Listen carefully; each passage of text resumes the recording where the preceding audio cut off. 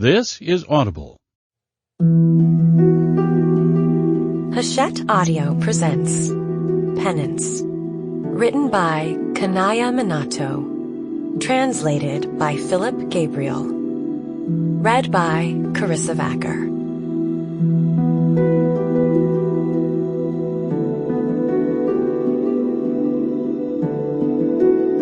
Translator's note. Until 2010, Japan had a 15-year statute of limitations on the crime of murder. French doll. Dear Asako, thank you so much for attending my wedding the other day. I was worried all through the ceremony that when you saw the crowd of my relatives who'd come from that country town, you'd remember the events that took place back then, back in that town, and be upset. They never seem aware of how rude they are sometimes. The only good thing about that town I grew up in is the sparkling clean air.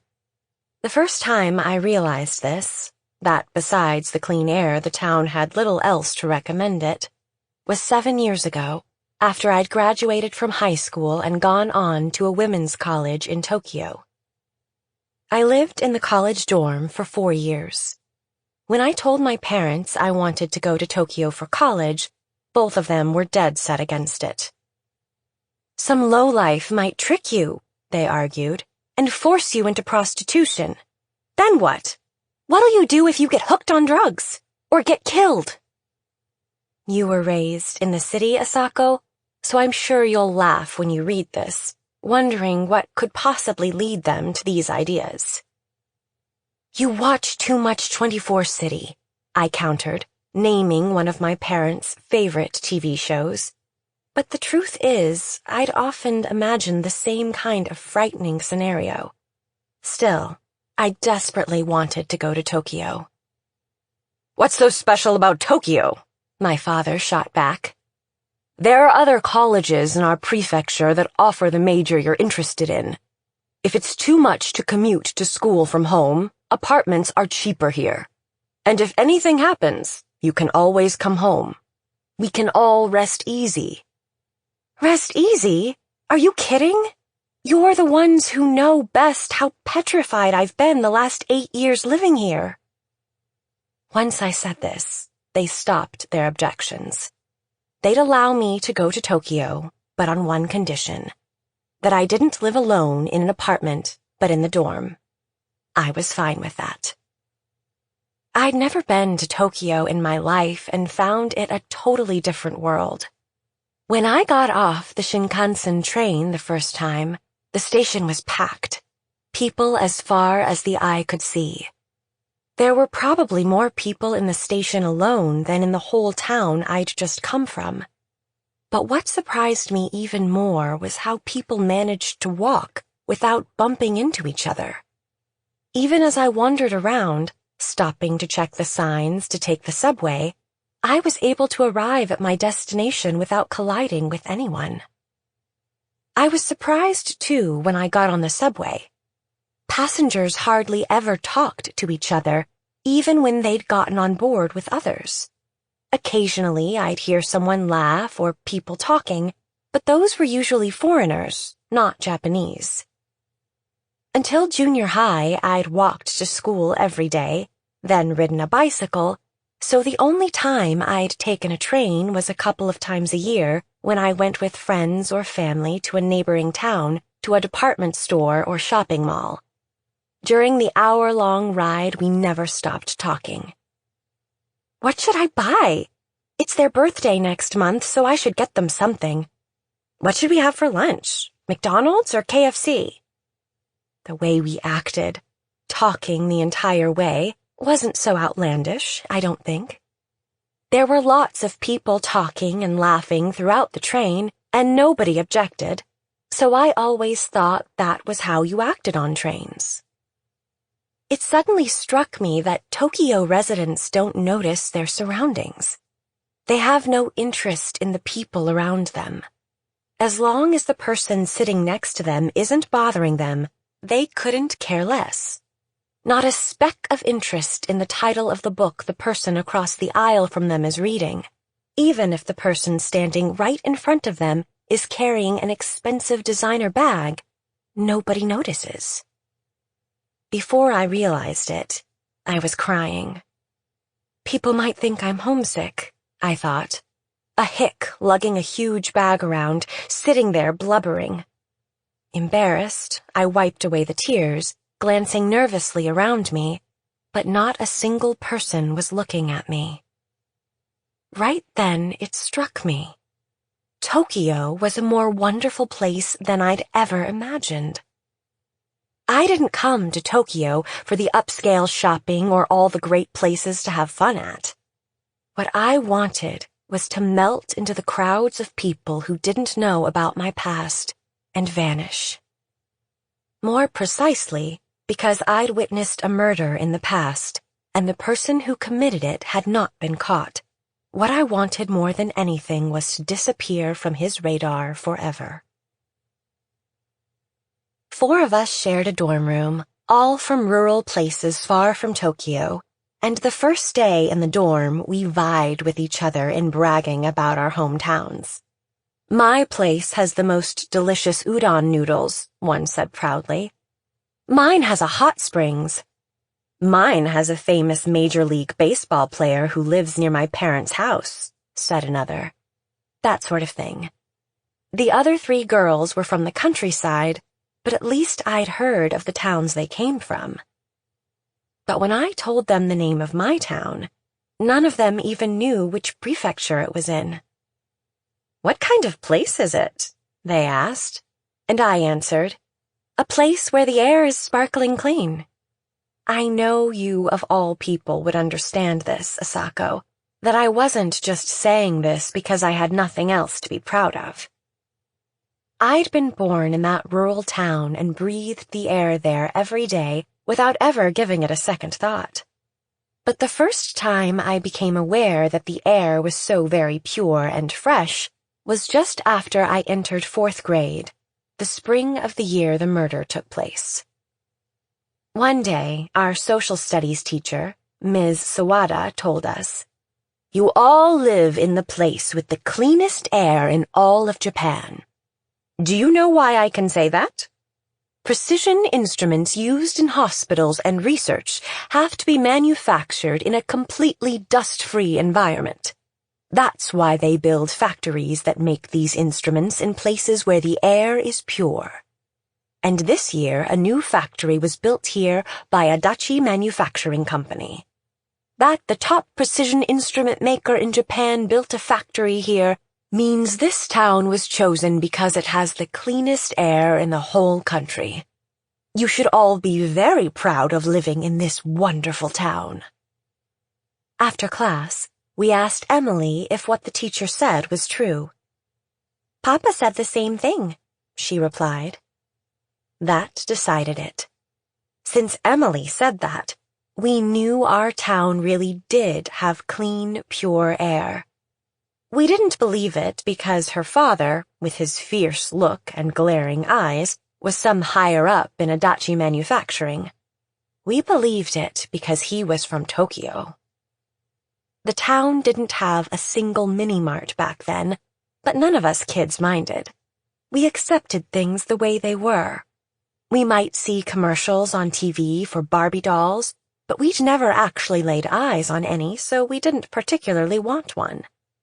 Far more precious to us were the fancy French dolls that people in town proudly displayed in their living rooms. Still, after the new factory came, a strange new sensation started to arise among us. From Emily and the other transfer students from Tokyo, we started to detect that the lifestyle we'd always thought was perfectly normal was, in fact, inconvenient and behind the times. Everything about these new residents' lives was different, starting with where they lived. After Adachi Manufacturing came to town, the company built an apartment building for employees, the first building ever in town over 5 stories tall. It was designed to harmonize with the surroundings, but for us it rose up like a castle in some far-off land. One day, Emily invited some of the girls in her class who lived in the West District part of town, where the building was, to her apartment on the top, the 7th floor. The night before, I was so excited I couldn't sleep. 4 of us were invited to her place. Me, Maki, Yuka, and Akiko, all friends from long ago, raised in the same neighborhood. When we entered Emily's apartment, it felt like stepping into a foreign land. The open floor plan was the first surprise. We had no concept at the time of an LDK, a combined great room type of living, dining, kitchen space, and were surprised that the places where you watched TV and cooked and ate were all a single unit, with no walls separating them. We were served English tea in teacups we kids would never have been allowed to touch if they were in our house, with a matching teapot, and on matching plates were tarts with a variety of different fruits I'd never seen before. The strawberries were the only fruit I recognized. I stuffed myself, enraptured, but felt as if something wasn't quite right. After eating, we decided to play dolls, and Emily brought out a Barbie doll and a plastic heart-shaped dress case from her room. The Barbie doll was dressed exactly as Emily was that day. "There's a shop in Shibuya that sells the same outfits that Barbie wears, and my parents bought it for me for my birthday last year. Right, Mama?" All I wanted at this point was to get out of there. Right then, another of the girls said, "Emily, could you show us your family's French doll?" "What's that?" Emily shot us a blank stare. Emily didn't own a French doll, and she had no idea what we were talking about. I'd been feeling deflated, but hearing this, I perked up. It was only natural that Emily didn't know about French dolls. In the city, they were an obsolete status symbol. The old Japanese-style wooden homes around our town all had one thing in common. The room closest to the front door, a sitting room, was done in Western style and was sure to have a chandelier and a French doll inside a glass display case. People had owned French dolls for ages, but about a month before Emily moved to town, it suddenly became popular for the local girls to go from house to house to admire the different dolls. At first, we just went to friends' houses, but soon we started dropping by other people's houses in the neighborhood. It was a rural town, and we knew almost everyone by sight, and the room was right next to the entrance, so hardly anybody turned us down. Before long, we began compiling doll memos, as we called them, ranking the French dolls we'd seen. Back then, kids couldn't snap photos easily like now, so we drew pictures of the dolls in notebooks with colored pencils. Mostly, we ranked them according to how pretty the dresses were, but I liked looking at the dolls' faces. I felt as if the dolls people chose reflected their personalities, and the faces of the dolls seemed to resemble the faces of the mother and kids in the family. Emily said she wanted to see some French dolls, so we took her on a tour of the 10 best in our rankings. Emily was sure that the other children in her building hadn't seen French dolls before either, so she invited a few to join her, and we all trooped off to various homes in town, along with children whose grades and names we didn't even know. For some reason, a few boys tagged along too. The person in the first house we visited said, "Oh, so you're on the French doll tour." We liked the term so much, that's what we dubbed our outing that day. The French doll in my house was ranked number 2 on the list. The neckline and hem of the pink dress were fringed with soft, pure white feathers, with large purple roses adorning the shoulders and waist. But what I really liked was how the doll's face looked a bit like mine. I'd added a small mole under the right eye, like I have, with magic marker, which upset my mother. I also liked that it wasn't clear how old the doll was supposed to be, whether it was a child or an adult. "Isn't it great?" I boasted, but the city kids had already lost interest, and I remember being bitterly disappointed. After we'd visited the last home, Emily said, "I guess I like Barbie dolls better after all." I think she said it innocently enough, but that one statement from her was all it took for those French dolls, up till now the most radiant things in our lives, to suddenly appear worthless. After that day, we stopped playing with French dolls, and my doll memo disappeared into the back of a drawer. But 3 months later, the words French doll were on everyone's lips in town because of the so-called French doll robbery. I wonder how much you know about this incident, Asako. At the end of July, on the evening of the summer festival, French dolls were stolen from 5 houses in town, my house included. There was no other damage to the houses and no money stolen. Just the French dolls missing from their glass display cases. A strange affair all around.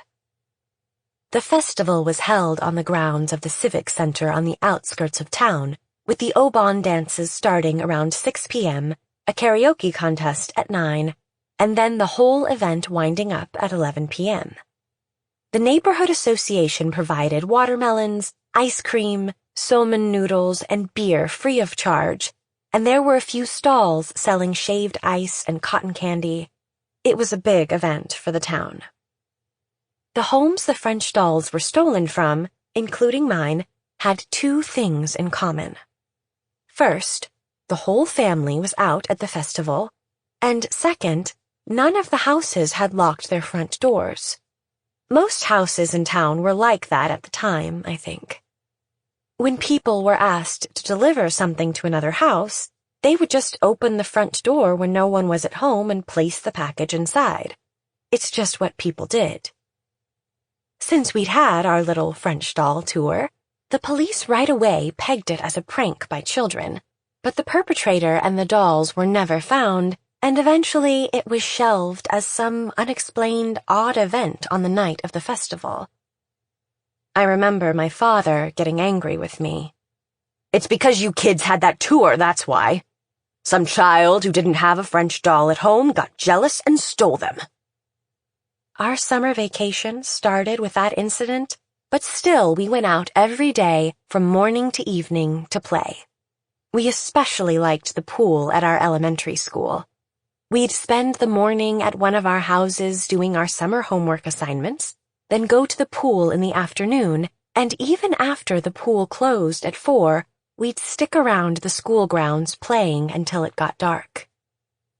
Nowadays, even rural elementary schools have put in place various crime prevention measures, not allowing anyone, even kids, onto the grounds on days when there's no school, but back then we could play until dark and no one said a word.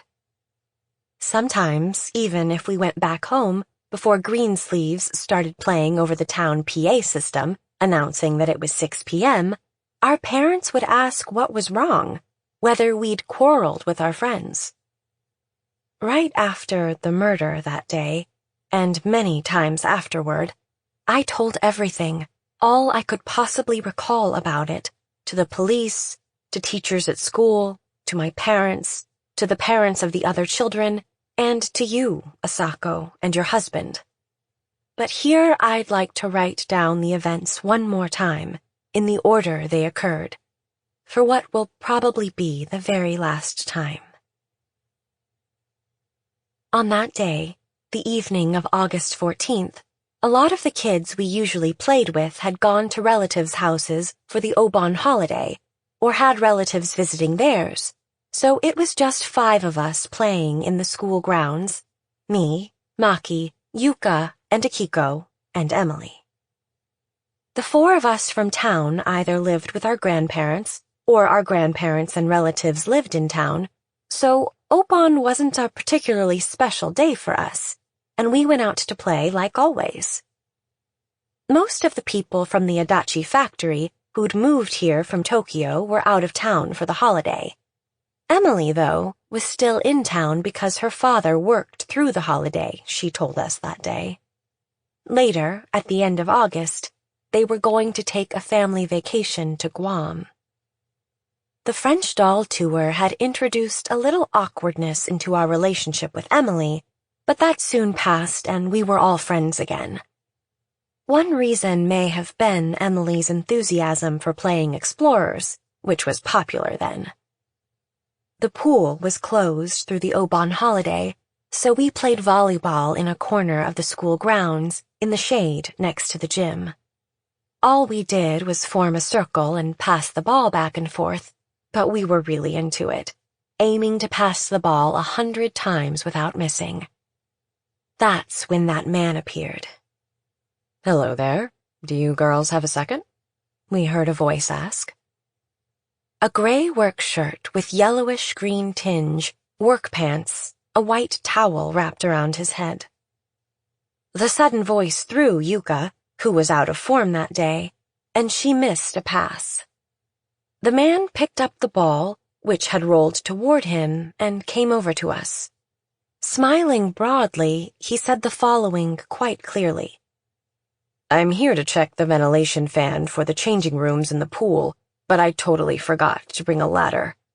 We just need to tighten a few screws, so could one of you ride piggyback on my shoulders and help out?" Nowadays, elementary school pupils would have been on their guard in a situation like this. Schools are not necessarily seen as safe places.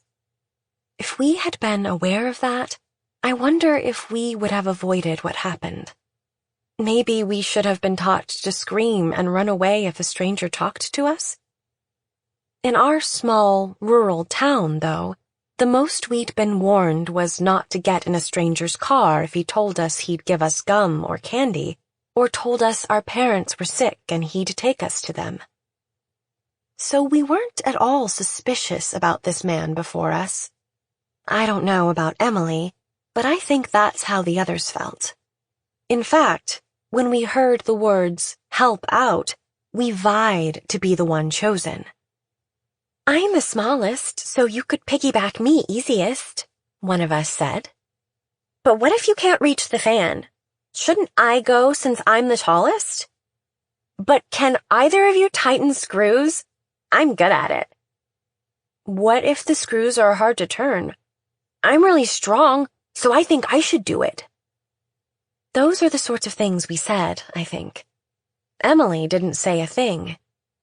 As if sizing us up, the man looked from one to the other.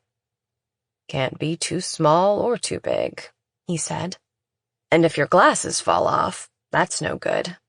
And you might be a bit too heavy." Lastly, he turned to Emily. "You're just right," he said. Emily glanced at us with a slightly worried look. Maki, perhaps disappointed that Emily had beaten her out, suggested we all help. "Good idea," the three of us agreed.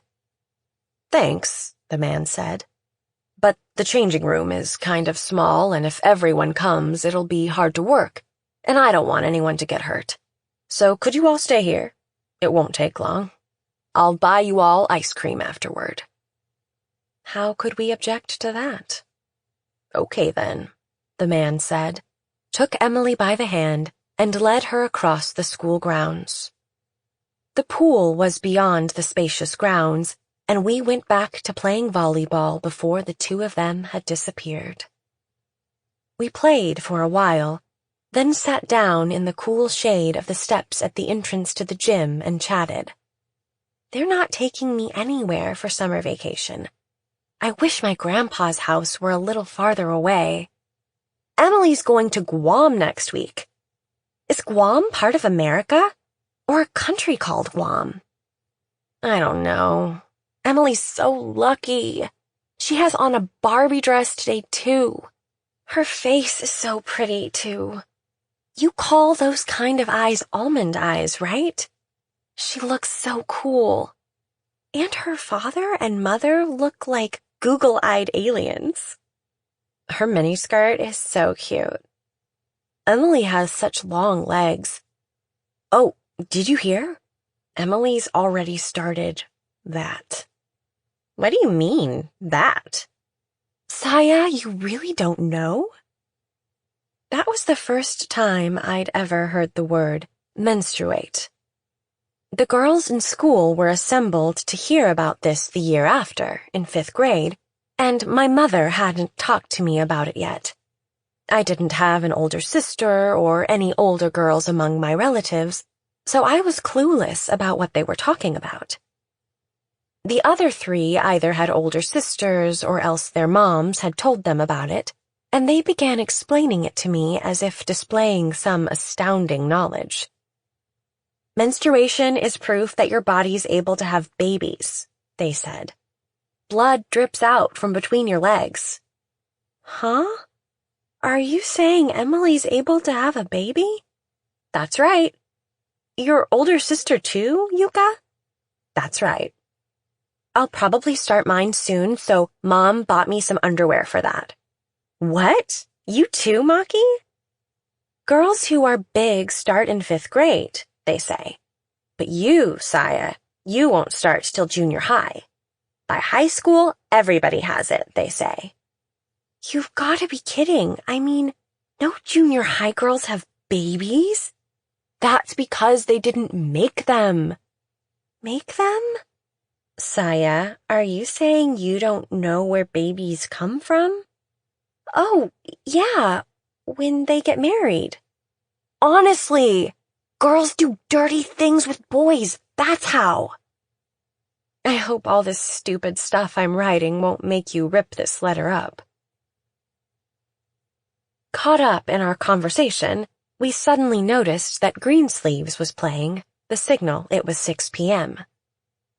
My older cousin's coming over with his friend today, so they told me to come home by 6, Akiko said. It being Oban, we decided it best to all go home early, and we went off to fetch Emily. As we crossed the grounds, I turned around and saw that the shadows had lengthened considerably since we'd been playing volleyball. I suddenly realized how much time had passed since Emily had gone and grew concerned. The pool was surrounded with a wire mesh fence, but the gate was unlocked, just shut with a wire. I think until that year it was always like that in the summer. From the gate, you walked up some stairs and there was the pool, with 2 prefab buildings, changing rooms beyond. The one on the right was for boys, the left for girls. As we walked next to the pool, I thought how very quiet it was. The changing rooms had sliding doors and of course were also unlocked. Maki, in front, was the one who opened the girls' room. Emily, are you finished? She called out as she slid open the door. Huh? She said, tilting her head. No one was inside. I wonder if they finished and she went home, Akiko said. Then what about the ice cream? Maybe he only bought Emily some, Yuka said, peeved. That's not fair, Maki added. What about this one? I pointed to the boys' changing room, but there was no sound from inside. She's not there. There's no voices. See? It was Akiko, still facing us, who reluctantly slid open the door to the boys' changing room. The other 3 of us held our breath. What? Akiko said, turning around and then letting out a scream. Emily, head pointed toward the entrance, lay on the drain boards in the middle of the floor. Emily? Maki ventured fearfully. Then all of us called out her name, but Emily lay there, unmoving, eyes wide open. Oh my God! Maki shouted. If at that moment she'd said, "She's dead," we might have been so terrified that we'd have dashed right home. We have to tell people, Maki said. Akiko, you're the fastest runner, so run to Emily's house. Yuka, you go to the police station. I'll look for a teacher. Saya, you keep watch here. As soon as Maki told us what to do, the others ran off. That was the last time the four of us acted together. I don't think what I've said differs much from the testimony the other three gave. The four of us girls were interviewed together many times about what preceded the murder, but we weren't asked in detail about after we found the body. And we haven't talked much with each other about the murder, so I don't know that much about what the others did after this. What I'm going to tell you now is just what I did. Alone in the changing room after the other girls left, I looked over again at Emily. She had on a black t-shirt with a pink Barbie logo written across the chest, but the shirt was rolled up so high you could barely make it out. I could see her white stomach and the slight swell of her breasts. Her red checked pleated skirt was rolled up too, and the bottom half of her body, with no panties on, was exposed. I was asked to guard her, but I felt like if any adult were to come, they'd yell at me for letting her body be exposed like this. "The poor girl!" they'd scold. "Why didn't you cover her up?" I hadn't done this to Emily, yet I felt as if I'd be the one they'd blame. So hesitantly, I stepped inside the changing room.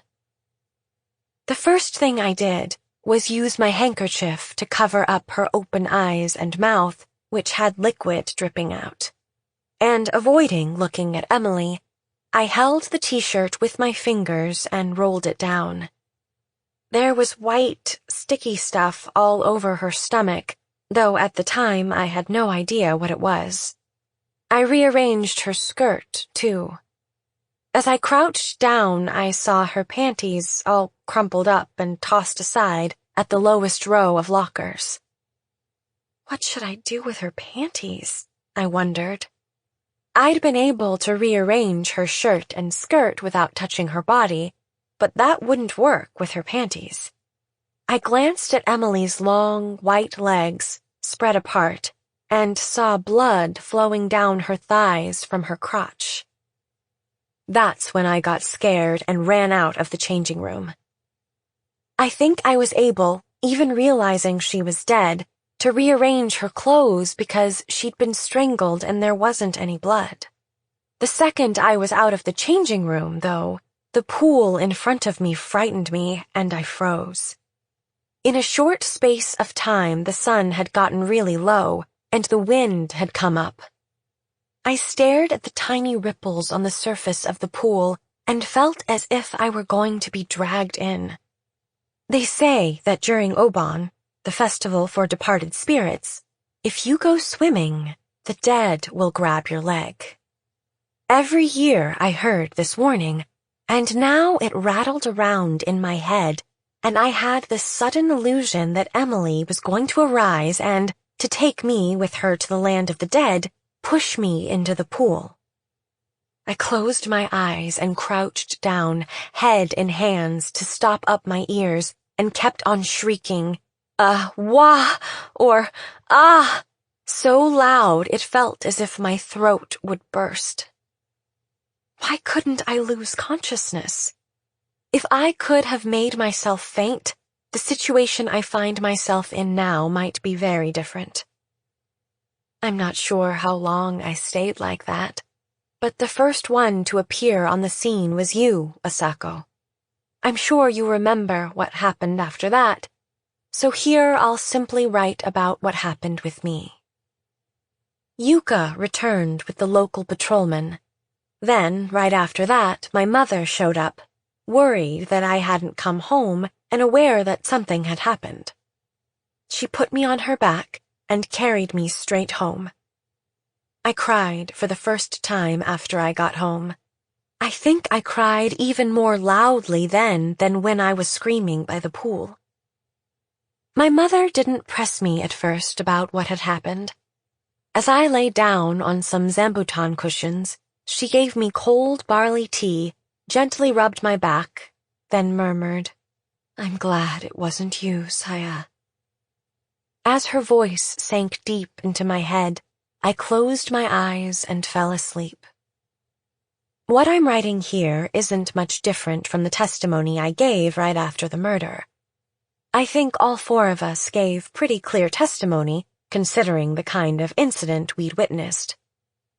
Even now, though, I feel regret about the one thing we couldn't say for certain, the one thing none of the four of us could recall. I can see all that happened that day very clearly in my mind, like images on a TV screen, but for some reason the one thing I can't recall is the man's face. The man had a white towel wrapped around his head. He was wearing gray work clothes. Weren't they a light greenish color? How old was he? He looked like 40 or maybe 50.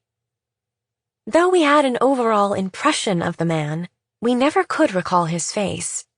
Was he tall or short? Heavy or thin? Was his face round or more narrow? Were his eyes big or small? What about his nose, his mouth, his eyebrows? Did he have any moles or scars?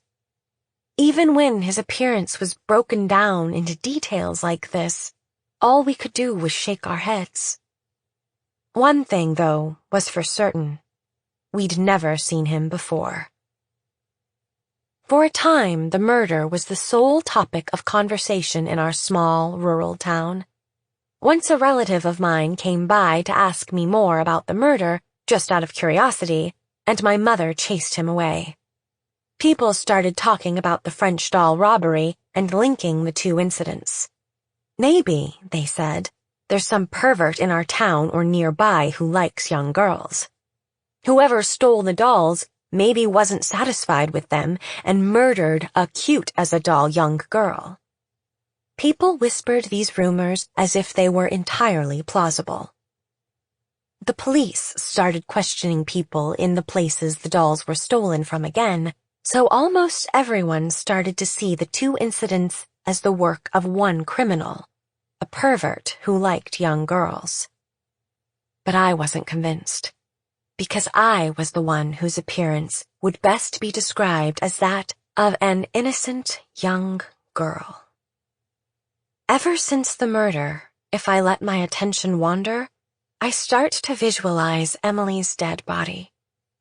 It's a black and white image, only the blood trickling down her thighs is bright red.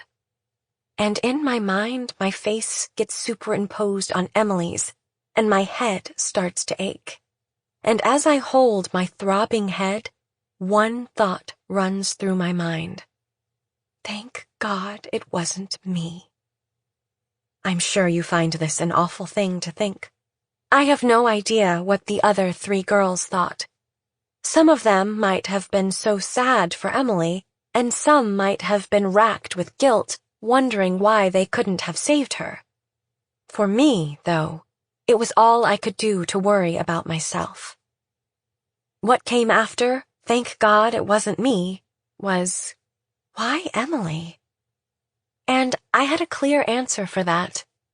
It was because, of the five of us, she was the only one who'd reached adulthood.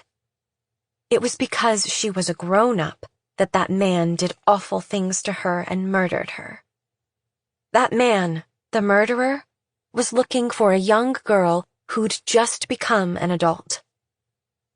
A month passed, then half a year, then a year, and still the criminal hadn't been found. I believe it was 3 years after the murder that you moved back to Tokyo, Asako. I wonder if you realize I am writing this letter because of the promise we made then. Time passed, and as people in town spoke less of the murder, the fear grew stronger within me. Even if I didn't remember the murderer's face, he might remember mine. He might think we knew his face and come to murder me and the other girls. Until now, adults around us had kept an eye on us, but they were gradually slacking off. Perhaps he was waiting for us to start doing things on our own again without any adults around. I had the constant sensation that the murderer was watching me, through gaps in a window, from the shadows of a building, from inside a car. I was terrified, absolutely petrified. I didn't want to be killed, and in order not to be, there was one thing I had to avoid at all costs.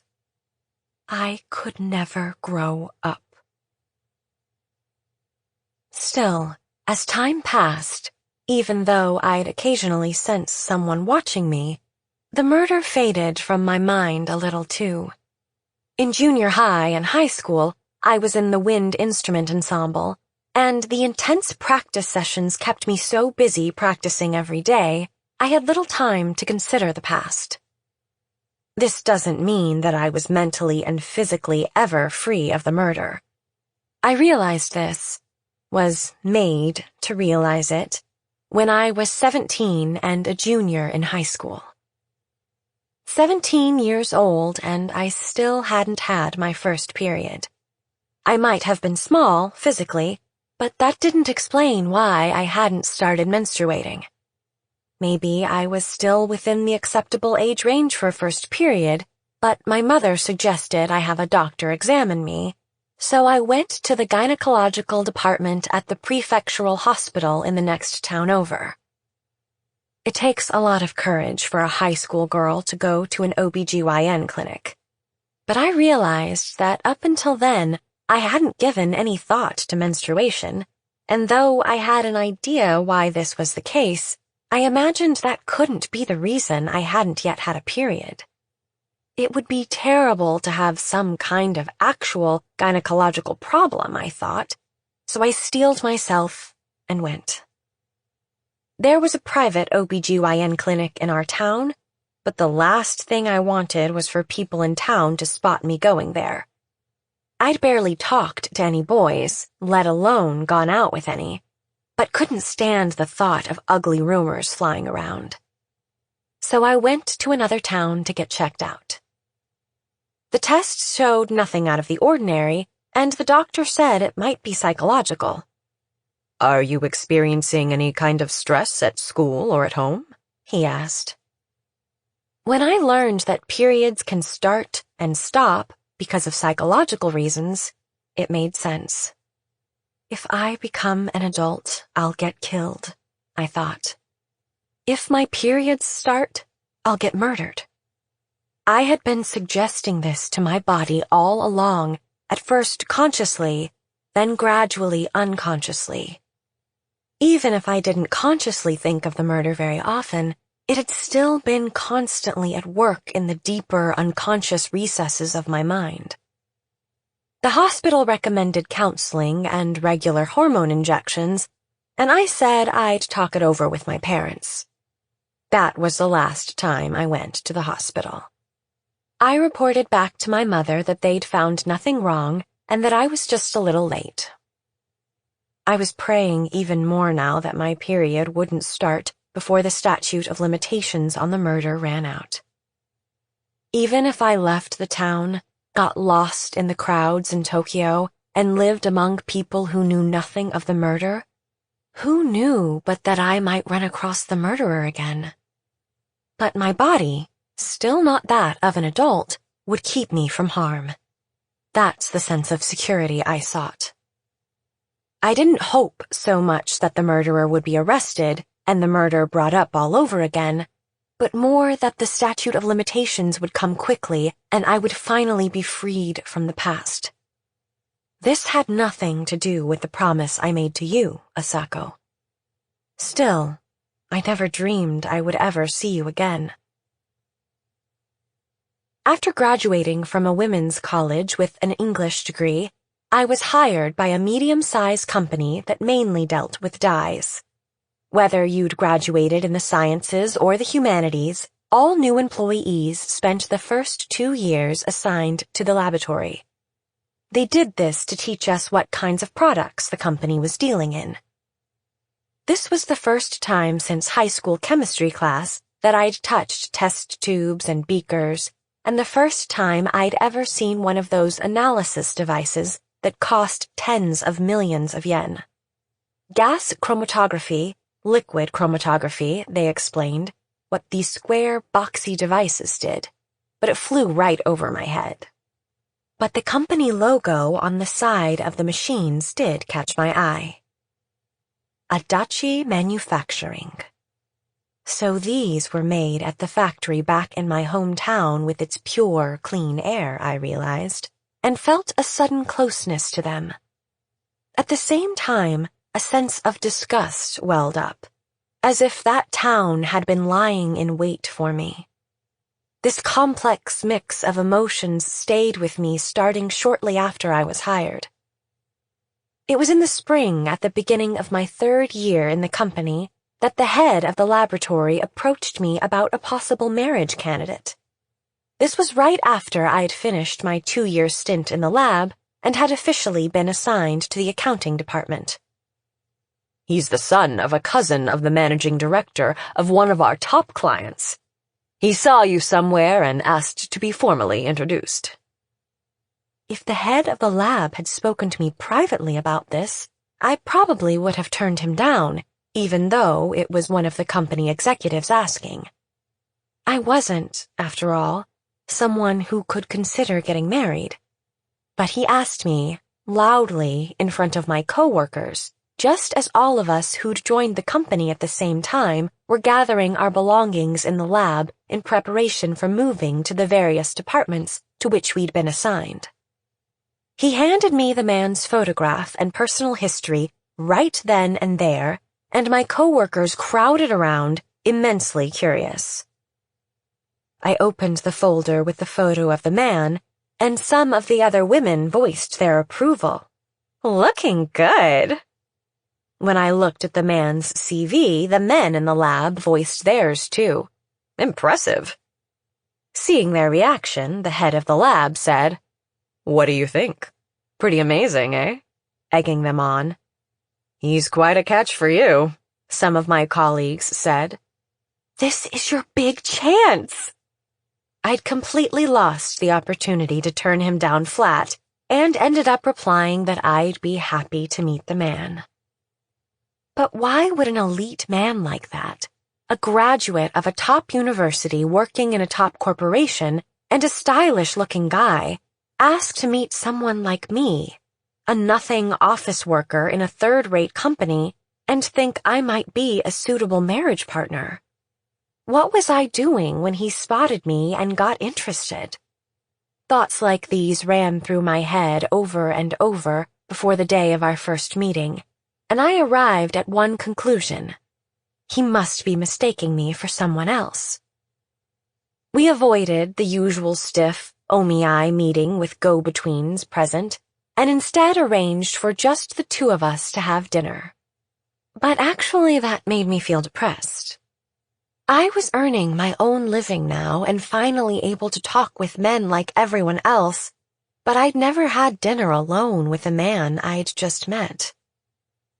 I was wearing a spring-like pink dress recommended by one of the busybody women hired at the same time as me. I arrived at the hotel lobby where we were to meet, and soon after, a man came up, the same one in the photograph. This was Takahiro.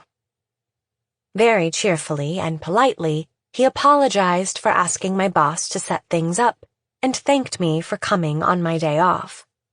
I floundered a bit, unable to get out a decent reply. We went up to the Italian restaurant on the top floor, and after settling in, I handed him a copy of my own CV, unimpressive as it was. But he set it on a corner of the table without a glance. "You grew up in that town, didn't you?" he asked. I gulped when he mentioned the name of that town, the one with the pure, clean air. He went on, a smile on his face. "I lived in that town, too, for 3 years, from 6th grade in elementary school to the 2nd year of junior high. We were 2 years apart in school, so I don't imagine you remember me." Remember? How could I when I didn't even know him? If he'd been in 6th grade, that meant I had been in 4th. That was the year the factory was built and the school was suddenly crawling with transfer students. I'm sorry you don't remember, he said.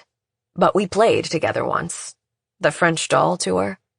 You were the one in charge and took us to see all the dolls. Ah, so he was in that group. Still, I couldn't recall which child he had been. But he changed the subject before I could relive the sense of defeat I'd had then, and before I could recall the French doll robbery. He lived in the town 3 years, so naturally he knew about the robbery, perhaps even knew I'd been caught up in it. Maybe he was avoiding the topic out of consideration for me. Takahiro worked in sales, in a division dealing with watches, so he had many opportunities to visit Switzerland, and as he was reminiscing about my hometown one day, how it reminded him a bit of Switzerland, he'd happened to catch sight of me again and had wanted to meet me. Where was this? I asked, and he said it was at what he imagined was my company's end-of-year party. I mentioned the name of a Chinese restaurant. Yes, he said, that's the place. I was there with a friend, he said, next to you, and thought, do coincidences like this really happen? He was even a little embarrassed, he said, wondering if it was fate that had brought us together again. Now, though, I see that he was just saying whatever came into his head. After that, Takahiro and I saw each other once or twice a week. We'd have dinner or go to a movie or art museum, typical date scenarios. But strangely, when I was with him, I felt free from the fear that someone was watching me. So much so that each time we said goodbye, I wanted to stay with him a little longer. But he never asked me to go to a hotel with him or said he wanted to come up to my apartment where I lived alone. And, of course, when he took me back to my building by taxi, I never invited him in for a coffee or anything. If I had, and he had come to my place, what then? Whose voice was this in my head, wondering this? It was on our 7th date that he suddenly proposed.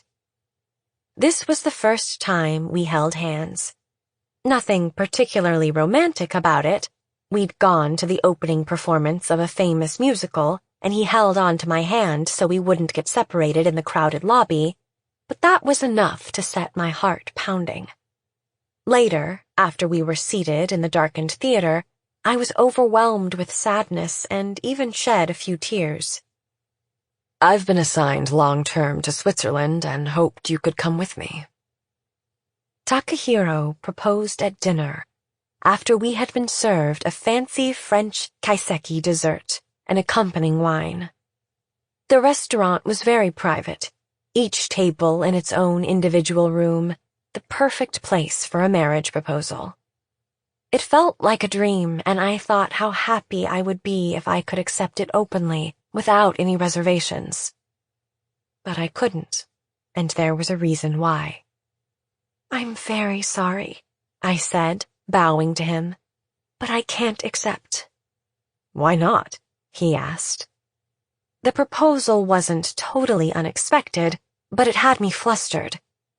I wished I could have turned him down by giving some typical trite reason, telling him he should find someone who would be more suitable for him instead of settling for a nobody like me.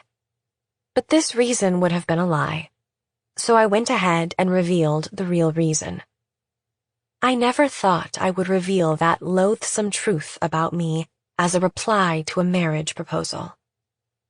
I'm defective as a woman. He looked flabbergasted. I'm sure he never expected to hear that. Before I was overcome by shame, I got the whole thing out.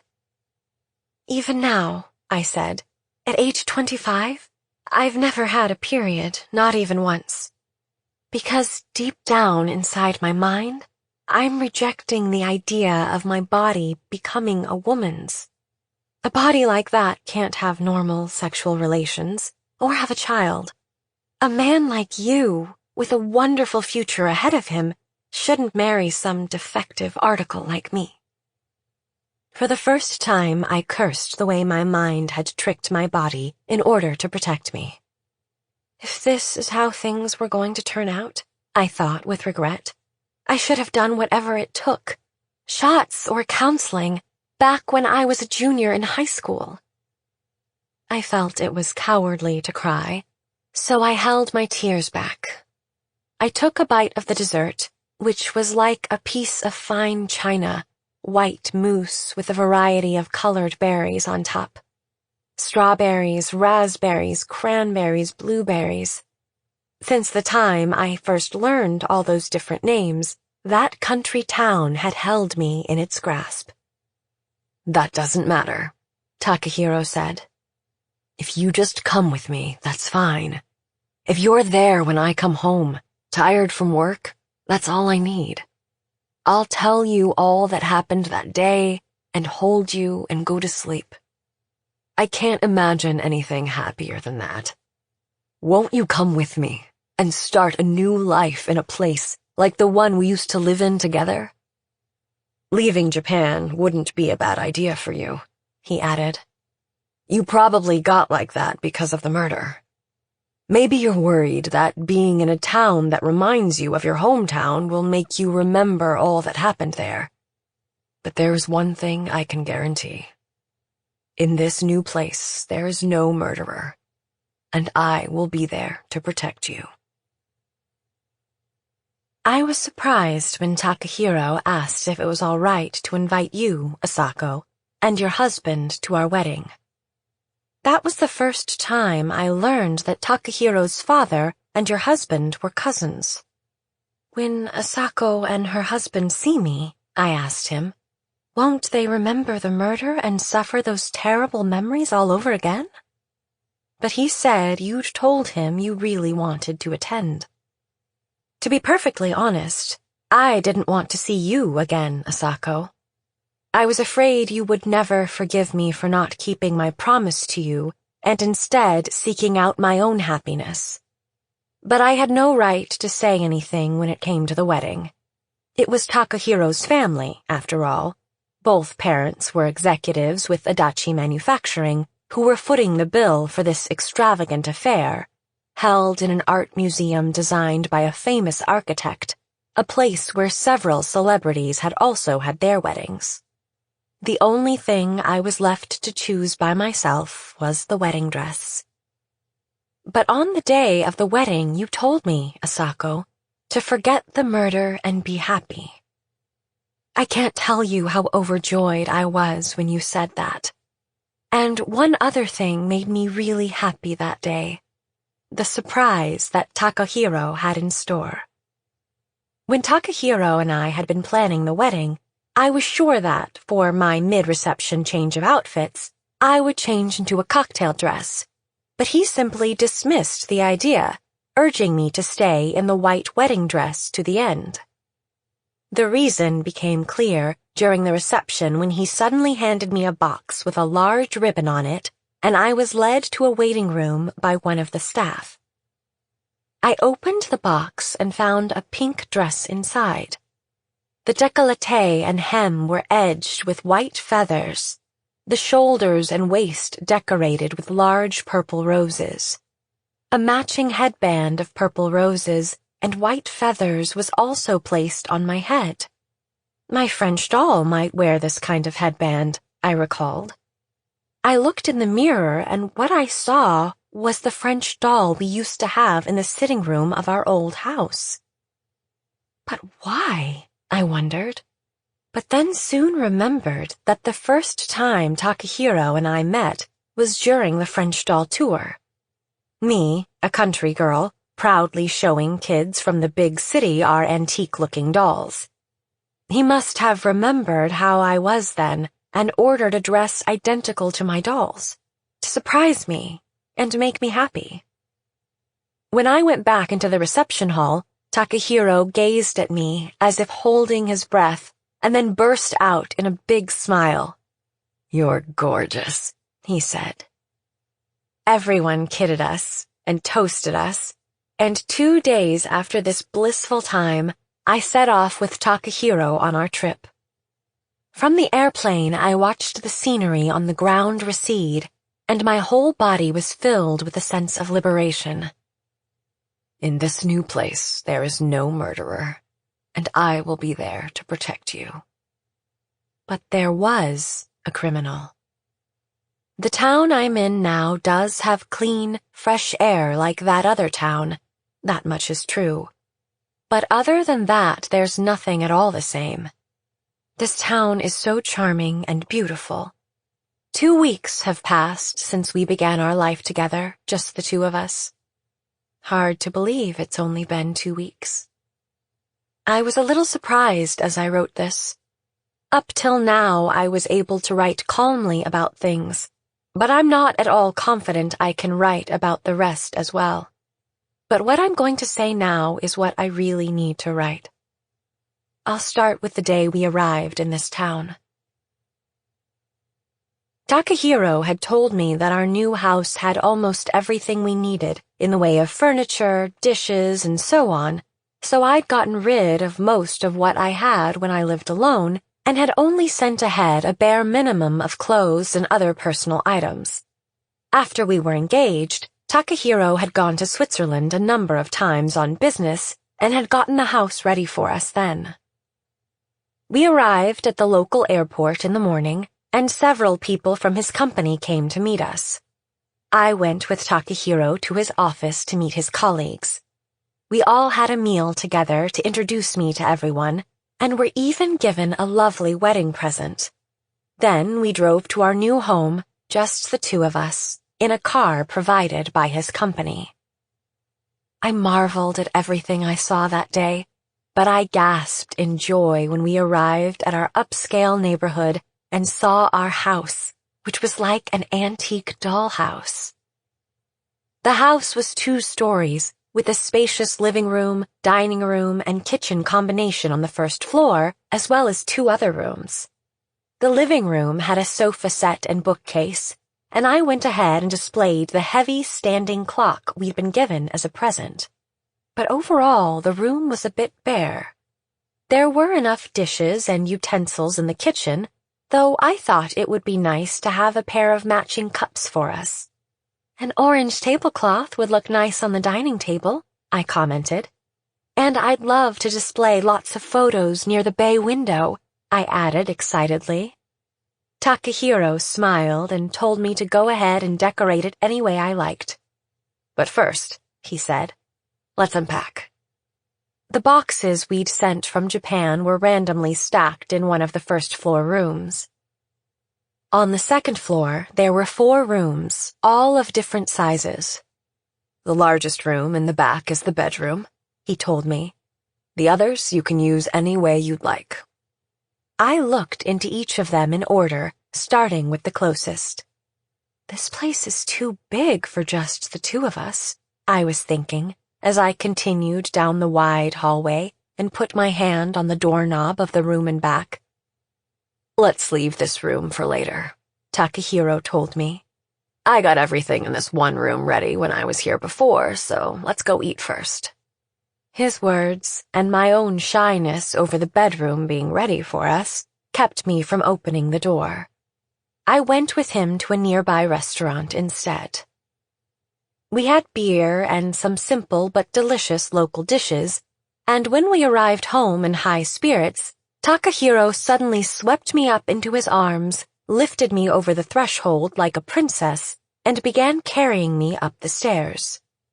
We continued down the hallway, and he opened the door of the backmost room and inside gently lowered me in the middle of the room. The room was pitch dark, but I knew he'd let me down on a bed. He unzipped my dress and it fell off my shoulders. Right after our wedding, we'd stayed at a hotel in Japan for a few days, but Takahiro had been so busy with work, preparing for his new job, that nothing took place between us. But now, I knew, the time had come. Even with my incomplete body, I thought my love for him would let me be able to do it. Somehow, he'd be able to manage.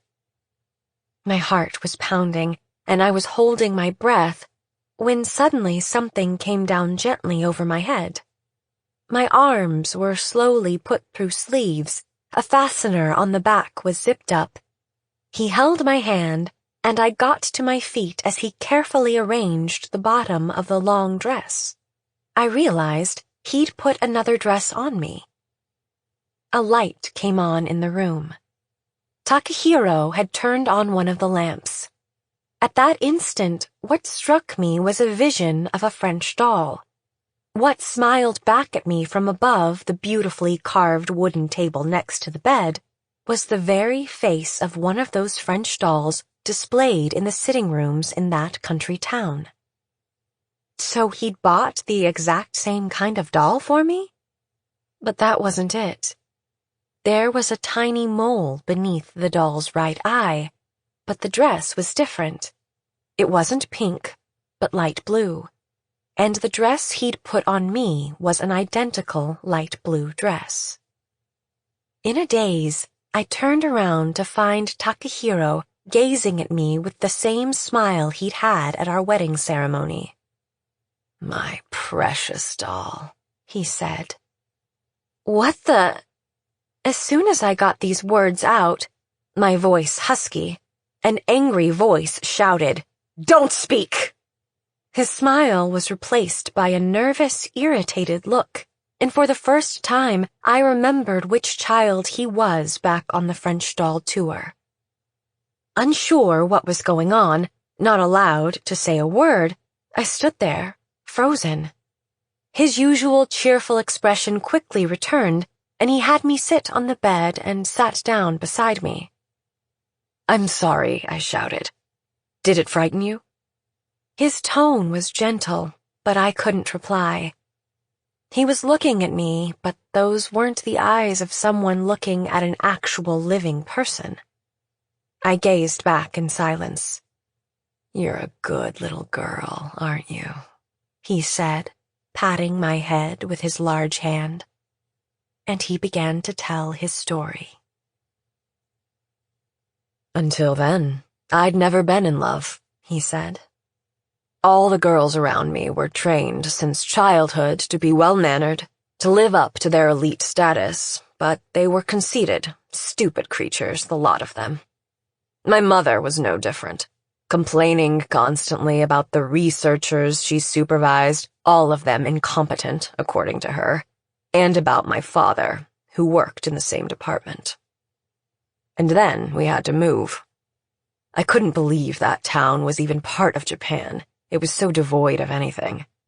I'd never seen kids like that before, uncouth and vulgar, so full of jealousy. When I thought I'd have to spend the next few years with them, I felt as if I'd go insane. Around this time, one of the other children who lived in our building invited me to go see something interesting, as she put it. I had no clue it was going to be dolls, but there was nothing better to do, so I went with these grubby little country kids. They would open other people's front doors without knocking, call out, "We'd like to see your doll," and the people who lived there would yell back, "Go right ahead," and not even show their faces. The kids would just swarm into people's houses to see what was displayed there. Unbelievable. Still, it did turn out to be kind of interesting. Looking at all the things displayed there, not just the dolls, but the paintings, certificates, and souvenirs. I painted a mental picture of the kind of people who lived in each house. And sure enough, when the people emerged with drinks for us, barley tea or calapis, they were just like I'd imagined. I was amazed.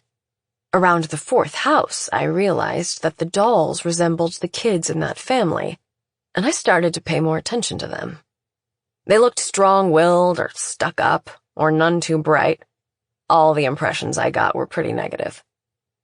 I think the second-to-last house we visited was yours. By then, I was tired of it all and was thinking to quietly slip away. But the moment I laid eyes on the doll in your house, I knew I had to have it. This doll had an unusual face. It was hard to say if it was more a precocious-looking child or a childlike adult. And I longed to reach out and touch that face and the lithe arms and legs. It was all so charming. How wonderful it would be, I thought, to have this doll always by my side and be able to talk to it. I had some hopes for the girl who owned the doll, too, but she was a typical shabby specimen. The only resemblance, the mole she had in the same spot as the doll. Even after I got home, I couldn't get that doll out of my mind. Whenever I heard my parents arguing in the next room, I'd think of that doll. When my classmates laughed at me for not knowing the rules to kick the can, the doll would come to mind. And finally, I made up my mind. I had to have it for myself. People let down their guard on festival day even more than usual, so stealing the doll was easy. I took it back home and did the same for the other 4. I took the others so if people found out I was the thief, they wouldn't know I was in love with that one particular doll. I tossed the other dolls into the factory incinerator that same day. I didn't have a guilty conscience. I was confident I could take better care of you than anyone else. Soon after this, that murder took place. What surprised me more than the murder itself was how everyone tried to link the murder and the theft of the dolls. No way, I thought. They can't mistake me for a murderer. I went to see one of the children involved in the murder to check things out for myself. That was your house. The child I went to see was on her way back from school or the police, eyes down as she walked, accompanied by her mother. For just an instant, my eyes met the girl's. That instant sent a chill through me. She had the same exact eyes as you. I'd thought the girl was just some grubby country child, but this could turn into something really amazing, I thought. You, at less than a meter tall, were so wonderful, but imagine a life-size version. That would be even more amazing. I could do more than just talk with you as you stood there. I could have you sit, walk with you, hold you while I go to sleep. I had a premonition that someday a miracle was going to happen. Soon reports in the paper said the suspect in the murder was a man in his 40s or 50s, and I forgot all about it. All I could think of was you. You didn't seem to notice it, but I was always looking at you. At school, on the road home, even in front of your home. Not long after this, my parents were reassigned to Tokyo, and we moved back there, but each holiday I'd come back to town to see how you were, pretending I wanted to visit the home of one of the more decent kids who lived in that town. You grew up just as I had hoped. There was a time when I was worried what would happen if you became impure enough to flirt with men, but you showed no signs of that. When I was in college, I thought once of talking to you, but waited patiently, laying the groundwork to make you mine. I'm defective as a woman. When I heard this, it sent a greater thrill through me, greater than back when our eyes first met. Because I knew then you really were a genuine, living doll. If it was the murder that made my ideal come to life, then I had the murderer to thank. Come here beside me. At nighttime, you're my doll. Perhaps tired out from the trip, or from the long tale, he soon fell asleep, holding me gently. I was still in the dress he'd put on me, as if I really were a precious doll. Creepy, disgusted. It's impossible to express what I felt then. I realized now that the feeling I had felt for a long time, that someone was watching me, hadn't just been my imagination. But knowing that it wasn't the murderer didn't give me any sense of relief. Instead, I was struck by the fear that now I was in the grip of something even more bizarre, and that night I didn't sleep a wink. Tomorrow I'm going back to Japan. That's all I could think about. But at dawn, when I silently slipped out of bed, Takahiro didn't try to stop me, though I'm sure he noticed.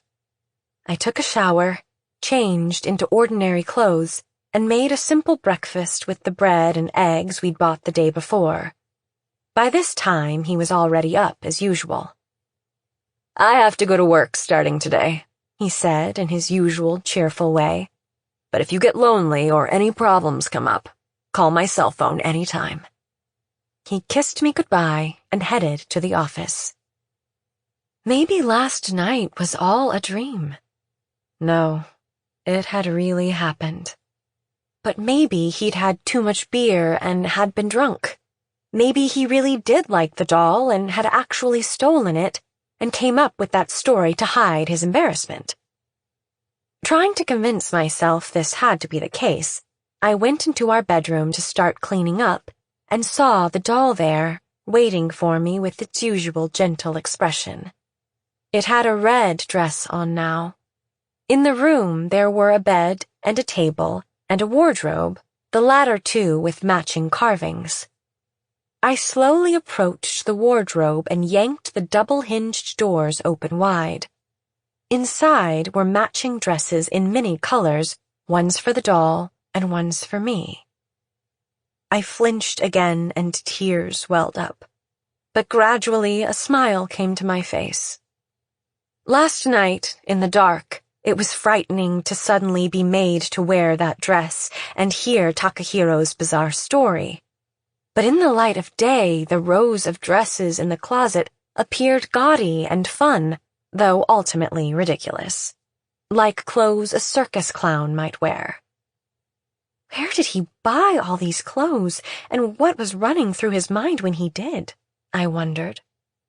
Surely he didn't take along pictures of the dresses done in colored pencil to a store, did he? Like the doll memo book I'd thrown away long ago? Back when he was a child, there must have been something missing from his life. Something vital. And the doll in our sitting room, something we might very well have tossed out a few years later, compensated for what he lacked. And now I'm the one who plays that role for him for a few hours each day. He's the one who brought me from my small, rural town to this far-off place. In order for two imperfect, damaged people to live, what's needed is an absurd ceremony that allows them to hide their imperfections. I was always good at convincing myself of things. In the evening, when Takahiro returned from work and saw I had on the same ordinary clothes I'd had on in the morning, he looked displeased. So before he could say anything, I got out the following in a rush of words. "This is, even at night, a space for us to live in as human beings," I told him. "We'll eat, use the restroom, take a shower, and then won't you spend a real night there in that bedroom with me?"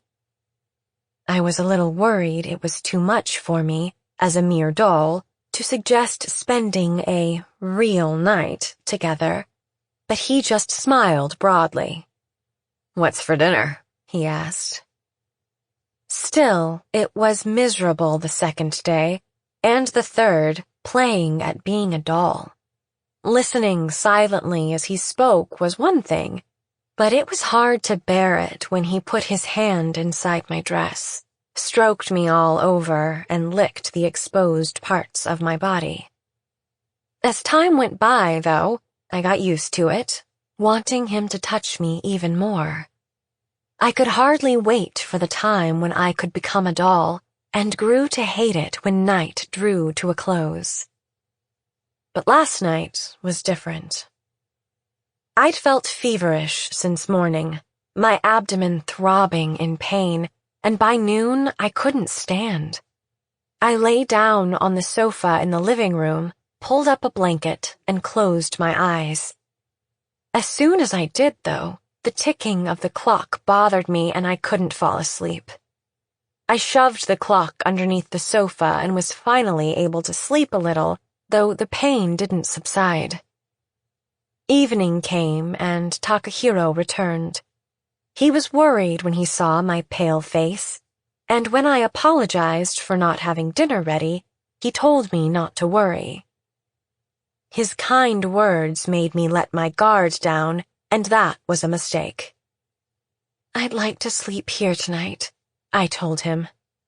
"No, I won't allow that," Takahiro said in an icy tone. I don't know why I got so angry, but last night I was really upset and rage welled up in me. "Don't make me play along with your perverted games when I'm feeling like this," I shouted. Right after I yelled this out, I felt a sharp pain in my cheek. "What did you just say?" Takahiro pressed his face close to me, and the way he looked frightened me. But I didn't flinch. I was irritated beyond belief. "I said you're perverted. Don't tell me you don't realize you're a pervert." A loud shout, then another sharp pain in my cheek, and I collapsed on the floor. He straddled my still throbbing abdomen and grabbed my neck with both hands. "Take it back! If you take it back right this instant, I'll forgive you. Get down on your hands and knees and apologize." That's when it happened. I felt something warm and sticky flowing from my crotch. Without getting up and looking, I knew what it was. Could picture the color. In the next instant, like a speeded-up film, that murder ran through my head. Kids playing ball. A man showing up in work clothes appraising each child one by one. Emily being led away. The scene inside the changing room. I'm going to be killed. I don't remember what happened after that. Just beyond the dining table where I'm writing this letter, in front of the sofa, Takahiro is lying on the floor. The blood flowing from his head has stopped and is starting to turn dark and thick. Lying next to him is the blood-covered clock. Even from over here, it's obvious that he's not breathing. I must have killed him. From the images racing through my head from back then, a sudden thought came to me. We had all addressed the murderer as Oji-san, uncle, the typical way kids would address an unknown middle-aged man, but actually the man wasn't so old, probably only in his mid-30s. And I know now that the person who stole the French dolls was someone else. With the statute of limitations drawing near, I pray with all my heart that these will prove helpful clues, and that the case can be solved now. Have I fulfilled my promise to you now? I'm going to mail this letter to you and then fly back to Japan. I have no idea where or how they deal with someone who's killed her husband abroad, but I'm going to go back to Japan and give myself up at the nearest police station. I might have to serve time in prison, but that doesn't bother me because I know once I've served my time, I'll finally live a life that's free. To tell the truth, I feel at peace, as if finally, after all these years, I'm back to a time before you and your family came to town. Back when I breathed that clean, pure air without giving it a second thought. Take care of yourself. Goodbye. Yours, Saya. An unscheduled PTA meeting. Thank you all for coming to this unscheduled meeting of the Wakaba 3rd Public Elementary School PTA. I know you must all be busy, and I appreciate your coming out despite the rain. I'm Ms. Shinohara. Normally, someone in a higher position, the principal or vice principal, would be standing here, but the only adult who can explain best what you as parents and those of you from the community want to know is me, so I insisted on being allowed to speak to you. What I'm going to say has not been written down and checked beforehand, so if by chance I happen to say something thoughtless, it's entirely my responsibility, not the school's. Please keep this in mind. I'd like to begin by discussing the events that took place at the beginning of this month at our school, the incident in which a child was injured. The incident took place on Wednesday, July 5th, around 11:45 a.m., at the outdoor pool on the school grounds. On that day, classes 1 and 2 of the 4th grade had combined a swimming class. It was sunny, a perfect day for being in the pool. The class took place during the 3rd and 4th periods, starting at 10:40 and scheduled to end at 12:20. I'm homeroom teacher for Class 1, and Mr. Tanabe is homeroom teacher for Class 2, and he and I were in charge. From the entrance of this gymnasium you're in now, the pool is on the right-hand side, diagonally across the school playground. Seen from the school buildings, from building number 3, which is farthest from the main gate, you go out from the place where the children change from outdoor shoes to slippers, pass by the horizontal bars and vertical climbing poles, and at the end you come to the pool. At the entrance to the pool, there's a metal sliding gate. The only entrance is that one, facing the playground.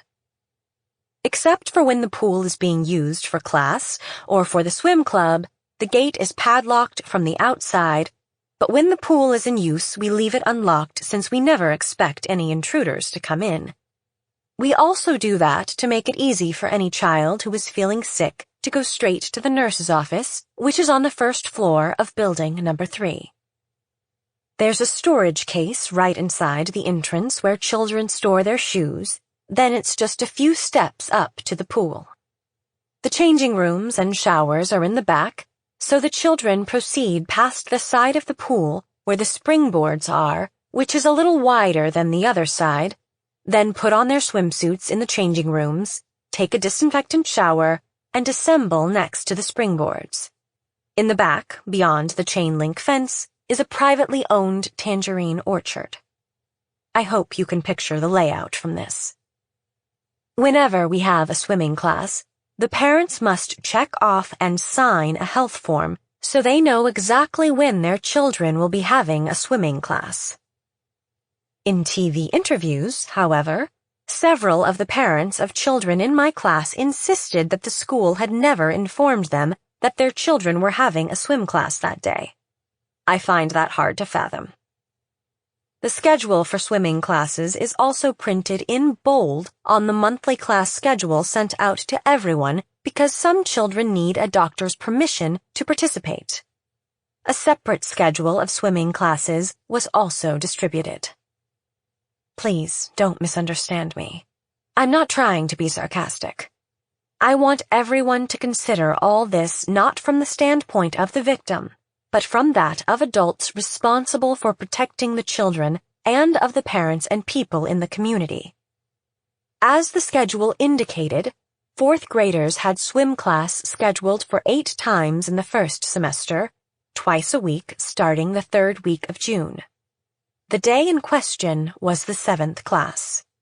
By then, the pupils were completely used to swimming, and all 70 in the 2 combined classes were able to swim 25 meters, so none of the children were having any particular problems, and class was going smoothly. During the final 30 minutes of class, we timed the pupils to see how long it took them to swim freestyle for 25 meters, so at 11:35, when we were in the 4th period, the pupils were practicing for this, and we went down the alphabetical class list, having them swimming in the lanes.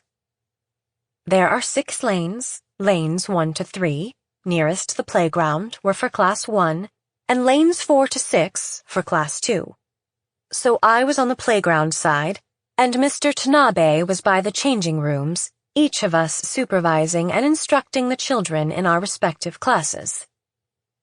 There were approximately 12 children using each lane, divided according to the alphabetical list, with 3 children in each lane at any one time, with about 5 meters separating each one of them. The rest of the children were seated in front of the springboard. It was 11:45 by my watch, and I was thinking we should start timing the children.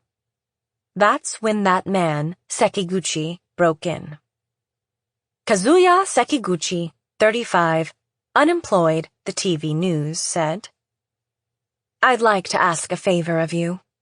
As you listen to what I have to say, Please try to imagine the way things were at the time of the incident. Put the photos you've seen on TV out of your mind. On TV, they showed a photo of Sekiguchi from high school, where he looked like a slim, pale, and meek young man. But he was so different in appearance when I saw him you wouldn't know it's the same person. He was a little shorter than me, around 5'5", but he was very heavy, probably over twice my weight, well over 200 pounds. Picture that, please. I'd been a teacher for 3 years, and Mr. Tanabe for 6, so he was in charge of the class. I looked at my watch, saw it was time to start timed swimming, and turned toward Mr. Tanabe and blew the whistle hanging around my neck and raised a hand to signal him. That's when it happened. A man, wearing some kind of military uniform, leaped out from behind the changing rooms. He was clutching a survival knife, one that was over 7 inches long. Not sure what was happening, I blew my whistle as loudly as I could. Mr. Tanabe, surprised, turned around and noticed Sekiguchi, and the children started screaming. Sekiguchi plowed into Mr. Tanabe, sending him falling into the pool. Then he raised his knife up high and turned toward the children sitting by the poolside. The children screamed but were frozen in fear. "This country's about to collapse!" Sekiguchi yelled and charged at the children. "Choose to die a manly death over being taken prisoner!" I raced toward them. I ran around half the pool but saw nothing I could use as a weapon. All I had on was my swimsuit. Sekiguchi grabbed the child in front of the line for lane 6, Akita, by the arm and brandished his knife. Still blowing my whistle like mad, I leaped at him. Like I was rolling on the court in volleyball to receive a serve, I leaped at Sekiguchi and grabbed him by the legs. The momentum threw him sideways, and he knifed himself in the thigh. He grabbed at the wound with both hands and tumbled one complete turn and fell into the pool. Maybe because of the pain, or because he couldn't swim, or because he was so overweight, Sekiguchi shouted, "Help!" and started struggling in the water like he was drowning. The children, still in the pool, hurriedly scrambled out. I told them to run away to the playground, and I used the phone in the boys' changing room to contact the office and have them call for an ambulance. Ikeda had been stabbed in the left side. There were towel racks in the changing room, so I grabbed some towels hanging there and pressed them on Ikeda's wound to stop the bleeding. As I was doing this, Ms. Okui, the school nurse, came running up, and she took over. Just then, I spotted Sekiguchi, hands on the side of the pool, trying to clamber out. I ran over to him and took a running kick at his face. After this, other teachers and the ambulance showed up. That's what happened at the time. Fortunately, I'm not sure fortunately is at all the best way to say it since he was hurt so badly, Ikeda, though still in the hospital with a severe injury that will keep him there for a good month, will recover. There were a couple of children who fell and scraped their knees while running away, but no other children were hurt by Sekiguchi. Parents and people in town here learned what happened from their children, of course, and then the media got the story out via newspapers, TV, and the internet, and the whole country soon heard about it. I did my very best at the time. I feel very sorry for Ikeda, but I think my actions kept his injuries to a minimum. Despite this, the school's been denounced, not just by all of you, but by people living far away, people I've never laid eyes on. The first target of the attacks was Mr. Tanabe. After he was shoved into the pool by Sekiguchi, he stayed there, mostly underwater, until the police arrived, even though this elementary school pool is only 1 meter deep. Ikeda, who was stabbed, was in Mr. Tanabe's class, and when one child's father asked him what Mr. Tanabe was doing while all this was going on, the child responded, "Ms. Shinohara pushed the bad guy and helped us, but Mr. Tanabe was hiding in the pool the whole time." The same sort of conversation took place in many of the children's families, apparently. The children weren't lying. Mr. Tanabe really was hiding. I can't understand it, a male teacher like him abandoning his kids to hide by himself. Because of his actions, Mr. Tanabe became known all over Japan as a weak, cowardly teacher. You might think Mr. Tanabe, tall, with an athletic build that took him all the way to the nationals in tennis, wouldn't have been afraid enough of that slender man in the photograph to hide. Do you understand now why I started by describing Sekiguchi to you? Do you still think Mr. Tanabe was a weakling and a coward? What would all of you have done if you'd been in his position? Human beings have very selfish ways of thinking. Take the movie Titanic. Didn't you project yourself into that scene, imagining yourself on that luxury liner as it went down? Didn't you imagine that you alone were rescued? Didn't you picture yourself calmly finding a board, climbing onto it, uninjured and waiting for help? When you watch TV news scenes of an earthquake or fire, don't you imagine yourself as the only one adroitly dodging the collapsing buildings and running to safety? When you hear news about some random knife attack on the streets, don't you imagine yourself narrowly escaping? When you heard about a suspicious character breaking into school grounds, didn't you picture yourself taking quick-witted action and driving the person away? Didn't you lash out, asking what this incompetent teacher thought he was doing, because you were so positive that you would have reacted differently? But make no mistake about it. It's precisely people who are convinced they could actually put these self-serving scenarios into practice who, when push comes to shove, aren't able to do a thing. Okay, then what about you? People ask. Do you think you're braver than most because you charged right at Sekiguchi? A lot of people must think that. Actually, after the incident, when reports came out talking about me as the courageous female teacher, I received countless emails sent to the address we use in the class communications tree telling me to stop being so full of myself. But the issue goes back further than that. I am not at all what you'd call courageous. The way I see it, people who are able to take the appropriate actions in an emergency either have had a lot of training to do so or have experienced something similar in the past. For me, it's the latter. This happened 15 years ago, in the summer when I was in 4th grade. I went to college in the prefecture we're in now, took the prefectural certification test to be a teacher, and was hired as teacher here in this small seaside town at the Wakaba 3rd Public Elementary School. But the town I was born and raised in was completely different. That town, do any of you know it?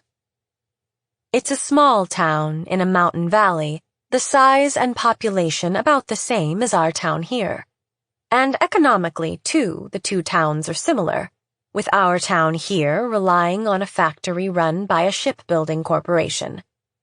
Because the towns are so alike, then, when I was assigned to what was seen as an out-of-the-way part of the prefecture, I felt as if I belonged.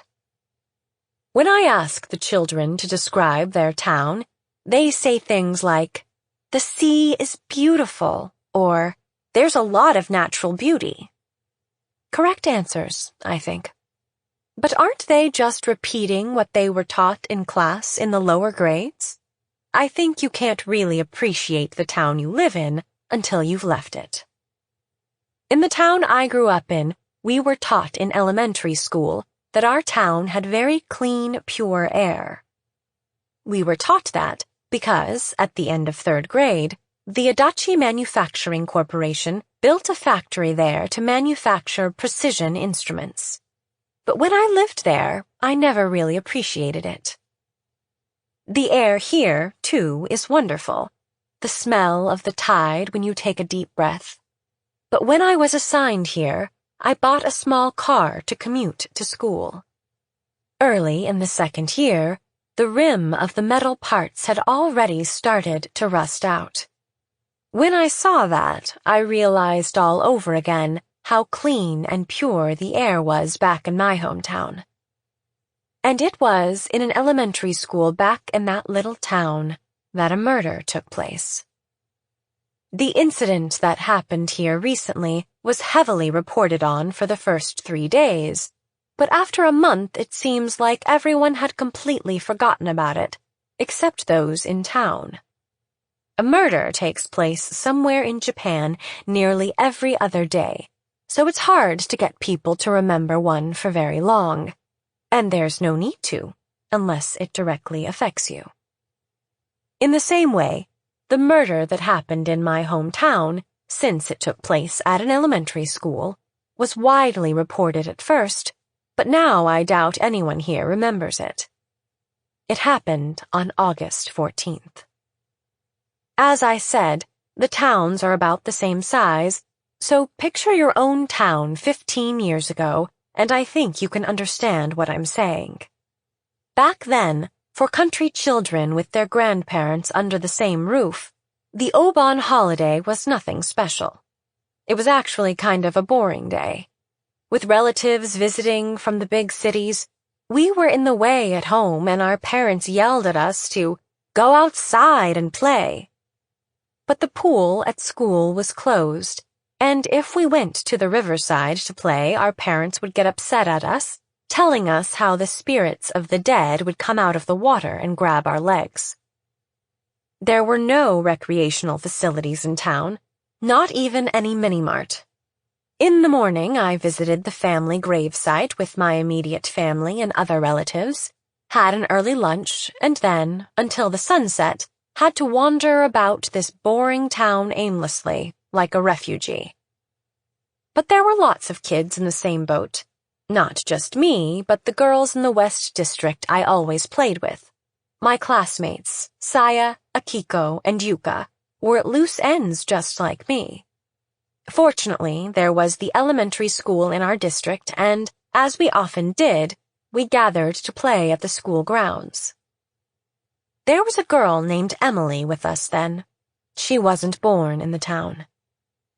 From the time we entered elementary school, it was always my job to decide what kind of games we would play. Probably because I was so tall, even with my classmates, I was always treated like an older student. For instance, when we were playing by the river once and one of the children's shoes was washed away, it was me they looked to for help. Not that they asked me directly to fetch it. It was more like, "Maki, what do we do?" Then, of course, I had to go retrieve it. I ran downstream, gingerly stepped into the river in my bare feet, lay in wait for the shoe as it floated toward me, and then somehow grabbed it. "We knew you'd get it, Maki!" they cried out, making me feel as if I were their older sister or something. It wasn't just the kids who treated me like that. Once, when we were walking home from school as a group, and one of the children fell down and started to cry, an adult passing by scolded me. "You're older, so you've got to keep an eye on them." The same thing at school. If one of the other kids was left out, it was always me the teacher came to make sure the child was invited to join in. My parents had always acted that way toward me too. I was the older of 2 sisters, so it was natural to be treated that way at home, but whenever there was an event, like a festival, they always made me take on some major role in any activity where the kids were the focus. The school had a local volunteer corps, and when I didn't participate and my mother found out the other neighborhood kids had, she poked me angrily in the head and back And after that, unless I had some other important thing going on, I always took part. Because of this, people in town always said I was mature and reliable. And after I heard this enough times, I started to believe them, to see myself as exactly that. So I thought it only natural that I take control of any situation. If anything, I thought I had to. When we were playing, too, I always racked my brain to figure out what would be most fun. You might be wondering why I'm bringing this up, but it's connected to the attack at the pool, so I'd appreciate it if you would be patient with me a little longer. Everything changed in the 4th grade, however. With the new plant built by Adachi Manufacturing in our town, we suddenly had lots of transfer students in school. A girl named Emily joined my class. Emily's father was an executive with Adachi, and she was really good at school and knew all kinds of things about politics and economics that we country kids had no idea about. She could, for instance, explain what a strong exchange rate for the yen meant and what effect this would have domestically. One day, our social studies teacher told us that the town we lived in had particularly clean air. None of us were really convinced, but after class, someone asked Emily, and because she confirmed it, then most of the kids believed it was true. Because whatever Emily said was correct. After that, whenever kids in the class were trying to decide something, they always asked Emily's opinion, even for activities that being from the city didn't help with, like deciding who should be assigned the various chores in the classroom, or what we would do at a fun event. That had all been my role, but no more. I had mixed feelings about this, but everything Emily said really was correct, and the ideas she had were always fresh and fun, and unable to object, I went along. But I'll admit that being told that the kinds of games my friends and I were involved in were silly wasn't much fun. Just before Emily moved into town, it was popular among the girls I knew to visit others' houses to see the French dolls on display. Naturally, I was the one who first proposed it. All of us were really into it, until the time Emily joined us and said flatly that she preferred Barbie dolls. From the next day on, our French doll obsession was over. Before Emily could take the lead, I proposed a new game for us to play. Explorers. A little outside of town, in a valley, there was an abandoned house. It was a modern-looking Western-style house that apparently hadn't been used for many years. A rich CEO of a company in Tokyo had built it as a summer house for his daughter, who was sickly. But when it was nearly completed, his daughter passed away and they left it as is, without ever using it. That was the rumor among us kids at the time, and we took it at face value. But the truth was, it was built as a model house by a resort development company that wanted to sell lots for summer houses in town, but before it was completed, the company went bankrupt, and the house was left as is. It was only much later, though, that we learned this. Adults had warned us not to go near the house, and the windows and doors were all boarded up so people couldn't get inside, so up till then we hadn't gone near the place. But one day, Yuka, whose family had a grape orchard next door, told us that the board on the back door of the place had come off, and that it was easy to pick the lock with a hairpin, so I invited my usual group of friends, plus Emily, to go there. Playing Explorers was so much fun, we forgot all about French dolls. We were the only ones who knew you could get into the house. Inside, there were just a few built-in pieces of furniture, but with its faux fireplace and canopied bed, it felt like being in a castle. The fun we had there, though, eating sweets and having a party, each of us hiding some treasure of ours inside the fireplace, lasted less than half a month. One day, Emily suddenly told us she didn't want to go there anymore. On top of this, she said, "I told Papa about going into the abandoned house." We asked why she'd do something like that, but she wouldn't tell us the reason. I don't know if it was her father who did this, but when we went back later, the door had a stronger lock on it so no one could get in. But I kept on playing with Emily because the next thing she proposed we do was practice volleyball. I'd already decided to join the volleyball club when I got into 5th grade and had pestered my parents over and over to buy me a volleyball, but they kept telling me they wouldn't until I was in the club. Emily, though, owned a ball. Not only that, it was a famous brand volleyball, the kind used in national tournaments. I think I tried to be friends with her just so I'd get the chance to use the same ball that the Japanese national team used on TV. On the day of the murder, too, we were playing volleyball. I'd said to my friends, "Hey, let's go play volleyball at the school playground," and asked Emily to bring her ball from home. It was sunny that day.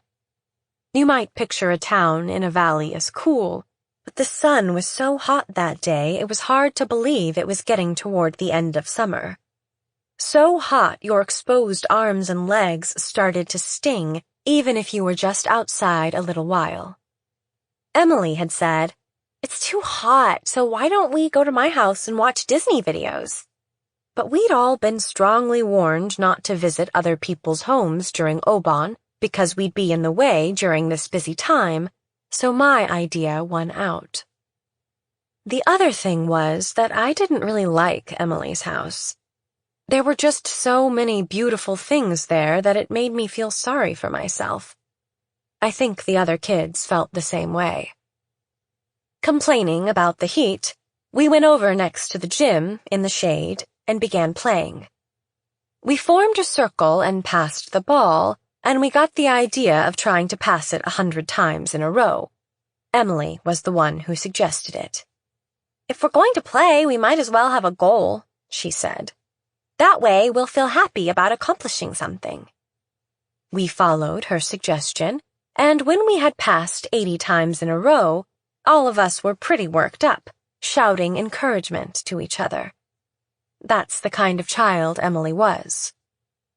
We'd just reached 90 times in a row for the first time when a man in work clothes came up to us.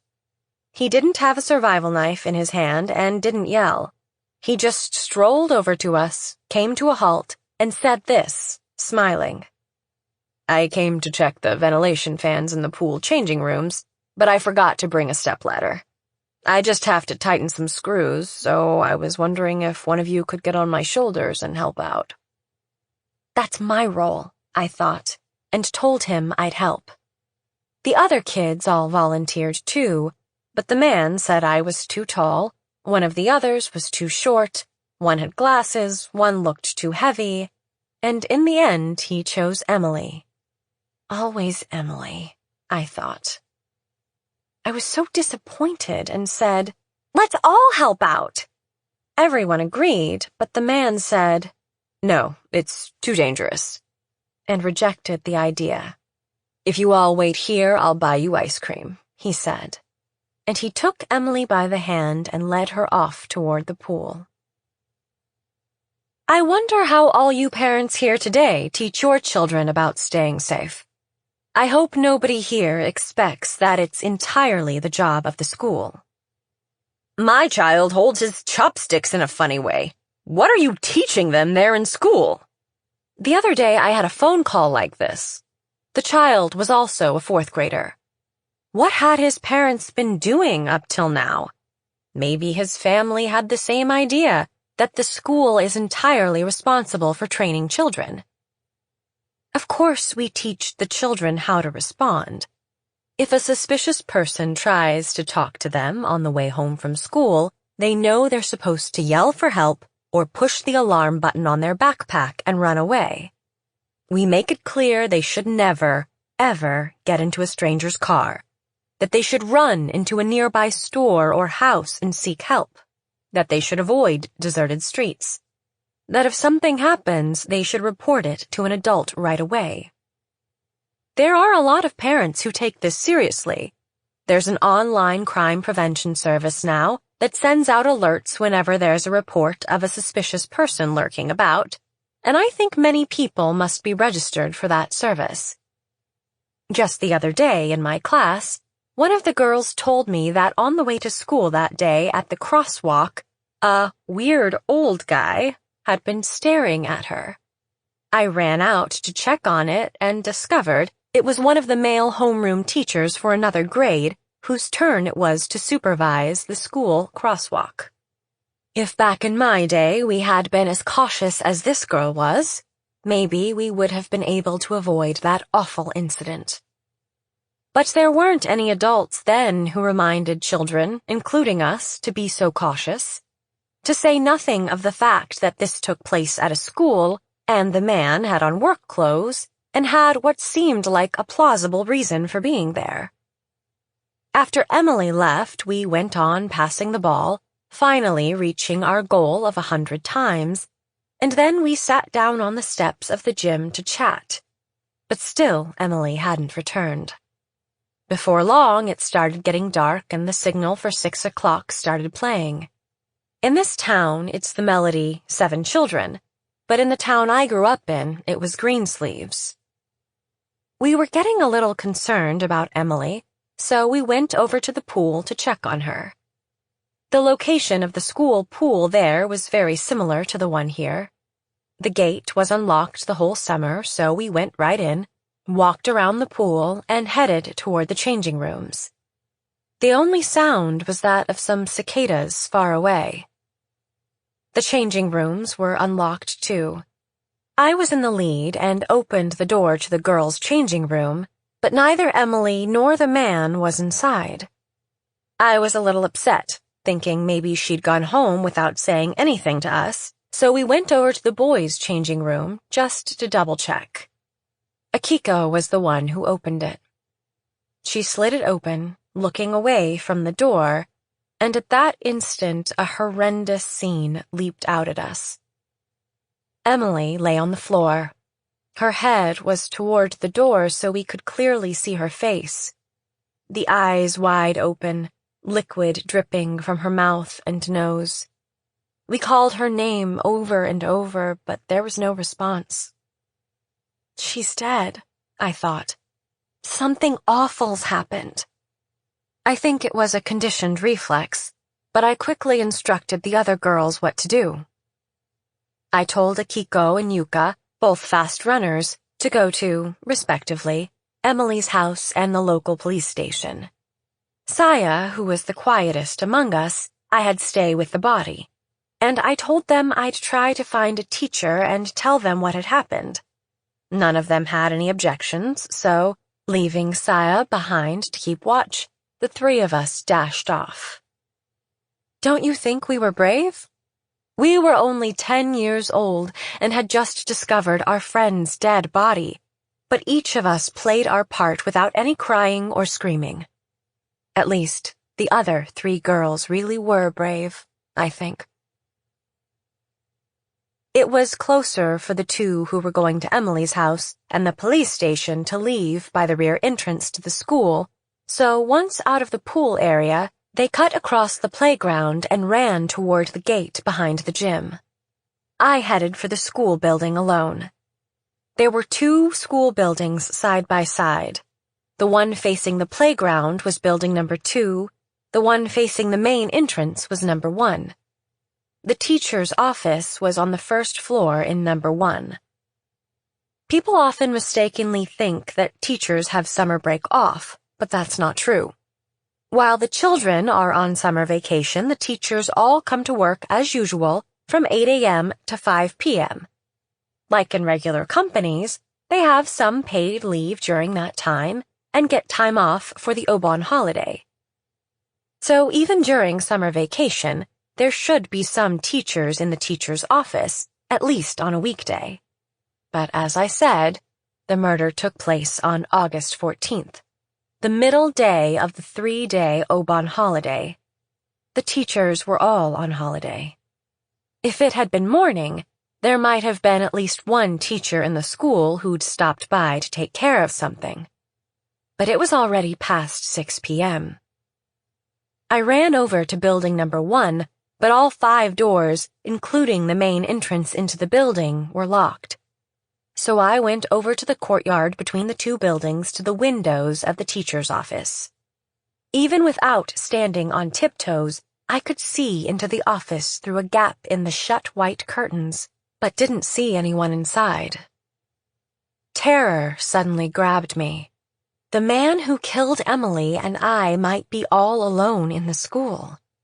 Was he hiding nearby, waiting to grab me and make me his next victim? Before I knew it, I was running full speed. I ran out of the courtyard, out of the main gate, and flew back home without stopping once.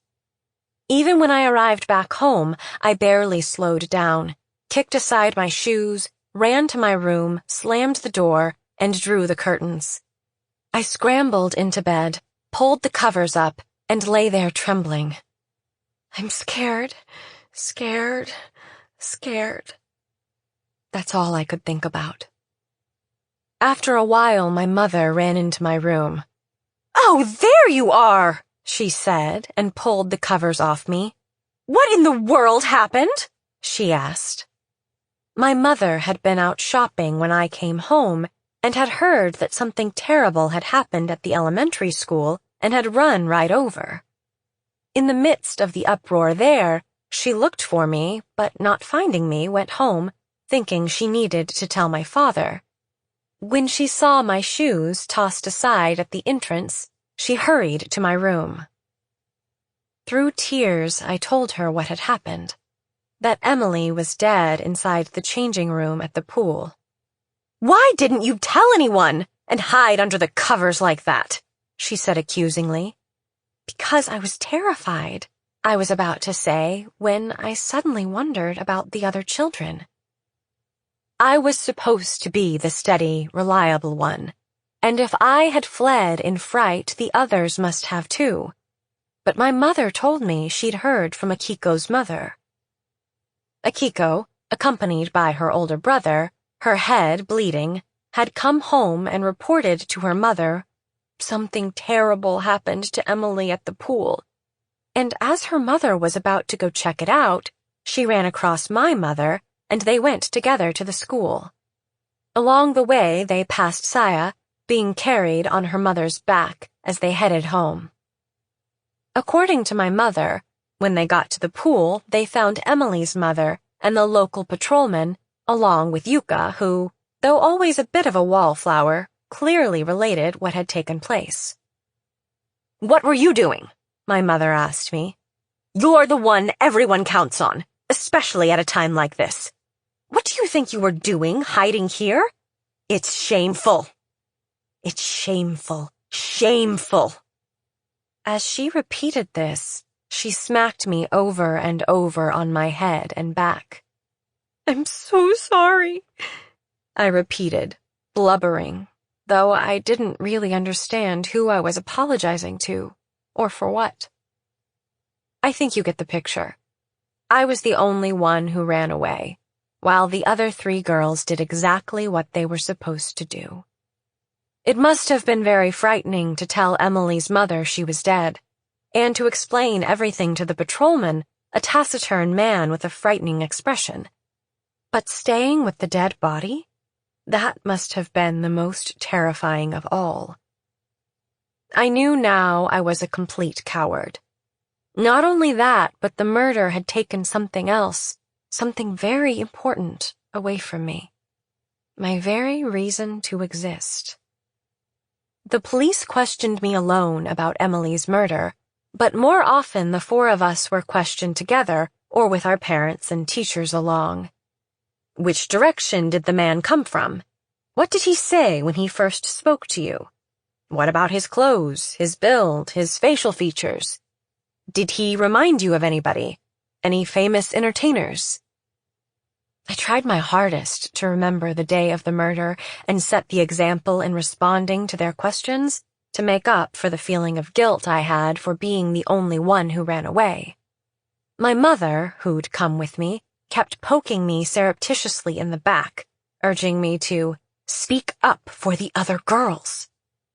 But I was shocked by what I heard. When the other girls answered the questions, they all contradicted what I'd said. The man had on gray work clothes. No, they weren't gray so much as kind of greenish. I think he had sort of narrow eyes. I didn't feel they were so narrow. He had a kind expression. No way, he looked that way to you just because he promised to buy us ice cream. That's how it went. Even after Emily became the leader of our group, the other three had never contradicted any of my opinions. But now they glared at me with this, "What are you talking about?" look on their faces and denied everything I said. What's more, though they contradicted what I said, all three of them insisted they couldn't remember the man's face. They couldn't remember his face, yet were positive my memories were all wrong. They must have all known I was the only one who'd run away. None of them directly criticized me for it, but I know that in their hearts they were angry and despised me.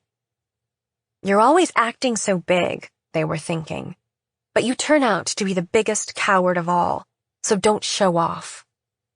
If that was all, I shouldn't have had such a guilty conscience, though I did feel ashamed. I mean, I had tried to go to the teacher's office. My greatest sin in this whole affair wasn't that I had run away. I had committed an even greater sin, and today is the first time I've ever confessed it. I remembered the criminal's face, but said I didn't. When I saw how the other three girls, though they claimed to remember clearly everything from the time the man called out to us to the time we discovered the body, shook their heads and said they couldn't recall the most important thing of all, the man's face, I was stunned. How could you remember everything except the man's face? I couldn't accept that. It made me angry, them contradicting my opinions, since I was telling the truth, and I was thinking of telling them that. Of the four, I thought I was the best student, and in my mind I mocked them as a bunch of witless idiots. But to think I was a bigger coward than any of them, when I thought of this, a certain idea came to me.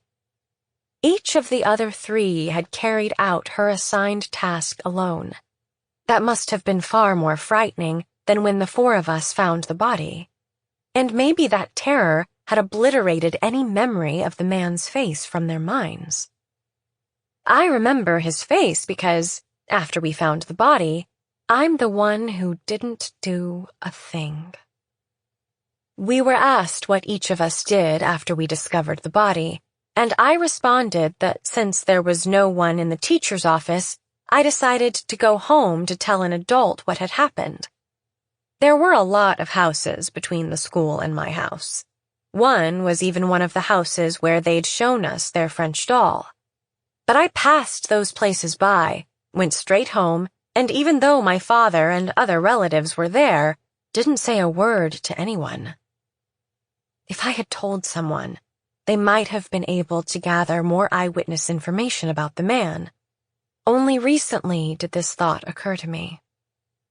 I concluded then that it would be worse to say I remembered the man's face. If I was the only one who answered accurately, the police and my teachers would realize I was the one who didn't do anything and attack me for it. Still, I didn't regret saying I couldn't recall his face. In fact, soon afterward, I was glad that I had.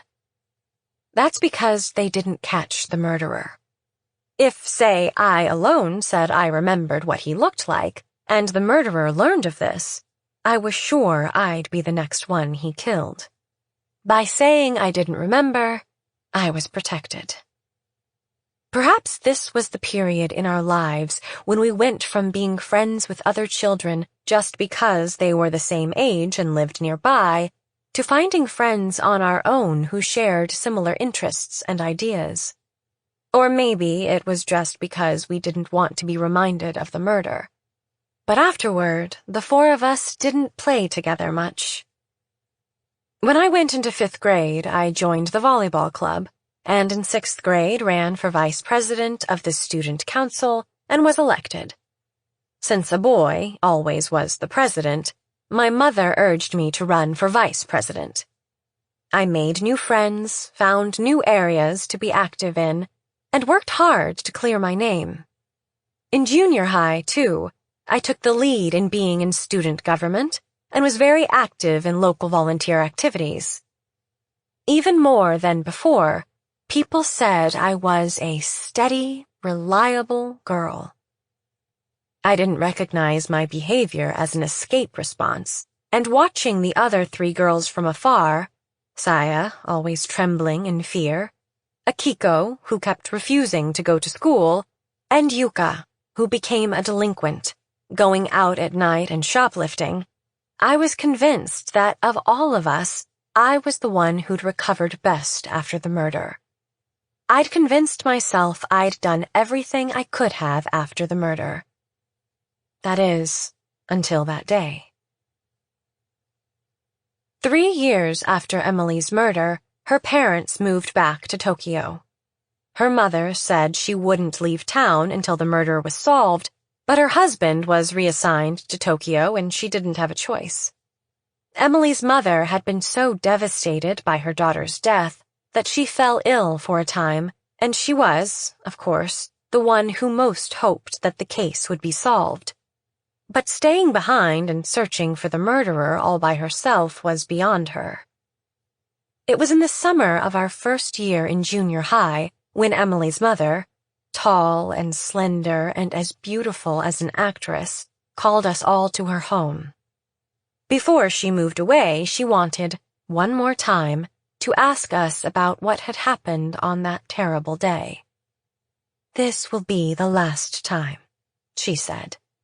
We couldn't refuse. Her husband's driver came to each of our houses in turn in a huge car to pick us up, and we set off for Emily's home in the Adachi Company apartment building, a place the 4 of us had only visited together once, that one time before.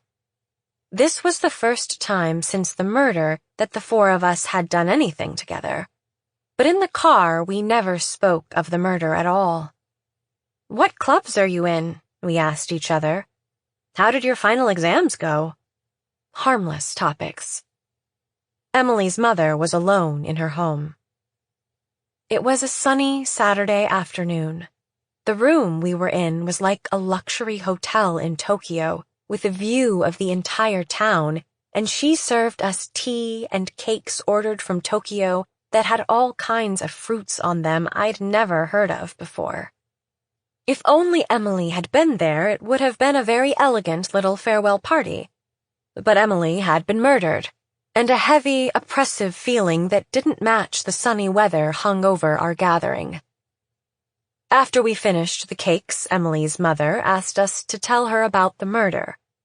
I did most of the talking, but after all 4 of us had briefly spoken about that day, Emily's mother suddenly burst out in a loud, hysterical voice. "Enough already! You keep repeating the same stupid thing over and over. I can't remember his face. I can't remember his face because you're such idiots. 3 years have passed and they haven't arrested the murderer. Emily was killed because she played with idiots like you. It's your fault. You're all murderers." Murderers. In an instant, the world changed. We'd suffered in the years since the murder, but not only hadn't we been rewarded for getting through all that, now we were being told that it was our fault that Emily had been killed. Her mother went on. "I will not forgive you unless you find the murderer before the statute of limitations is up. If you can't do that, then atone for what you've done in a way I'll accept. If you don't do either one, I'm telling you here and now, I will have revenge on each and every one of you. I have far more money and power than your parents, and I'll make you suffer far worse than Emily ever did. I'm her parent, and I'm the only one who has that right." Emily's mother was, at that moment, far more frightening than the man who had murdered her. I'm so sorry, but I do remember the man's face. If only I had said that then, I might not be standing here before you today. But sadly, by that point, I really had forgotten the man's face. It wasn't a very memorable face to begin with, and I had told myself over and over that I didn't remember it. 3 years was more than enough time for his features to vanish from my mind. The next day, Emily's mother left town, leaving behind that terrible promise she had made to the 4 of us children. I don't know what the other girls thought, but I was desperate to think of a way to avoid her retribution. Catching the criminal seemed impossible, so I chose the latter, performing an act of penance that would satisfy Emily's mother. I hope you can understand now why I was able to leap at an intruder brandishing a knife despite being such a coward. It's only because of these experiences I had in the past. Mr. Tanabe never had those experiences. That's the only thing that separates us. I was treated as a hero, while he was condemned. So, was Mr. Tanabe to blame for the incident? The intruder got inside by climbing over the fence separating the pool and the tangerine orchard. People talk over and over about crime prevention measures, but where is there a school surrounded by high fences like a prison? Is this country rich enough to set up surveillance cameras that cover every inch of every public school? Or, to put it in another way, before the attack, was anybody here conscious that security had gotten bad enough to require those kinds of measures? I don't think anyone on our Citizens Watch patrols who's ever skipped their turn pretending to be sick has the right to criticize Mr. Tanabe. Yet all the frustrations that had built up over time led people to lash out at him. I've answered complaining phone calls at school, and since I live in the same dorm for single teachers, I've seen the slanderous notes pasted to his door. The language on some of them is so awful you can hardly stand to look, and it makes me wonder whether whoever wrote them would ever let their children read them. Mr. Tanabe's phone and cell phone ring late at night, and I've even heard what sounds like him throwing the phone against the wall. Someone smashed the windshield of his car, too, in the parking lot. For these reasons, as I'm sure you're aware, Mr. Tanabe is not in a condition, emotionally, to stand before all of you today. What in the world did Mr. Tanabe do wrong? If you're angry because your children were put in a terrifying situation, why don't you denounce the man who actually attacked them? Do you refrain from doing that because he was an out-of-work 35-year-old who had been seen at a psychiatric hospital? Or is it because he's the son of a Diet member, the most powerful person in this district? Or was it just easier to blame Mr. Tanabe? I was just his work colleague, but even I felt sympathy for him. Can you imagine how his girlfriend, a girlfriend he's promised to marry, must have felt? As you're all aware, Mr. Tanabe is tall and good-looking, quite athletic, graduated from a national university, and was very popular with his pupils as well as their parents. When I would visit some of my pupils' homes, some of the mothers even made their preference abundantly clear, telling me they wished it had been Mr. Tanabe who'd stopped by. You can imagine how popular he was among the women teachers. At a conference with other schools once, one of the teachers there even asked me if Mr. Tanabe was seeing anyone. I can imagine people wanting to ask me, "Don't you like him too?" Actually, I found him a little hard to get along with. When I was first hired at the school, Mr. Tanabe came up and said, "Whenever you have anything you want to ask about, feel free to ask me." This was the first time in my life anybody had ever said something like that, and I was overjoyed. But I really don't know how to depend on other people. I know I should have relied on him for help for anything I couldn't do, but the fact is, There wasn't anything I couldn't do. As I got to know him better as a colleague, I started to think I actually disliked him. Mr. Tanabe was a lot like me, and I hated myself. Being good at academics and sports is not, necessarily, a clear gauge of the caliber of a person. A person's physical size has nothing to do with it, but if you are physically big and can handle things fairly well, people do start to see you as capable and reliable. Mr. Tanabe must have been told since he was a child, too, that he was very capable. Being a boy, maybe he heard this even more than I did. I think he became overly conscious of this, that he was a capable person. When a problem occurred in his class, instead of consulting with other teachers in the same grade, he struggled to solve it on his own.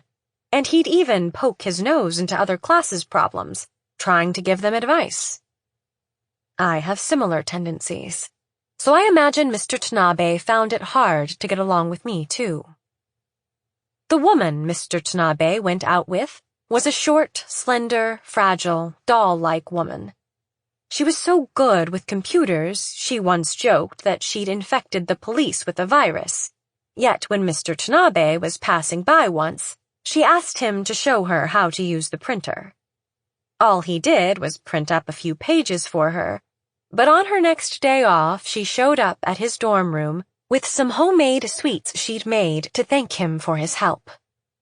When I saw Mr. Tanabe happily inviting her in, it was the first time I ever realized that relying on others wasn't so hard after all. I wasn't jealous of her, but she reminded me of one of my friends who'd been with me the day of the murder, and I knew she was the type that I wasn't all that fond of. This woman was Miss Okui, the school nurse. Right after Sekiguchi fell into the pool, I used the extension phone to call the teacher's office. I told them, "An intruder snuck into the pool area and someone's gotten hurt. Call an ambulance." When I did, the first one to rush to the pool wasn't some sturdy male teacher, but the doll-like Ms. Okui. She must have reacted more to the news that someone was injured rather than to the idea that an intruder was there. Maybe all the male teachers were too busy finding something to use as a weapon. The day after, Mr. Tanabe took an overdose of sleeping pills and was rushed to the hospital. Ms. Okui phoned a publisher and told them she thought I overreacted. Later the same day, the following article was posted on a weekly magazine's online site. Don't claim you never saw it. This female teacher is seen as a hero for boldly leaping at the intruder to protect her pupils. But did she really need to go so far as to take a man's life? The children had all run to safety, yet each time the man, wounded badly in the thigh, raised his face out of the water, she kicked it like it was a soccer ball, sending him sinking to the bottom of the pool until he no longer raised his face anymore. The male teacher at the scene, so in pain from the blows he'd received he couldn't get out of the pool, came face to face with a living hell as the pool became a sea of blood. Who indeed was the one who snatched away from this male teacher the will to ever return to teaching? I was supposed to be a hero. But after that article came out, I was suddenly viewed as a murderer.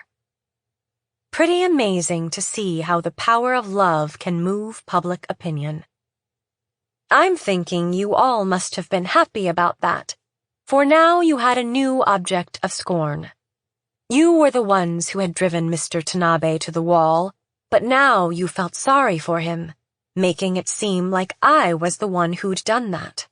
And you blamed me now for all the incompetence your children had displayed before the incident, claiming it was my fault they hardly talked and were having trouble concentrating.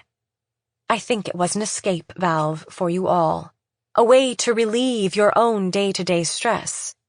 When someone demanded that I pay them to replace the blood-soaked towel, I couldn't believe my ears. Fire the murderer, teacher! Get down on your hands and knees and apologize. Take responsibility for what you did. Which explains why we're holding this unscheduled PTA meeting today and why I'm standing here before you. But I wonder if the reason I have to be attacked like this is because none of the children died. Do you think I pointlessly kicked to death a poor, feeble, ill young man? Would it have been better for me to wait until he'd killed 4 or 5 people? Should I have followed the lead of my cowardly colleague, pretended to be pushed into the pool, and hid there silently as he attacked the children? Or would it have satisfied you if I had died along with the man? I wish I had never saved your children. Right after the attack started, the man stabbed himself and fell into the pool, so there's an issue here that precedes any talk of legitimate self-defense.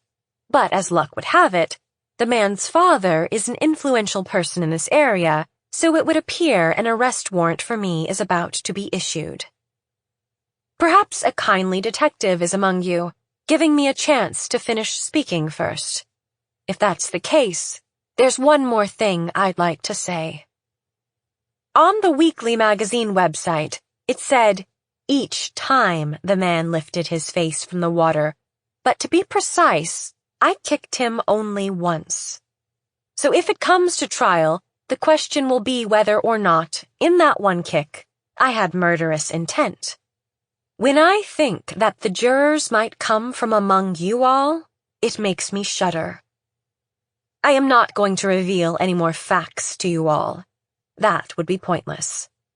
What I'm about to say now is directed at only one particular person among you. I would like to thank you again for coming from so far away to be here today. Asako. To me, the penance you laid on us meant I should grow up to be a good person, the kind Emily would be proud of. I knew I wasn't really reliable, wasn't capable, yet as penance I served in student government in junior high, became class president in high school, was captain of the volleyball team too, studied hard, and went to college. I went to a college in this part of the country because I wanted to live near the ocean.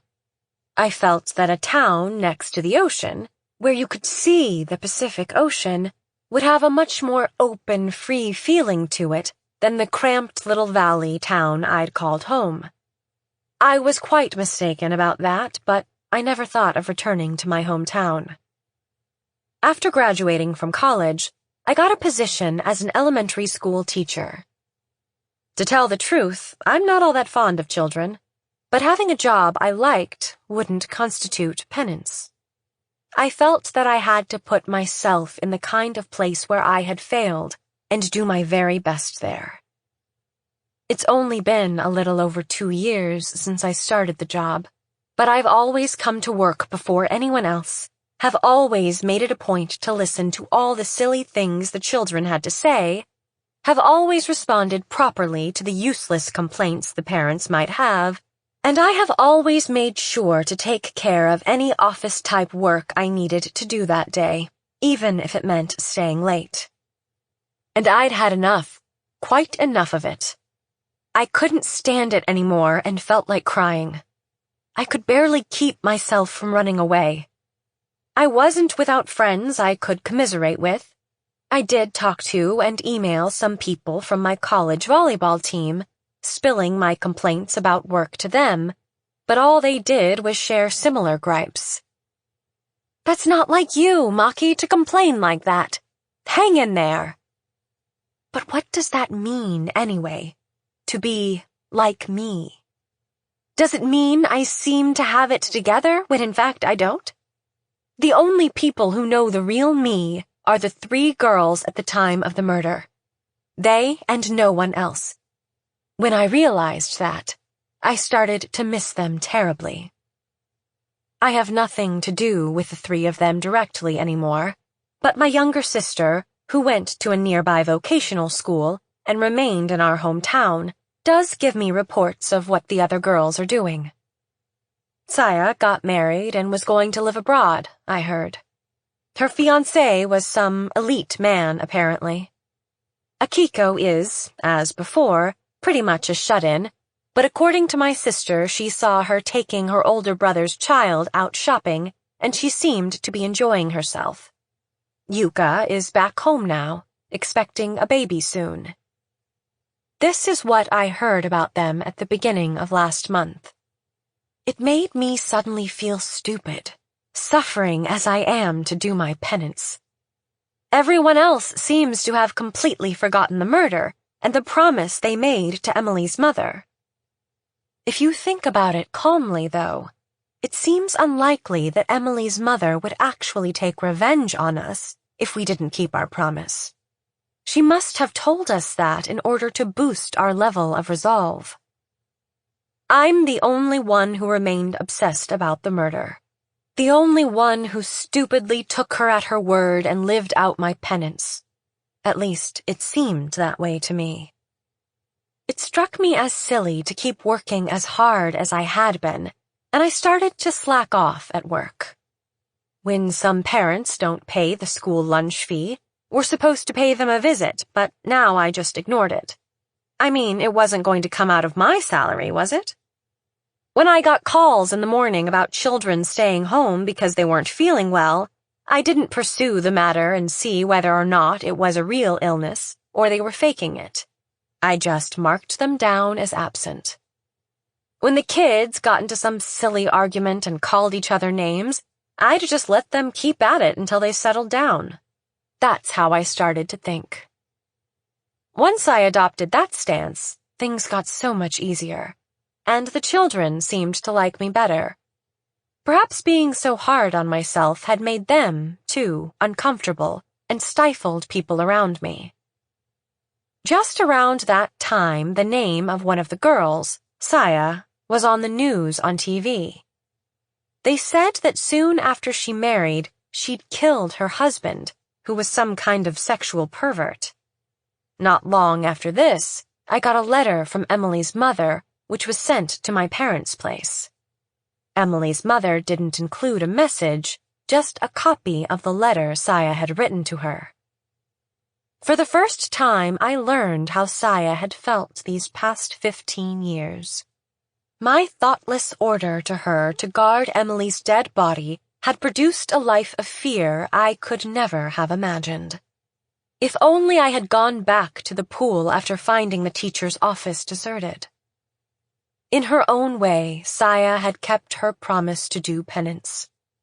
She loved those French dolls so much, and of the four of us was herself most like one of them, so quiet, so mild-mannered.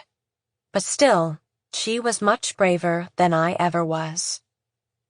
Even after 15 years, I was still the biggest coward of all. And then that intruder broke into our school. As I said, it was a beautiful, sunny summer day at the school pool. And the ones who were about to be assaulted right before my eyes were fourth graders. So many of the conditions were the same as 15 years ago that it made me think that maybe Emily's mother had planned it all, that she was lying in wait, watching it unfold. Running away meant that I'd never be able to escape that murder, even after the statute of limitations ran out. This time I didn't hesitate. It would be better to end up stabbed, I decided, than living the rest of my life as a coward. By the time these thoughts came, I was already dashing toward Sekiguchi. I knew in an instant now why I had become an elementary school teacher. The intense training I endured on the volleyball team, it had all led up to this day. Now was my only chance to regain what I had lost. That's what I was thinking as I leaped at Sekiguchi's legs. It never entered my mind to strike Sekiguchi down or to kill him.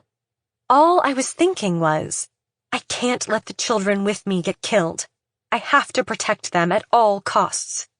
This time, I have to do what needs to be done. That's all.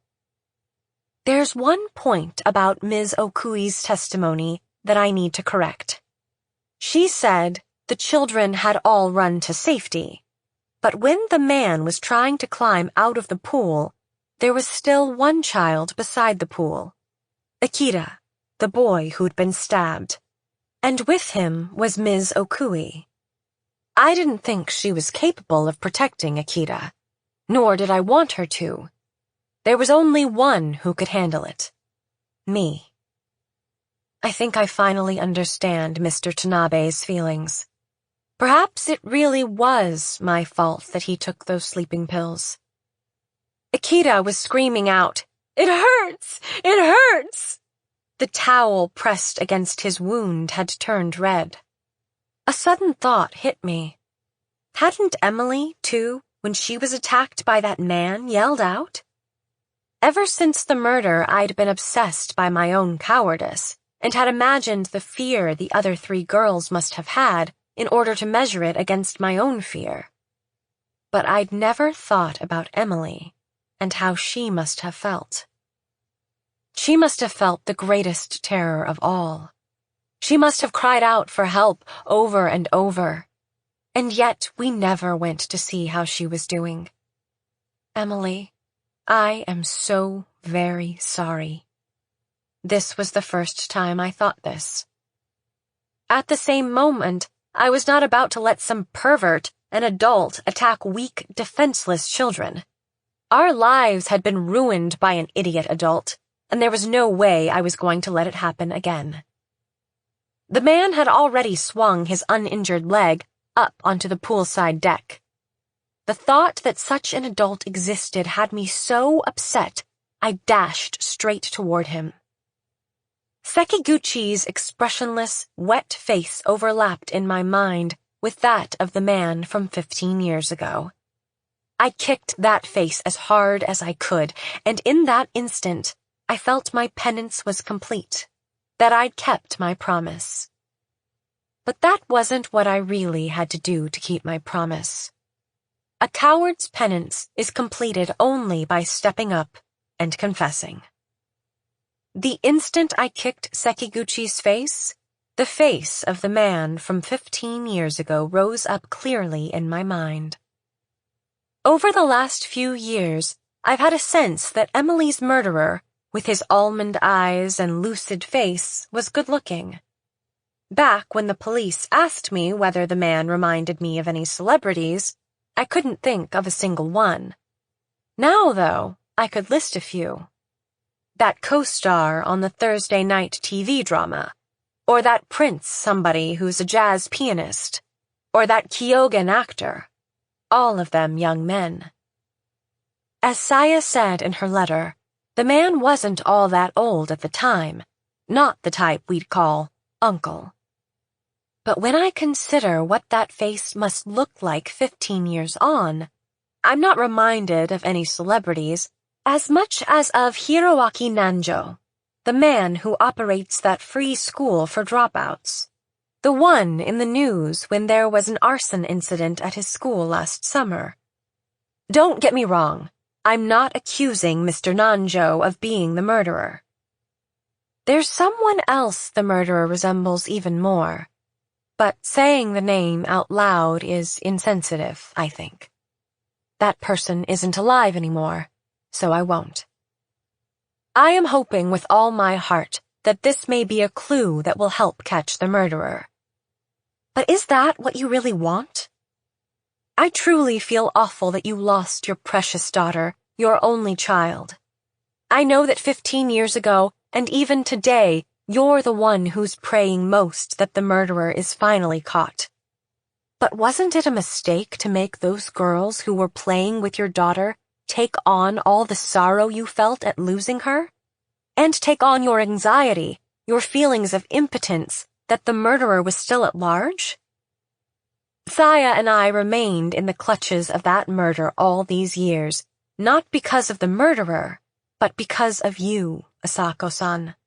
Wouldn't you agree? Isn't that why you've come all the way here to witness the penance of one of those children from years ago? There are 2 more of us. My hope is that the mistaken acts of penance stop here. Though there's nothing I can do about that. Nothing I can do. I like the sound of that. That's all I'll say here.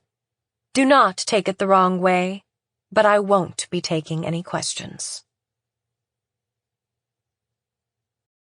The Bear Siblings. I really loved my older brother. He's the one who taught me how to do flips on the horizontal bar, how to jump rope, and how to ride a bike. I'm pretty coordinated, but it takes me time to grasp things. Yet my brother never got upset. He was always patient, coaching me until I got it right, until it got dark. Hang in there, just a little more. I know you can do it, Akiko. That's how he encouraged me. Even now, when I gaze at the sunset, I can hear my brother's voice encouraging me. And, come to think of it, on that day, it was my brother, too, who came to get me. That day? I mean the day Emily was murdered. You're a professional counselor, right? You told me you wanted to hear about the murder, so that's what I'll tell you about. Where should I start? The other 3 girls are much more reliable than me, and smarter, so it'd be a lot easier if you asked them about when we were all together. You still want to hear my story? Okay, then I'll just talk about later when I was alone with Emily. Still, it's kind of odd that now, after all this time, you'd want to hear about this. Oh, I get it. It's because the statute of limitations on the murder will run out soon. On that day, I was in a wonderful mood from the morning. The day before, my Aunt Yoko came home for the Obon holiday and brought me new clothes as a present. I had them on, which was why I felt so happy. My aunt worked at a department store in one of the cities in the prefecture, and always brought me and my brother clothes as presents when she came back to town. Up till then, it had always been matching sports shirts for me and my brother, or other boyish kinds of clothes. But that year was different. Akiko, you're in 4th grade now, she told me. So how about wearing something a little more girly? She brought me an adorable pink blouse with ribbons and frills. It was a fluffy, glittery design, like something a rich little girl would wear. Is it really okay for me to wear this? I asked, hardly believing it as I held it up, spellbound against my chest. My parents and relatives around me all burst out laughing. Are you really sure you should give this to Akiko? My father asked. He could speak so bluntly like that because it was his own older sister who'd bought the blouse, 10 times more expensive than anything I'd had before, but I'm sure everyone was thinking the same thing. It looks cute, my older brother piped up, but even Aunt Yoko, who'd bought it for me, smiled wryly as if having some doubts herself. Though not as sturdily built as I am now, of course, back in elementary school, I was nevertheless big-boned and solid. My clothes were all hand-me-downs from my brother, who was 2 years older. Some of the boys in my class made fun of me, calling me a boy-girl. But I was used to it. It was always that way. Still, it could have been worse. At least they treated me like a human being. But my parents and relatives always said the 2 of us were like a couple of bear siblings. Actually, on Valentine's Day and his birthday, my brother often got Winnie the Pooh trinkets from girls, who said he reminded them of the storybook bear. My brother wasn't one of the more popular kids, but the girls did seem to like him despite his looks. Boys have it easy. Even if they look like a bear, they're popular, provided they can play sports. And being big isn't a drawback the way it is for girls. If only you had been born a boy, Akiko, my mother often told me. She didn't mean I'd be more popular or anything. She just regretted having to spend extra money on a girl's gym outfit and swimsuit for me to use at school. Come to think of it, I was talking about this very thing to Emily that day. I'd gone with my relatives to the local temple, and after we ate lunch, I found some other kids with time on their hands hanging around outside, and before I knew it, the usual little group of girls had assembled. My classmates from the West District, Saya, Maki, and Yuka. We were hanging around in front of the little cigarette shop, just chatting, when Emily came walking down the slope toward us. She said she'd seen us from the window of her apartment. Her house was the highest point in the whole town. Maki suggested we go play volleyball at the school playground, so Emily went back to her house to get her volleyball, and I went with her. "Akiko, why don't you go with Emily?" Maki said. "'Cause you're a fast runner." Not that this means I ran all the way. Bringing up running was just an excuse so that Maki could get her way. I knew this, but getting her angry would only lead to trouble, and since I always depended on her, I did what she said without a word. I think the other two girls felt the same. So I walked together with Emily up the gentle slope back to her towering, castle-like apartment building. We'd often played since she transferred to our school in April, but this was the first time we'd ever been alone together. I wasn't the talkative type and didn't know what I should talk about, so I walked along in silence. "That blouse is really cute," Emily suddenly said. "It's from Pink House, right? I love their clothes." She was talking about my new blouse. My family had mercilessly made fun of me about wearing it, but when I wore it to the temple, it seemed to, surprisingly, look good on me. My father teased me, saying, "Akiko, you look like a girl." My mother, impressed, commented, "Someone who works in a department store really does know how to select nice things." So I was in a great mood. "That blouse is your Sunday best, so change into something else and go out and play," my mother said after we got home from the temple, but I wanted to show off the blouse to everyone, so I kept it on.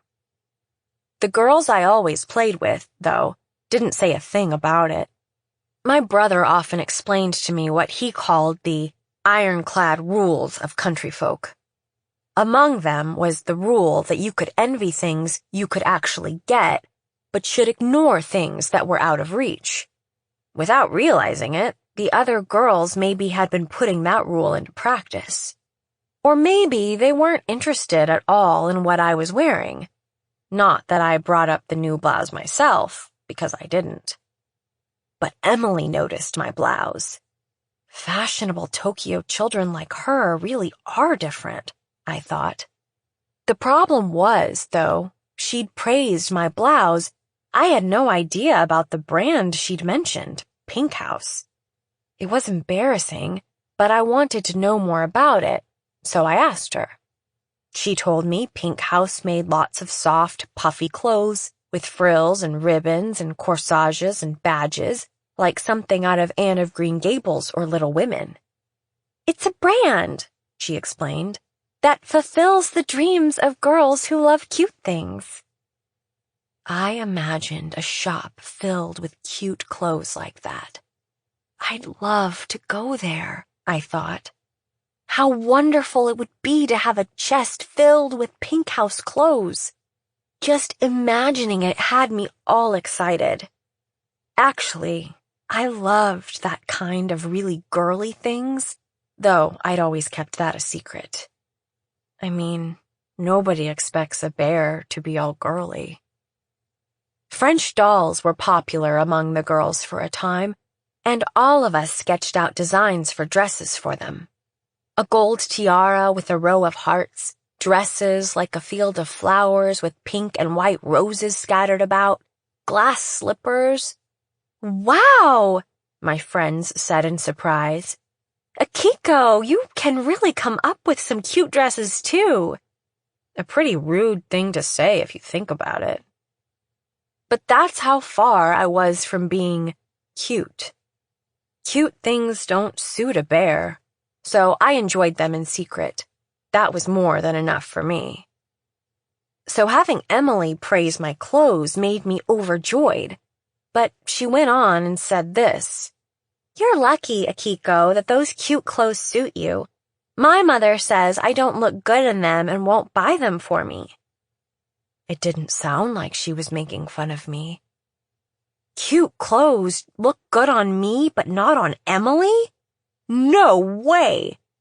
A puffy, cute design looked good on her, but with her slim build and long legs, it was true that a sharper, more cool type of clothing looked even better. This day, Emily was wearing a tight black t-shirt with a pink Barbie logo on it and a red pleated skirt, and they definitely suited her. And yet here she was, a girl like Emily, saying over and over again how she envied me my new blouse. It made me happy in the beginning, but then I got a little embarrassed and made some silly excuse. "My aunt works in a department store and bought this with an employee's discount. My mother would never buy something this expensive. I always wear my brother's hand-me-downs. I don't complain, but she tells me it would have been better if I'd been a boy." "My mother says the same thing. If only you had been a boy." "What? You're kidding. Nobody would say that about you." "It's true, and not just once. She said it many times, sounding really disappointed. I hate it." Emily pouted as she said this, but I just couldn't believe it. With her cool-looking almond eyes, it's true she would have made a good-looking boy, but as a girl she was more than pretty. Still, it made me so happy to know that Emily had been told the same thing and made me feel closer to her. I felt as if I could share my love of cute things and wanted to be even better friends with her. Even now, I regret that it never happened. As we continued to grumble about our mothers, we arrived at her building. We went through the entrance, past the property manager, and took the elevator to the 7th floor to Emily's apartment, which was on the east side at the very end. "It's only a 4 LDK apartment," she told me, "so it's kind of small." But I had no idea of what LDK, a sort of great room, living room / dining room / kitchen, meant. Emily pushed the call button and her mother came out. She was so beautiful, slim and tall, with gorgeous big eyes like some actress, that I feel almost bad about calling her a mother, putting her in the same category as my own short, stocky mother. I went inside the front door, feeling the cool air of the AC, and waited with Emily's mother as Emily went to her room to retrieve the volleyball. "Thank you for being friends with Emily. I think it's too hot to play volleyball. You girls should play here, inside. I just got some delicious cake delivered. Invite the other girls over afterward." Though her voice was refined and kind, I sort of shrank into myself and could only manage a faint smile in response. I might have even forgotten to breathe. Everything in Emily's house was so obviously expensive that all I could think of was trying not to make a wrong move and break anything. The first time I ever experienced feeling ill at ease was the first evening I was invited to Emily's house. Just standing in the entryway, I couldn't relax. On top of the shoe case was a vase, the kind that makes you think of the Palace of Versailles, and beside the front door was a large white ceramic kind of jar, an umbrella stand, maybe, or some sort of ornament that reminded me of the Parthenon.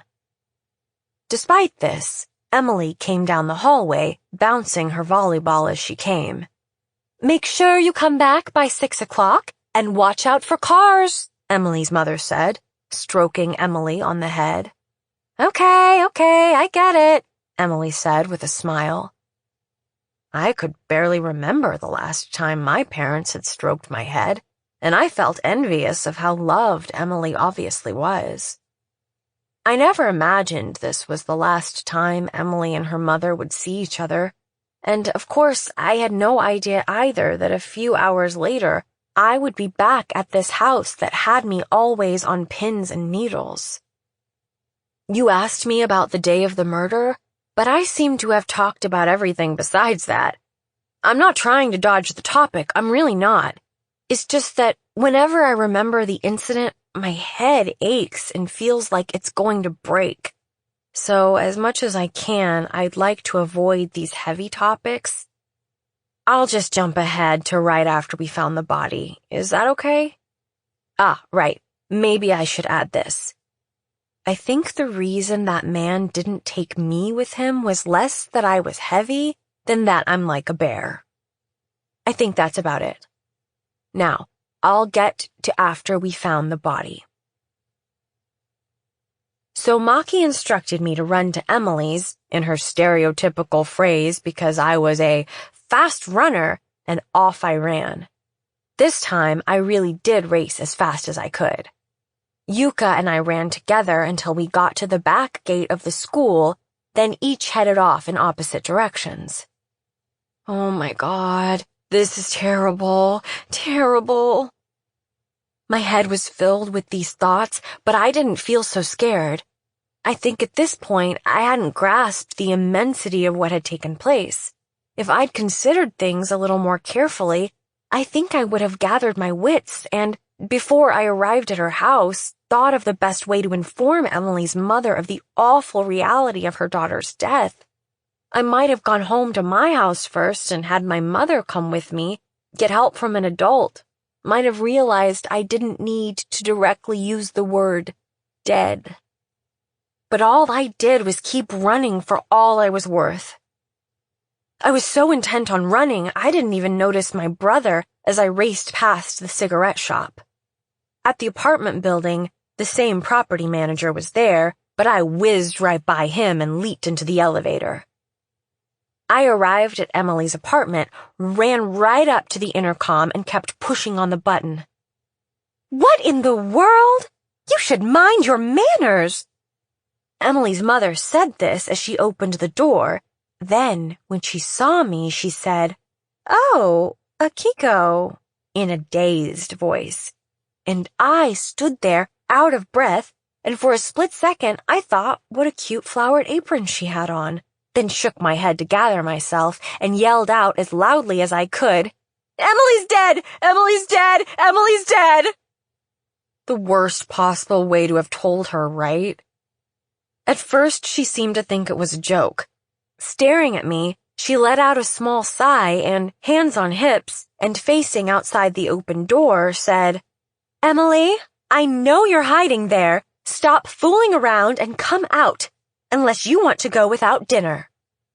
But Emily wasn't about to come out. "Emily!" Once again, her mother yelled to her out the door, but the apartment building, with most people gone for the Obon holidays, was quiet. Not a sound to be heard.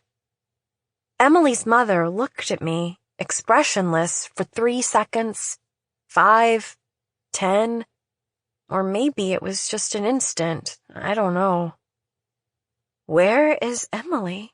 she asked, her voice dry and husky. "At the school swimming pool?" My voice was husky, too. "Why, Emily..." An ear-splitting voice shot right through my head, and I was sent flying. Emily's mother had pushed me aside with both hands and run out of the apartment. My face was knocked against the wall, hard. I fell forward, and with a dull bang, a sharp pain ran through my forehead. The Parthenon had broken. Probably because I'd hit my face, my nose was bleeding. Pain in my forehead and a bleeding nose. I was sure my skull was cracked, and that was where the blood was coming from. The blood ran down my chin, down my neck, flowing profusely. "I might die! Help me!" My neck jerked downward, and I was struck by the sight of my brand new blouse dyed dark red now. No. I felt as if I'd sunk down into a deep, dark hole. And right then, "Akiko!" a forceful voice called out. I was rescued at the last moment from falling forever into that pit by my brother. "Koji! Koji!" I clung to my brother and bawled my eyes out. My brother had been on his way home from a friend's, and even though Mother had told me to be back by 6, since an older cousin would be coming over, when Green Sleeves had played at 6, he'd seen me racing off in the opposite direction from our house. So he'd gone off in search of me to call me home. He'd seen Emily's mother dashing out of her building, hair disheveled, and thinking something had to be up, he'd come over here to see what was the matter. My brother borrowed a wet towel and tissue paper from the property manager and wiped the blood from my nose. "Am I going to die?" I asked grimly, but my brother only smiled. "Nobody dies of a nosebleed," he said. "But my head aches." "Yeah, your forehead's cut a little, but there's not much blood, so it's not so bad." Finally, I was able to stand up. Seeing the shattered Parthenon, he said, "What happened?" "Emily died at the pool," I replied. He looked shocked, but said, "Let's go home," and gently took my hand. As we walked down the slope, I looked up and saw that the sky was dyed a deep red. The wound, as you can see, there's no scar. My brother applied some disinfectant and an adhesive bandage, that's all. When we came home and my mother saw me covered in blood, she let out a scream, but when I told her what had happened, she said, "I'm going to the school," and ran off, leaving me behind. She's the kind of person who flies into an instant panic. I heard about this later on, but even though I was right there standing in front of her eyes, she was convinced it was me who had died at the school. So despite the pain, the cut had stopped bleeding and it wasn't very deep, so I didn't go to the hospital. Still, even after 15 years, whenever it rains or is really humid or when I remember the murder, my forehead aches, and bit by bit I get a splitting headache. Today, it's raining, plus I've been talking so long about the murder and I feel as if it's going to start soon. It's already started to ache. Is that enough about the murder? The murderer's face? Could you forgive me for not saying anything about that? All 4 of us said we don't remember his face. Actually, it's not just his face, but my memory of the whole thing is kind of vague. It's less that I don't remember than, as I said before, whenever I try to recall the murder, especially something really important, my head feels as if it's going to split open. The pain is intolerable. Once I tried to grit my teeth and remember everything, and just as a vague image of the man started to emerge, I was hit by such an overwhelming pain, I was sure that if I went any further, I'd go mad. So I gave up. Do you think I should have told the police that when they questioned me? If I'd said my head hurt, since I still had a bandage on my forehead, I felt as if the police and other people would find out that Emily's mother had shoved me, and I hesitated to do that. The police questioned me several times. They asked the same thing each time, and the first time I went along with what the other 3 girls had said, so from the second time I answered as if what the others had said was my own memory of events.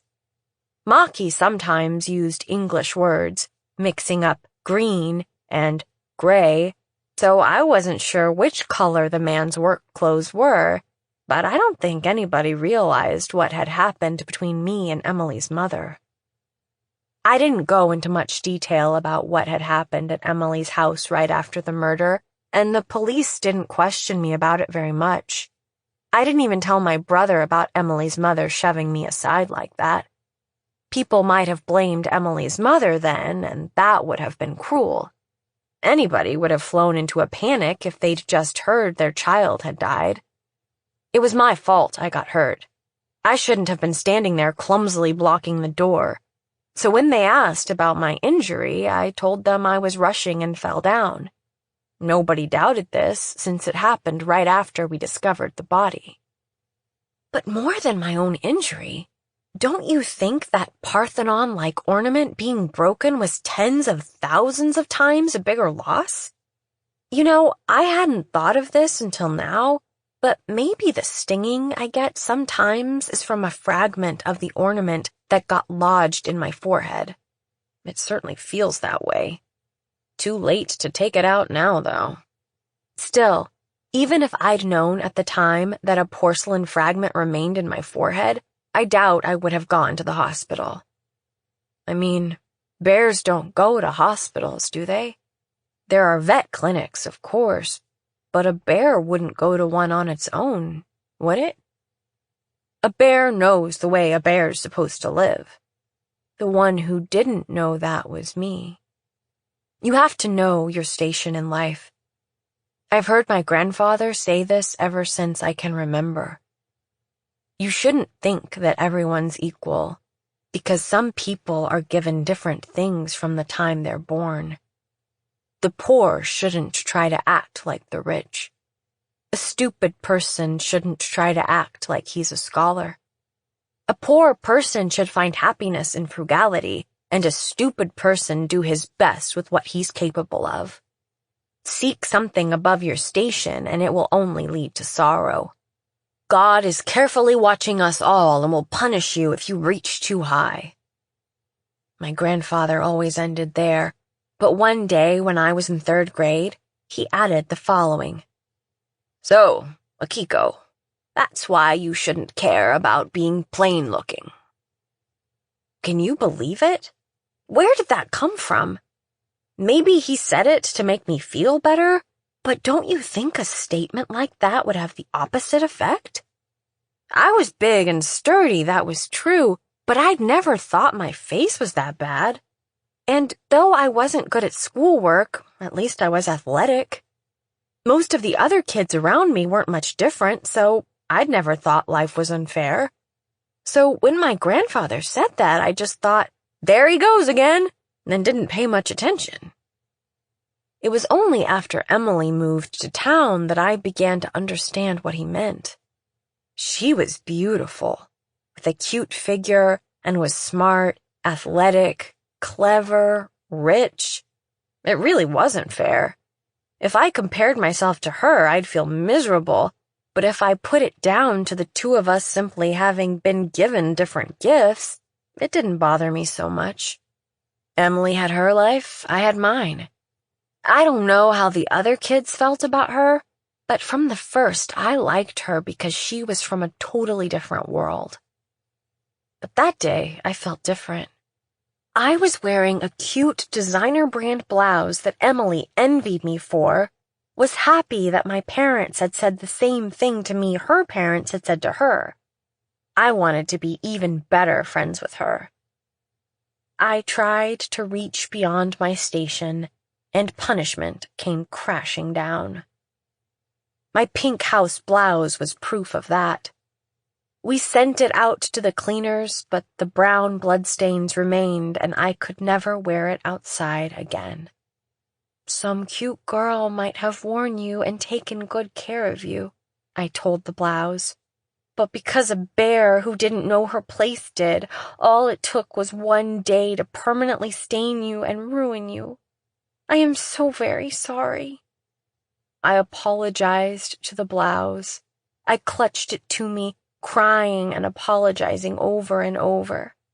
Forgive me, forgive me. And Emily, forgive me. Please forgive me, I said. Because a bear like me, who should have known better, wanted to be friends with a girl like you. That's why you were murdered. My life after the murder? Seek something above your station and it will only lead to sorrow. Emily was murdered because of me, so how could I go on doing the things I'd done before the murder? Going to school, playing with friends, eating sweets, laughing? I felt as if I wasn't allowed to anymore. Being with people would only cause trouble for them. Even if I didn't have a relationship with a person, it felt as if just my presence alone would cause trouble for anyone I happened to be with. I was worried that at school, if I moved at all, I'd bump into somebody and knock them over and injure them, so except for trips to the restroom during recess, I stayed glued to my seat. Before long, I started waking up with an upset stomach or feeling listless and would skip school. My parents and teachers didn't say much about my absences, figuring it was only natural considering what I'd been through in 4th grade, but when I got into 5th, they seemed to think enough was enough. Even if a murder takes place in their own town, after half a year, people not directly involved see it as some distant past event. It was my older brother, Koji, who encouraged me then. "Akiko," he told me, "it might be scary for you going outside, but I'll protect you, so keep your chin up." Koji started walking with me to my school in the morning before going on to his junior high, though it was out of his way. Saying we should both work out so even if a criminal attacked us, we could fight him off. He fashioned barbells out of unused farm tools in our shed, and we did weight training together. Though I felt a guilty conscience about going to school, I enjoyed the training. You'd expect a bear to be strong, and I was really into it, thinking that someday I'd be able to get revenge for Emily. The days passed, and Emily's parents were soon moving back to Tokyo, and the 4 of us were asked over to Emily's place to talk, one more time, about the day of the murder. Other than the missing Parthenon ornament, the foyer was the same as before, and as soon as I took a step inside, my forehead began to sting. But Maki did most of the talking, and I was able to get through it. But then Emily's mother said this: "I will not forgive you unless you find the murderer before the statute of limitations is up. If you can't do that, then atone for what you've done in a way I'll accept. If you don't do either one, I'm telling you here and now, I will have revenge on each and every one of you." It was my fault Emily died. So I felt bad for the other 3 girls, but I knew from the start that Emily's mother blamed me, so it didn't frighten me to hear she'd take revenge. What seemed strange to me was that she hadn't said anything up till then. I figured finding the murderer would be hard, since I could remember hardly anything about the incident, so I chose to do penance instead. Penance? Never reach for anything beyond your station. This thought never left my head after the murder, and on that day I pledged again to follow that stricture. I ended up not going on to high school. My parents tried to persuade me to at least graduate from high school, but even if I took the exams, I had no confidence I could make it through 3 more years of school. My brother was the one who convinced my parents to let me be. "High school isn't compulsory education," he argued. "If she doesn't want to go outside but still wants to study, she can always get a GED by correspondence and then take college entrance exams. I'll go out and be a success, so let Akiko do things at her own pace." That's what he told them. And true to his word, he graduated from a nearby national university, took the civil service exam, and was hired at the local city hall, where he became a well-respected staff member in the welfare section. People saw him as a wonderful, devoted son, and he made my parents proud. Koji always liked to help people. That's why the person he married was a woman with a dubious past. Don't get taken in by some sketchy man, get knocked up, and come back home in tears now. Kind of a cliché parents and relatives always tell their daughters when they go off to school or to work in the big city, but my brother's wife, Haruka, was a perfect example of all the terrible things that can happen to a woman alone in a city. She got a job in a printing company in Tokyo, but could barely get by on the modest salary this small company paid her, so she started working part-time at a bar to earn some extra spending money. There, she got involved with a low-level yakuza. The man got her pregnant but didn't marry her, and she quit the company, had the child, and somehow managed to raise her on what she earned working at bars. Meanwhile, the yakuza guy started seeing another woman and vanished. On top of that, the man had gotten into heavy debt to some shady loan company, and loan sharks threatened her that if she didn't pay it back by the following month, they'd put her in concrete and toss her into Tokyo Bay. She barely escaped their clutches and ran back to our town. It's hard to know how much of this story was true, but a month after Haruka had come back, the whole town knew all the juicy details. Even someone like me, who never ventured outside her home, had heard about it. I was sitting with my mother and a neighbor woman who'd come over and listened in on what she said, just as if I were one of their cronies. In a know-it-all tone, the woman reviewed the rumors about Haruka, sounding, though, as if she couldn't believe that Haruka had turned out that way. I found it hard to believe, too. I don't know if it was to pay back those loans, but Haruka's family did sell off some farmland and land they owned in the hills, and it was true that Haruka had a child. Still, what I found hard to believe was the question of image, I guess you'd call it. She might be held up as a bad example, but in this town her story took on the outlines of a heroic saga. People who didn't know her were curious to see what kind of beauty could have gotten into such a fix, right?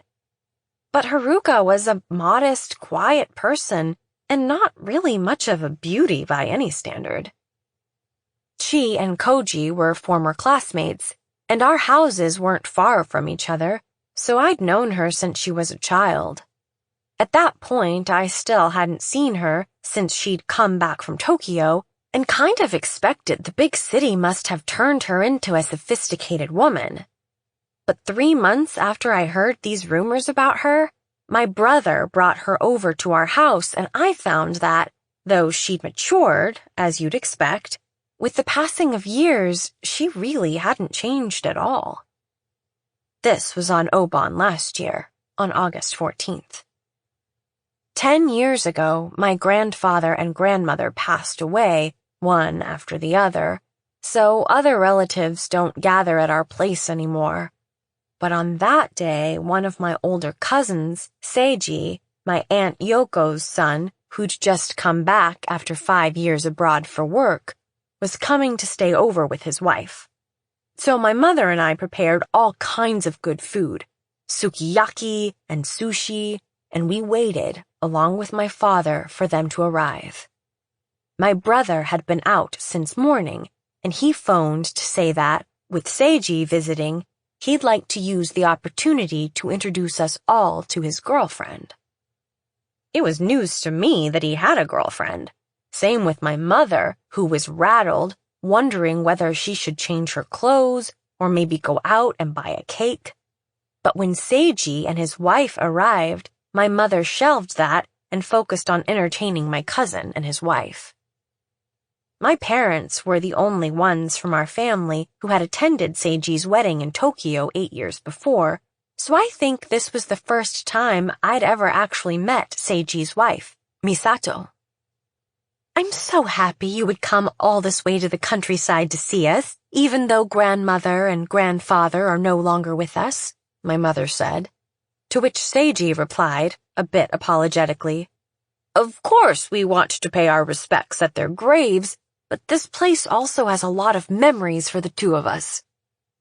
I know this is an indiscreet thing to say, he continued, So I've never mentioned it before, but if that incident hadn't taken place, we might never have gone out with each other. So we've been hoping to pay a visit here, the two of us, someday.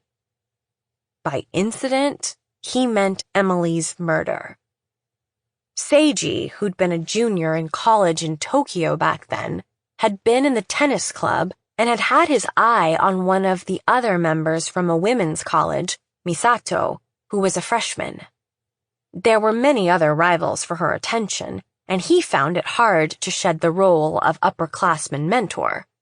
But one day, when the club members had gone out drinking and they were talking about going back to their hometowns for Obon, Seiji had bragged, "My hometown's got nothing to recommend it, though it does have the cleanest air in Japan," to which Misato said, "I'd like to go there sometime." Misato and her parents were all from Tokyo, and she was enchanted by the idea of going home to the countryside. Spurred on by a few drinks, Seiji said, "Well, would you like to go together?" And Misato smiled and nodded her assent. Like everyone in our family, Seiji is a serious type who likes to take care of others. Here was a chance to stay overnight with a girl he liked, but the plan he made was, after they ate with us, to just stay over one night in our house and then go straight back to Tokyo. Seiji would stay in my brother's bedroom, Misato in my room. Even I, pretty ignorant of anything to do with love, was surprised that he didn't take advantage of being with the girl he liked. The two of them arrived at the railroad station just before 6 p.m. and walked to our house, arriving after 6. They put down their luggage and took a short rest. Then my mother said, "Well, we're all here now, so I'll get the sukiyaki ready." But she couldn't find her children, and just as she was complaining, "Now where did the kids get to?" I appeared, my brother leading me by the hand. I hadn't noticed that Seiji and Misato were there. My mother flew into a panic then and raced out. There were police sirens wailing outside, and one of my uncles said, out of curiosity, that he'd go see what was up. By this time, the whole West District was in an uproar. This wasn't the time to be entertaining guests, naturally, and Misato told us not to mind about them. Aunt Yoko booked a place for them in a Japanese inn in a nearby town, and Seiji and Misato moved over there. This nearby town isn't much of a place, but it does have hot springs, and with the crowds home for Obon, only one room in the inn was available. Misato was understandably shaken by the news that a murder had just taken place in this country town she was visiting for the first time, but Seiji told her, "Don't worry, I'll protect you," which she found comforting, and that was really the start of their relationship. I think that even if the murder hadn't happened, they would have gotten together. I mean, no matter how clean the air might be, or how much a person might want to visit the countryside for the holiday, do you really think she would go to the house of the parents of someone she didn't even like? But I would agree that the murder heightened their feelings for each other. Fast forward 14 years. I don't know the reasons, but Seiji and Misato didn't have any children. But 8 years had passed since their marriage, and I envied how much like newlywed lovers they remained. As I watched how close they were, my mother said, buoyantly, "Koji's bringing a girl over today." Koji was her pride and joy, and having him bring a girl over to visit had her all excited. Maybe, seeing Seiji and his wife, she was thinking how much she wanted Koji, too, to have a happy marriage. Seiji and Misato were just saying they wondered what kind of person Koji's girlfriend was and how they looked forward to meeting her when Koji appeared. With Haruka and Wakaba, too. Wakaba is Haruka's daughter. She was in 2nd grade then. Mother greeted them pleasantly and showed them into the living room. She then took me into the kitchen and said, It's her, right?" meaning that the woman he'd brought home to meet us was none other than the Haruka everyone was whispering about. I was pretty surprised myself, but seeing Mother pace back and forth in the kitchen in a panic, it actually made me calmer.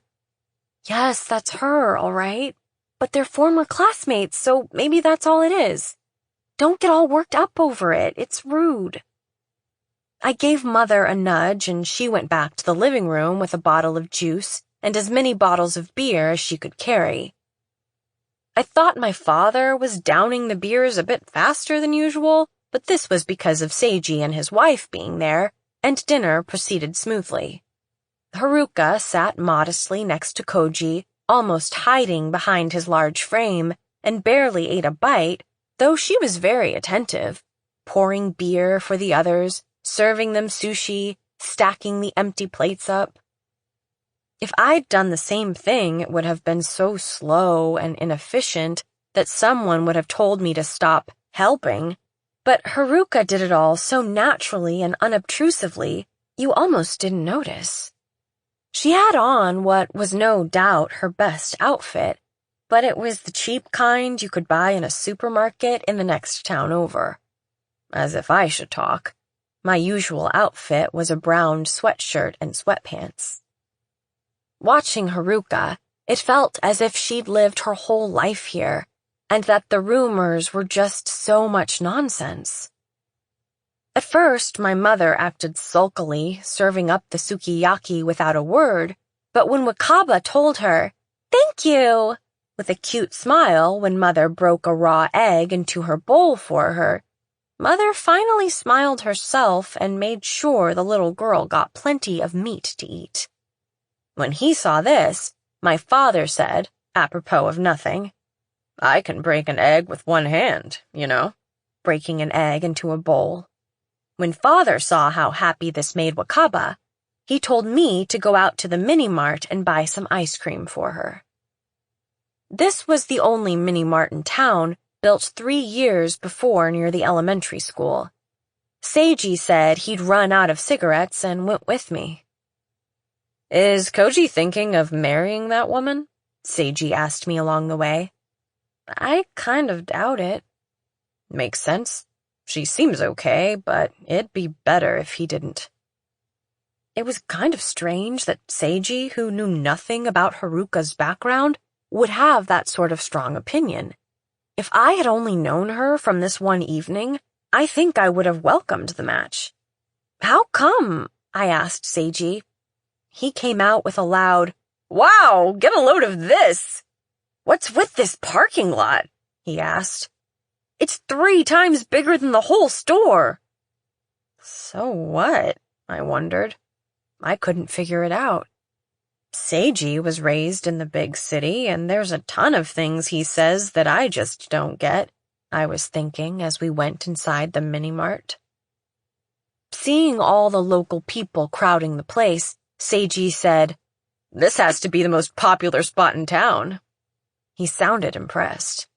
He bought the ice cream, some snacks that would go well with sake, cigarettes, and the kind of weekly magazine that office workers read, and the 2 of us headed back the way we'd come. Seiji didn't say anything more about Koji. What did we talk about on the way back? Seiji was silent, smoking as we walked, and then suddenly he asked about the murder. Nothing all that important, I think. I don't recall my forehead starting to ache or anything. "Akiko, that murderer was the same pervert who stole dolls on the night of the festival, right?" he asked. I just replied, "That's right." We never displayed any French dolls in our house. Instead, we had a carved wooden bear, a memento from Hokkaido. So until he brought it up, the whole incident of the stolen French dolls had totally slipped my mind. Dinner ended up more amiably than I had expected, so I think Koji misjudged the situation. The next morning, after breakfast, when Seiji, his wife, and we were all having some coffee, talking about going to the hot springs in the town next door, Koji suddenly blurted out, "Mom, Dad, Haruka and I are going to get married." He wasn't asking permission, but declaring his intention. "Don't be stupid," Mother yelled. She stood up, pointlessly, then sat down again, obviously in a panic. "How can you think of marrying a person like her?" she shouted. "There are so many better women out there you could marry. Like the Yamagata's daughter, who works in the lab at Adachi Manufacturing. The one who went to the same college you did. And then the Kawano's girl, who went to music college and teaches piano. Both of them would like to marry you, so why in the world do you want to marry that kind of woman?" Small point of correction, but it was the girls' parents who wanted them to marry Koji, not the girls themselves.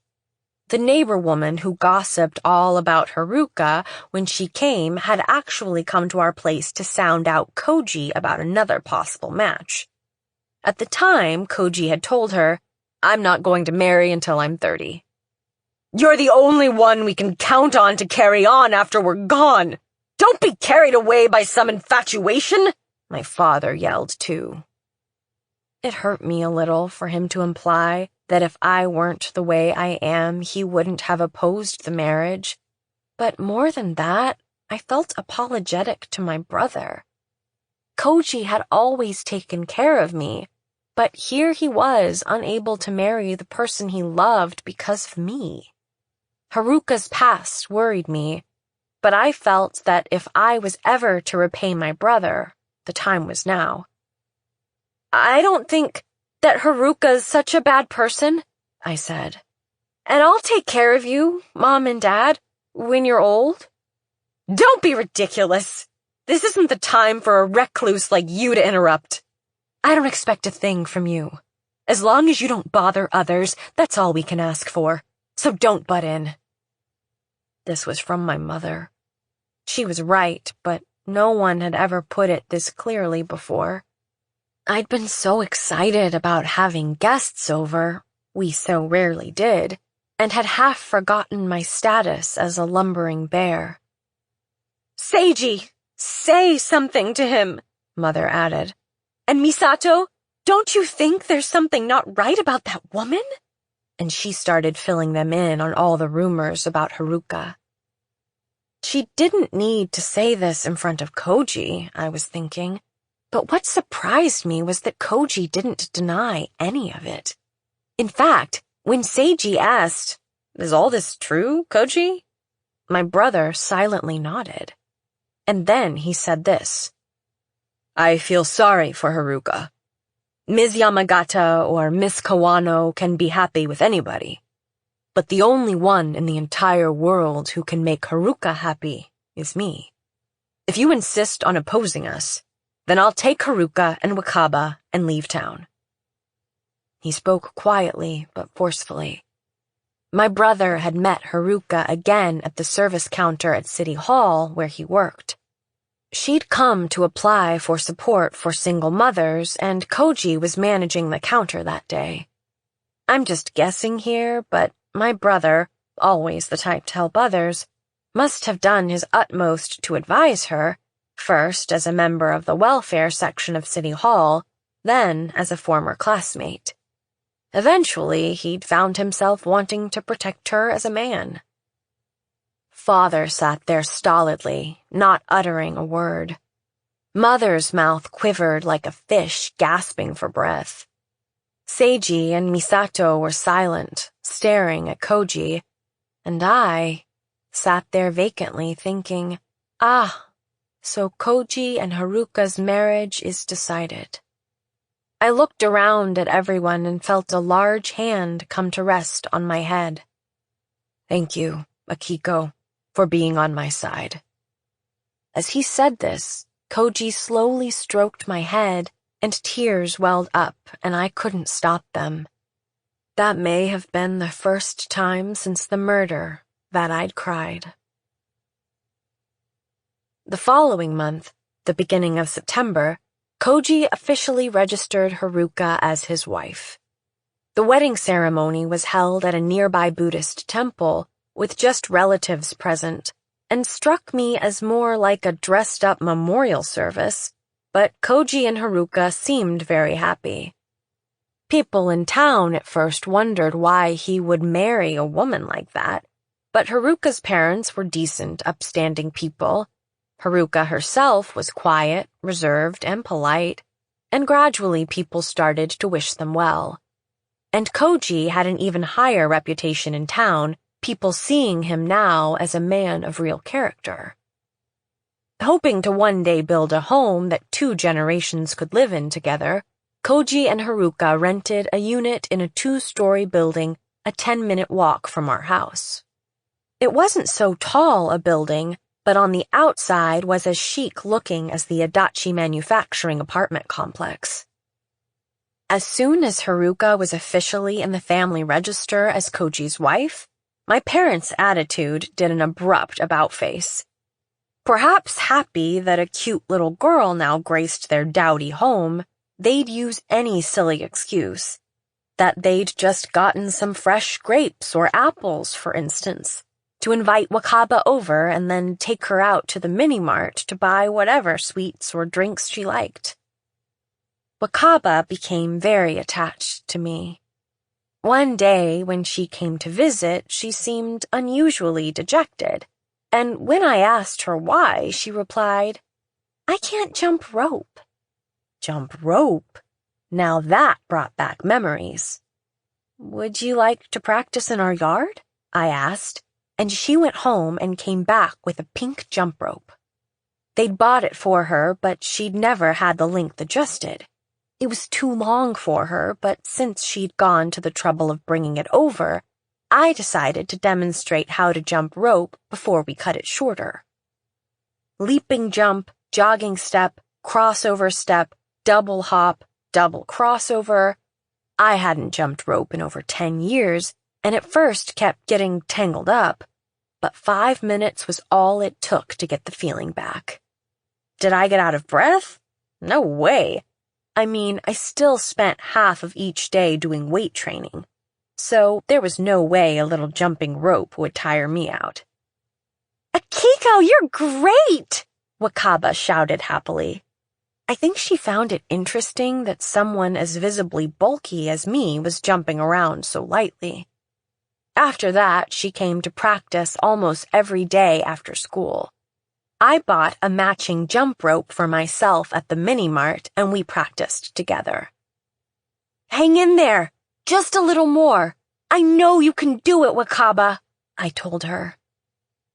Wakaba practiced until it got dark, and then my mother always invited her to eat dinner with us, preparing the kinds of dishes that would make a child happy, but Wakaba never ate with us. "Yay!" she'd say excitedly. "You mean I can eat with all of you?" But Haruka would always come to take her home before she could. Mother invited Haruka to eat with us, but she always declined. Even though she knew it would end up like this, Mother still prepared kids' favorites like hamburgers and fried shrimp, and as she watched frumpy old father and me chomping away by ourselves, she never voiced any complaints. I think it's because of how skillful Haruka was in turning down her offers. "I'd like to wait until Koji comes home," she'd say, "and then the 3 of us eat dinner together because Wakaba loves her daddy." One mention of my brother, and there was nothing Mother could say. Also, from time to time, Haruka would invite my parents and me to dinner with them. As I said, they lived close to our house, but I thought she was really an amazing daughter-in-law to invite her in-laws for dinner, even though it wasn't anyone's birthday or anything. At dinner, my brother would enjoy some beers and talk about things, like when he went with Wakaba on a school outing to help harvest rice. He seemed really happy, though one thing bothered me. The only dishes Haruka ever made were ones geared to a child's tastes. At home, we'd always eaten mostly Japanese dishes. Not just because grandfather and grandmother lived with us. It was because all of us, Koji included, preferred the plain, simple taste of Japanese food. I figured Haruka should have at least prepared one dish that Koji liked, but everything was geared to Wakaba. Maybe when she saw my mother making children's dishes every night, Haruka mistakenly thought that was the kind of food our family liked. The idea did cross my mind. "Come stay with us over the weekend, Wakaba," my mother said. "Let Mommy and Daddy be alone, just the two of them sometimes.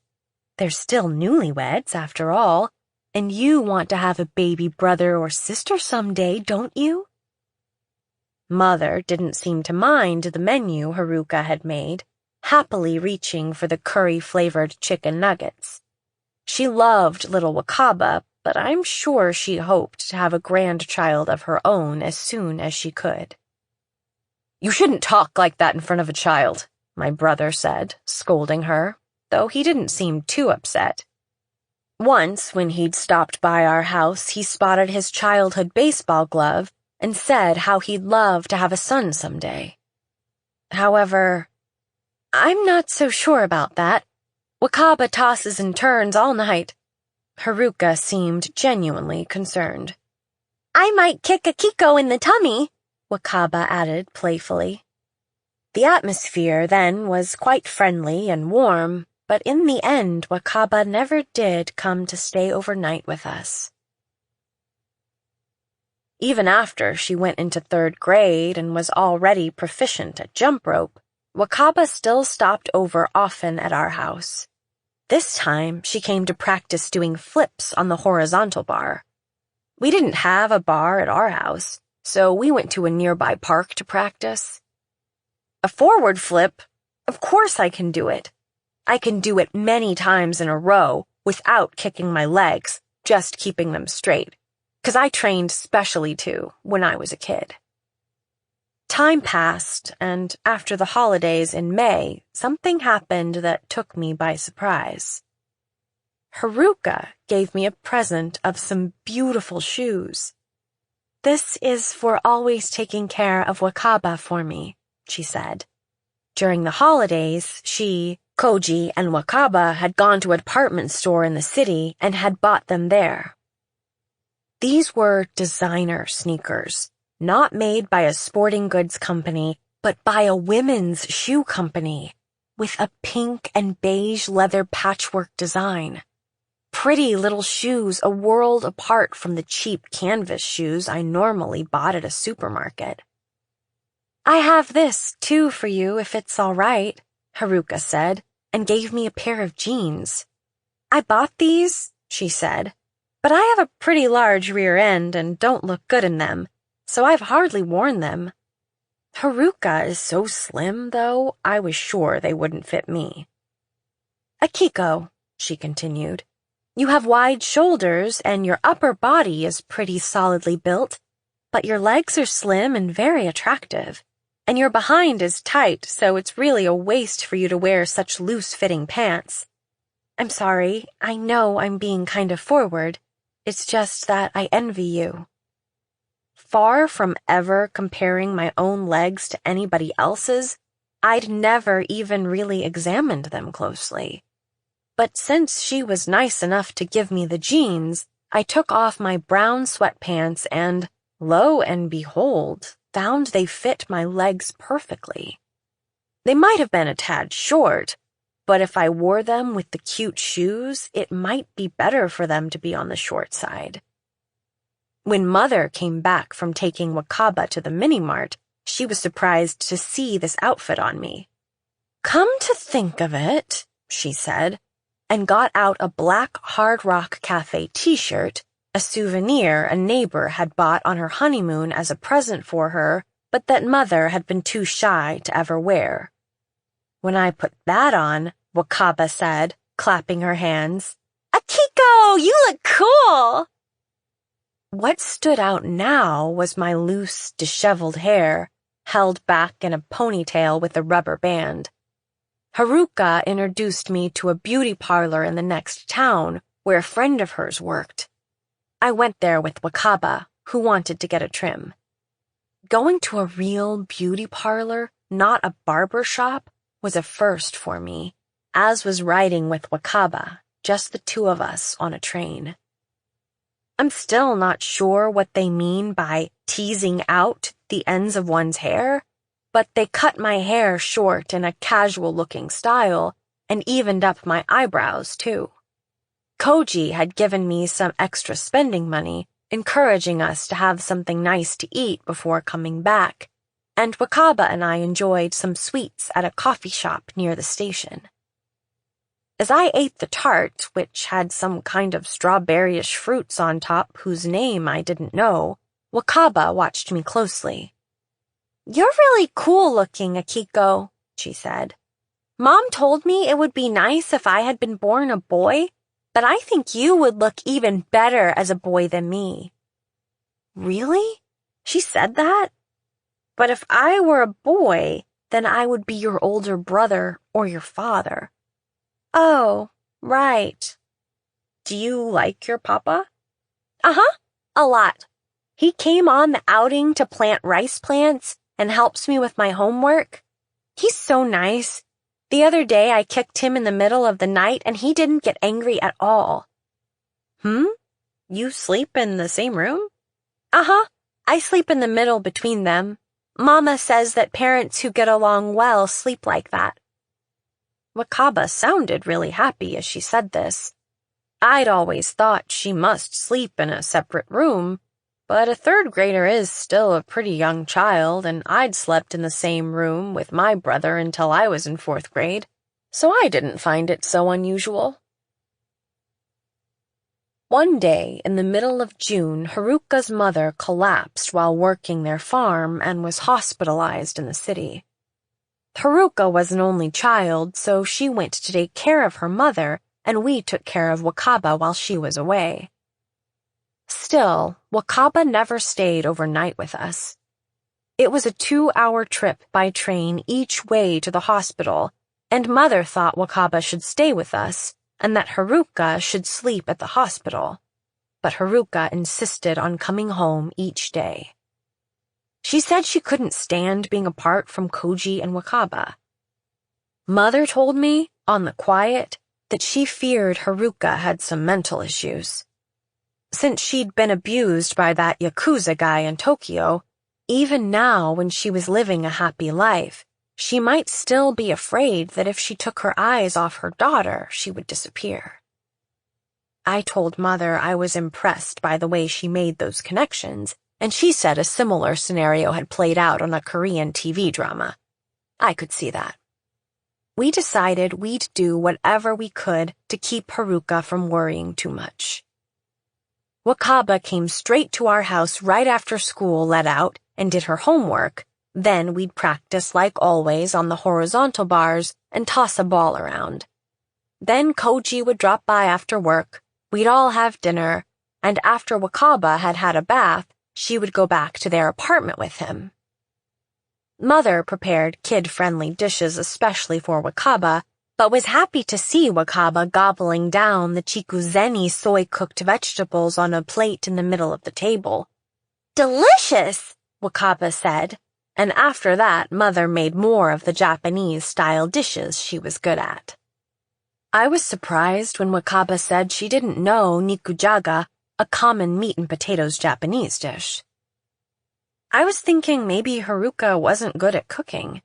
Yet the Western-style dishes she made when she invited us over had that special touch and were very tasty, so now I rethought things and decided that Haruka simply preferred Western-style food.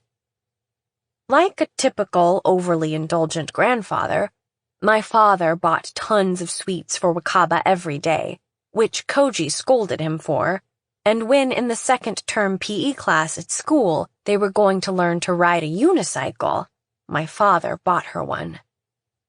I helped her with her homework, and though she managed to get by in arithmetic, it was kind of pathetic the way she could never remember Chinese characters.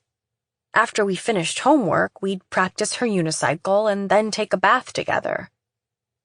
I'd never ridden a unicycle before either, and we'd go to the park and practice, having a ball until it got dark. Strictly speaking, she was my step-niece, not a blood relation. But the truth was, Wakaba was my one and only friend. And then things started to change. It was the beginning of July, about 2 weeks after Wakaba and I started taking baths together, that I first discovered bruises on her body. Her waist was red and puffy, and I asked her what had happened. She looked down. "I don't know," was all she said.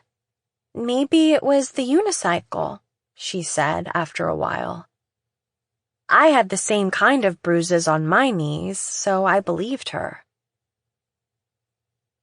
It was a week later, one evening just before summer vacation, when I found out the real reason for her bruises.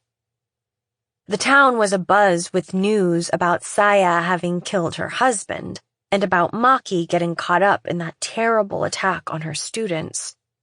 This town is cursed, people said.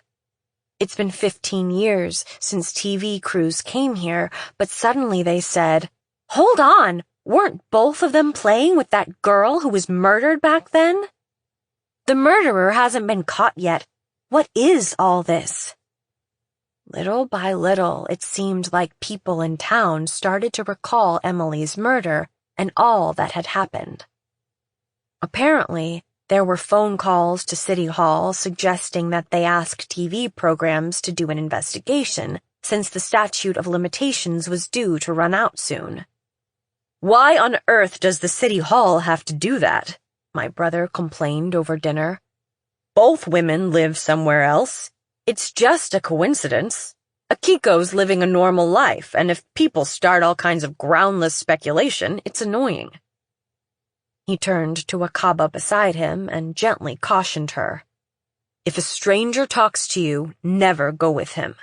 Mommy and Daddy have to be really careful," he said to her, "since you're so cute, Wakaba." He ignored me and was only worried about Wakaba. That wasn't necessarily the reason, but I decided not to say anything about getting 2 letters from Emily's mother. After I got the letters, my forehead started aching and wouldn't let up. What did the letters say? I was too scared to read them. I didn't even open them. They were sent, one soon after the other, right before the statute of limitations was going to run out, so I'm sure the point was to remind me of the murder one more time. They're in my desk drawer in my room, so if you'd like to read them, feel free. And on top of that same desk, after Wakaba had finished her homework and gone home with my brother, I noticed she'd forgotten a homework handout and her key to her apartment. In the mornings, Wakaba went directly to school without stopping by our place, and though it was raining, I decided to go over to their place that evening to return the handout and key. It was about 10 p.m. I heard that Haruka came home every night around 11, and I thought I'd give them to Koji after Wakaba was asleep. Their bedroom was on the first floor in the very back. I should have gone to the front door and rung the intercom, but I'd cut across the parking lot and back and had seen the light on in the kitchen, which faced outside, and the window was open a crack, and I thought about calling in through there and having Koji take the items Wakaba had forgotten. But when I peeked in through the opening, I didn't see anyone in the kitchen. I was about to go around to the front door when I heard a small voice from the room in back. "Help," the voice said. What's going on? I wondered. Was Wakaba feeling sick? "Are you okay?" I was about to call into the open window when I heard a different voice. "Don't be afraid. It feels better now, doesn't it? This is a kind of ceremony so we can really become parent and child. Parents and children who get along well always do this together." The ache in my forehead quickly spread to my entire head. It felt as if it was going to split apart. I didn't understand what was going on, but a feeling of disgust rose up inside me, the exact same feeling I had when we found Emily's dead body. I should never have opened that door. I remembered how much I regretted doing so years before. I turned my back on the window, determined to leave before my head hurt even more.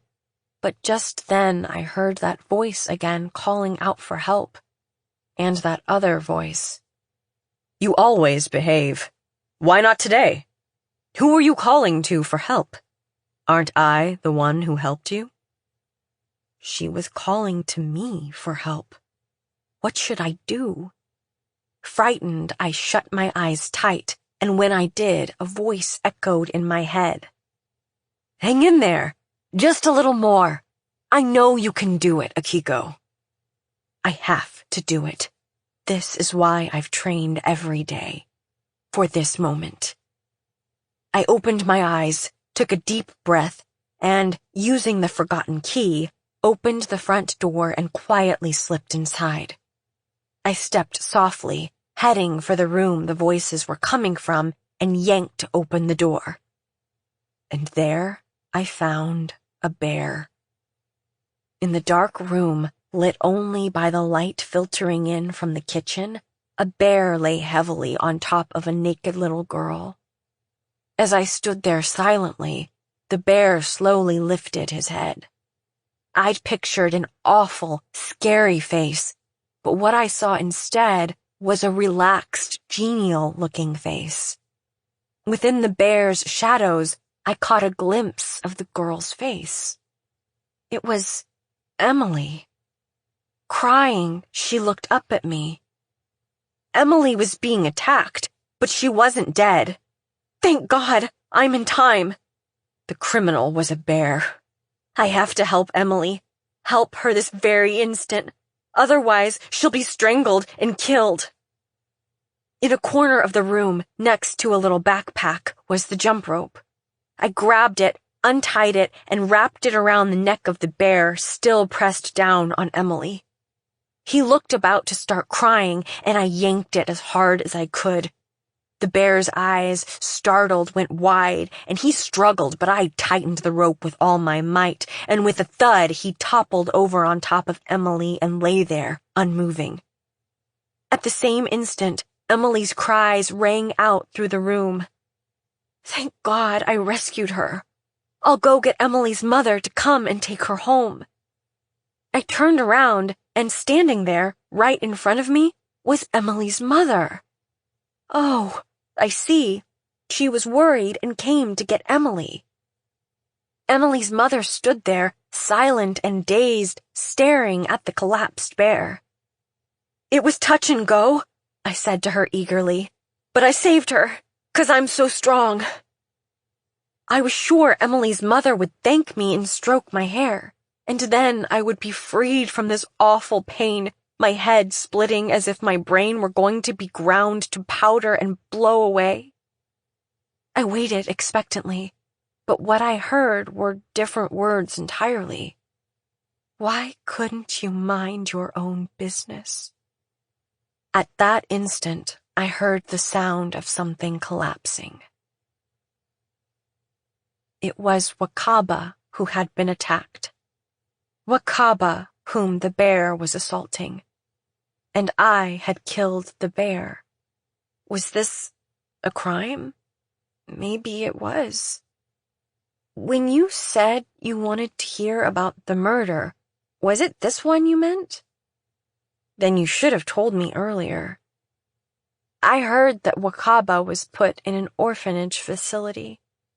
Again, sounding as if she was mimicking a Korean TV drama, Mother said that Haruka was to blame for everything, because she had never loved my brother at all.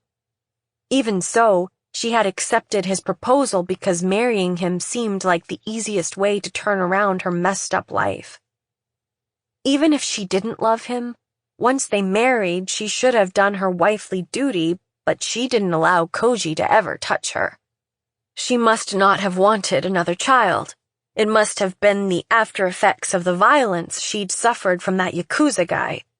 Not being able to stay anywhere overnight, and only being able to cook the dishes that man liked were all due to the trauma of that earlier time. She must have been quite traumatized. But still, if only she had talked with us about it. Instead, she chose the cruelest method of all. She wanted a peaceful life but didn't want a man, my brother, to ever touch her. So she offered up Wakaba. Koji couldn't have been hoping for that. If she had opened up to him, I know he would have understood. But step by step, Haruka drove Koji to it, completely ignoring what it would do to her very own daughter, her own flesh and blood. Who knows, maybe Haruka wasn't even aware she was suffering from the after effects of trauma. Wakaba was lovely. Pale skin, chiseled features, slim, long arms and legs. The very image of her Yakuza father, apparently. But for Haruka, Wakaba was nothing more than a tool she used to find her own happiness. Whenever Wakaba came up in the conversation, it always made my mother cry. We can't ever see her again, but she is alive. The children's home is in our prefecture, I heard, so who knows, someday, somewhere, I might run into her.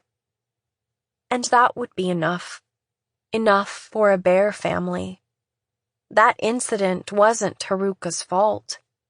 We'd forgotten what our grandfather had taught us, had tried to reach for something above our station in life, and were punished for it.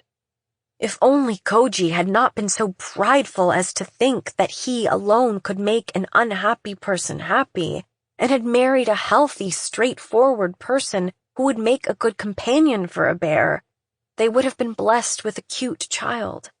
And then everyone could have taken good care of that child. Because no one had a problem having a cute little girl come to a bear's house, were overjoyed by it, in fact. That's why no one noticed what was really going on. No, Seiji knew. He'd told us it was better for Koji not to marry her. If only he had made his case more forcefully. But the real one to blame is me. I should have known long ago something was wrong. I've spent the last 15 years thinking of nothing else. Instead, I wore those cute shoes, went to a beauty parlor, ate a tart, and became this cute girl's friend. If Emily's mother knew all this, she would definitely take revenge, probably shoot the bear. She's rich, so I bet she owns a gun. I'm not afraid, just wondering if there's anything else I can say that would be helpful. Oh, one more thing. This was last year when Seiji stayed at our house. In the middle of the night, as I was passing by the guest room on the way to the toilet, I overheard him say to Misato, "Do you remember 14 years ago, Misato, when we arrived at the station? You turned around to look at a man you'd just passed, and I was sort of jealous and said, 'So you like that type, huh?' And you said, 'He looks like a teacher I had in elementary school. Isn't this the guy?' I heard the sound of pages in a magazine being flipped open, and then Misato said, 'That's him. I remember now. I was wondering, why is Mr. Nanjo in a place like this?'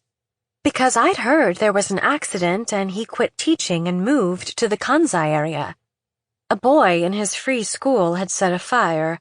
I'm sure that was him. It's hard to think he'd run a place like that. But then again, he was always such a fine teacher, with a strong sense of duty. Could this be a clue?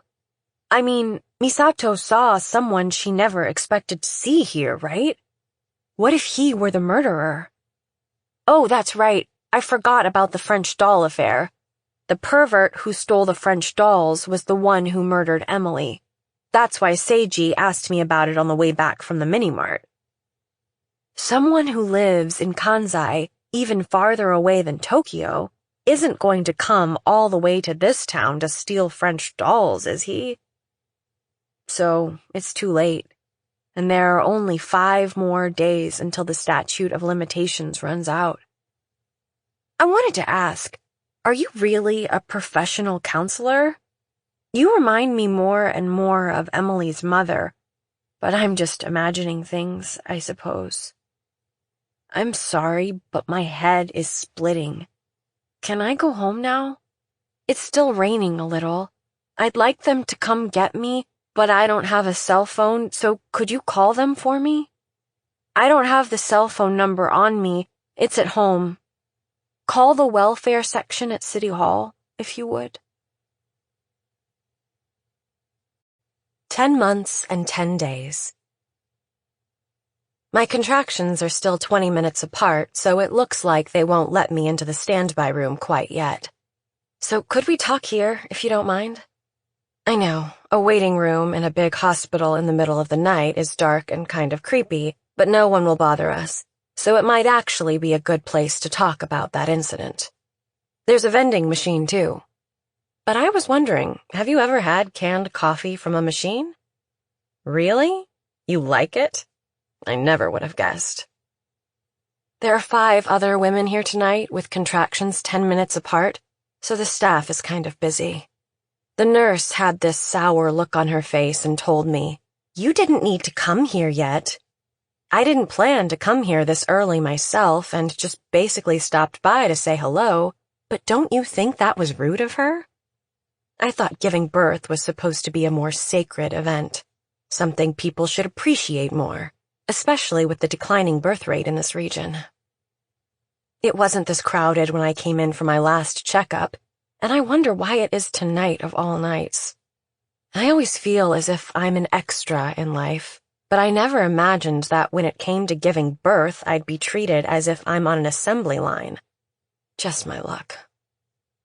My due date is still a little way off, and at my checkup last week, I was told the baby might be a little late. But today I went out at night, which I don't do a lot, and maybe the waxing and waning of the moon had an impact. I hear it often does.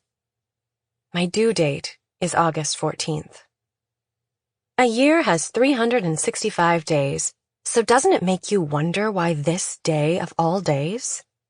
Just one day earlier or later would be enough, but that's the day the doctor said, so there's nothing I can do about it. A surprising number of people don't know how to accurately calculate the normal gestation period. The notion of 10 months and 10 days that people talk about is, to begin with, wrong. For example, say your doctor tells you your due date is October 10th. Then most people would simply subtract 10 months and 10 days and figure it was January 1st when the couple had intercourse. But that's not the case. You don't figure the due date as 10 months and 10 days from the time you had sex, but rather 40 weeks or 280 days from the start of your last period. It's a bit complicated, but what you do is subtract 3 from the month when your last period started. If you can't subtract 3, then add 9, then add 7 to the day when your last period started. So in the example I gave, the day the last period started would be January 3rd, so the sex that led to the pregnancy would most likely be between January 15th and the 19th, counting 1 week for the period and 1 week afterward for ovulation. You've given birth, so I know I don't need to explain this to you. Most people don't really care about figuring exactly which active intercourse led to their pregnancy, but a friend of mine from high school, Yamagata, nearly got divorced because of this. Yamagata got married to a man who is a serious and conscientious type, and when she showed signs of being pregnant, she went to the hospital and was told she was 3 months pregnant. She happily reported this to her husband. Her husband was overjoyed too, and circled the due date on the calendar. But when he flipped back through the calendar, 10 months and 10 days to calculate when the child had been conceived, he saw it was when he'd been on a business trip, and that's when he started to have his doubts. "Are you sure it's my child?" he demanded. "Did you have an affair when I was out of town?" He started to press Yamagata, insisting on her showing him her cell phone, and things quickly escalated. For her part, she'd simply been told the due date and didn't know the correct way of calculating conception, so she couldn't explain it away easily. "I never, ever had an affair," she countered. All she could do was repeat that denial. Soon, she started to wonder if maybe her husband was accusing her because he had something himself to feel guilty about, and she started venting her suspicions about him, and they ended up having a huge fight. Neither one backed down, her husband finally announcing that if he found out it wasn't his child, he'd divorce her. I don't know if you can do something like that when you're only 3 months along, but the next day the two of them trooped off to the hospital and insisted on getting a DNA test. The nurse there explained how to calculate the due date, and they realized they'd made a huge mistake. The baby had been conceived the night the husband had come back from a 2-month business trip, their first night back together, when they'd made passionate love after his long absence. So they'd gotten worked up over nothing. Come to think of it, Yamagata works at the Adachi manufacturing plant. Not that that matters. But it's good to be like those two, getting everything out in the open. Their doubts about each other were erased in one day. It would be awful for a woman, just because of problems figuring out a due date, to know her husband had doubts festering forever in his heart about an infidelity that never, ever happened. There are other people who are the opposite, who breathe a sigh of relief when they miscalculate. Like my brother-in-law, my older sister's husband. Subtract 10 months and 10 days from August 14th and you get November 4th. He and I slept together on November 21st, so he figured it's not his child. That's what he thought, or rather what he convinced himself of. And I never told him the baby is his. I told my parents and sister that I couldn't reveal who the man was, that I'd had an affair with one of my bosses at work, and they believed it, my brother-in-law told me. The child in my womb is 100% my brother-in-law's. But I can't blame him, since I was the one who seduced him. My sister first brought him to our house 4 years ago, and I've been in love with him ever since. What do I love about him? More than looks or personality, it's his workplace. His profession, I mean. I came to love him because he's a police officer. I always enjoyed detective dramas on TV, but my special feelings for the police started on the day Emily was murdered. You must have heard this from the other 3 girls, but right after the murder, Maki told me to go to the local police station. It was on the way to school and I passed by there every day, but this was the first time I'd ever stepped inside. I'd never lost anything or ever done anything particularly bad, so there was no reason to. Though Emily did treat me as a thief. You didn't know that? I'm sorry, but could we take a 5-minute break? My stomach's killing me.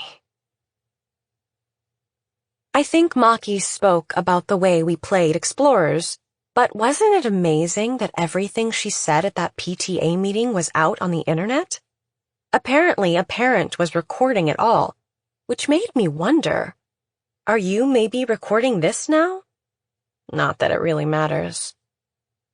I was the one who discovered that we could get into that abandoned cottage. Our family grows grapes, and the thing I hated most in the world was helping out with the farm work. I thought it was totally unfair that just because I was born into a farm family, I had to, for free, do the kind of labor I would never have had to do if I'd been born into an ordinary white-collar family. Not that I hated everything about it. Because of the cottage. The back of our fields faced the cottage grounds, and whenever I was roped into helping out in the fields, I'd take a break sometimes and wander around the grounds of the cottage as if I owned the place. The outside of the cottage was quite sophisticated, and I tried many times to get a peek inside, figuring it, too, had to be gorgeous, but the windows and doors were boarded up tight. If you took a snack or lunch and ate it underneath the large white birch next to the cottage, Wouldn't you feel as if you were a girl from a foreign land having a tea party? It was my sister who came up with this idea. My sister, 3 years older than me, was good at thinking of ways to have a good time. I really loved my sister back then. "We should take food that suits that cottage," my sister said, and she baked cookies and made some fancy sandwiches the night before we went to work in the fields. I say fancy, but they were actually quite ordinary. Supermarkets in the sticks don't sell any kinds of unusual hams or cheeses, so the sandwiches just had boiled eggs, roasted ham, cucumbers, and the like. But she wrapped them up like candy in cute wrapping paper and made them heart-shaped. Then she placed them in a hamper lined with a strawberry print handkerchief. What with her bad asthma, my sister seldom was asked to help out in the fields, so she made all this just for me. That's right, asthma. People who get it, even if they live in the town with the cleanest air in Japan. One day at the beginning of June, during a break from farm work, I headed to the cottage with some cookies she'd baked. The fields faced the rear of the cottage, but on this day I noticed that something was a little different. The rear door, usually covered with a large board nailed over it, was now exposed. It was dark brown, with a gold-colored doorknob. Maybe it's open, I thought excitedly, and turned the knob, but it was locked. Disappointed, I looked at the keyhole-shaped hole below the knob and remembered a TV drama where someone used a hairpin to unlock a door. I took the hairpin I'd used to pin back my bangs and inserted it into the keyhole. I wasn't expecting it to work, but enjoyed how excited it made me feel. I moved the pin around inside the keyhole, felt it snag on something, then slowly turned it and heard a click as the lock opened. It didn't even take a minute. I slowly pushed open the heavy door, and inside was the kitchen. There were a few built-in shelves, but no plates or pots and pans. In the back was a bar counter, and I felt as if I'd suddenly wandered into a house in a foreign land. I wasn't brave enough to actually go inside. "I'll tell my sister about it," was my first thought, but I hesitated to bring her to such a dusty place. When her symptoms got worse, it was a real pain. So instead, the next day I told Maki about it. Maki always had great ideas about how to have fun, not as many good ideas as my sister, though. Sometimes when we played, there were lots of kids with us, but we'd get in trouble if the older kids at school or parents found out we'd snuck into the cottage, so we decided to keep the number low and invite only our classmates from the West District of town, the same girls who were there on the day of the murder. As soon as I unlocked the door and the 5 of us, with bated breath, slipped inside, each of us started to frolic around the place. It was the first time I'd ever laid eyes on a real fireplace, a canopied bed, and a claw-footed bathtub. There were lots of things at Emily's house, too, I'd never seen before then, but nothing feels as empty as wonderful things you know belong to someone else.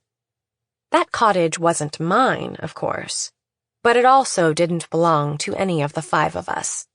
And besides that, even Emily was amazed, never having seen a fireplace before. The cottage was our shared castle, our secret hideout.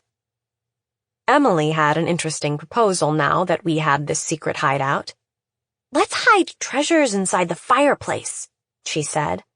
"Not simply treasures, but make them keepsakes of someone, and write a letter addressed to that person with each treasure we hide." We were the age when it's easy to make up things, and we got totally engrossed in this game, brought our treasures and stationery from home, and plunked down in the living room to write our letters.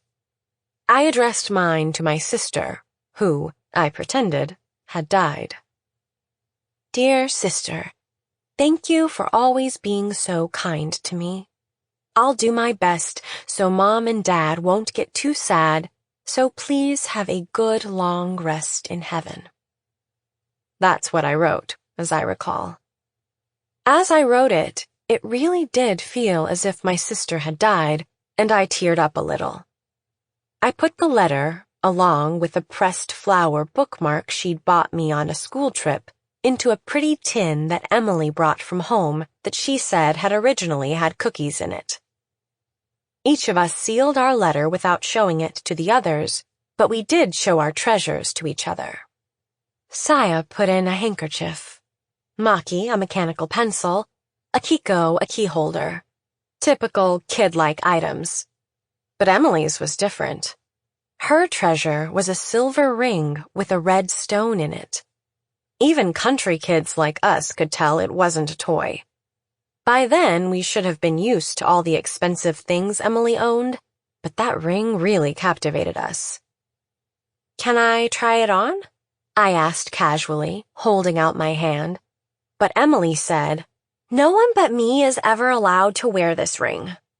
It sounded like something a princess in a fairy tale would say. She carefully put it away in its case.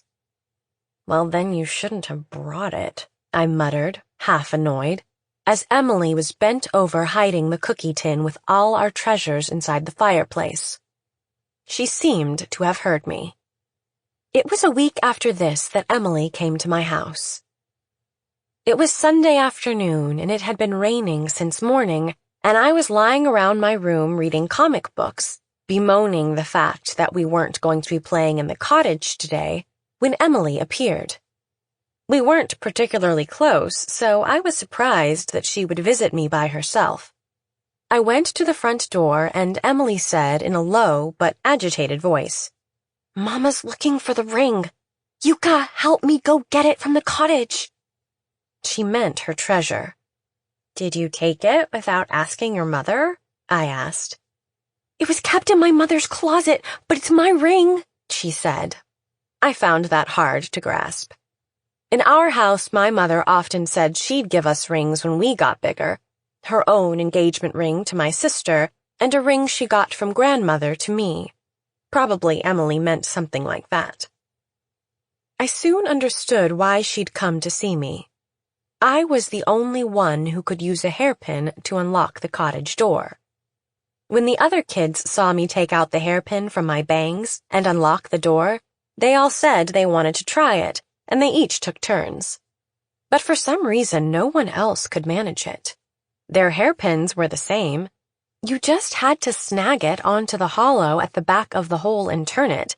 But no matter how much I explained it to them, no one could find that spot. I didn't expect Akiko to, but Maki and Emily never had any trouble solving any problems at school, and I was surprised they couldn't get it. "Yuka, you're really clever," Saya told me then.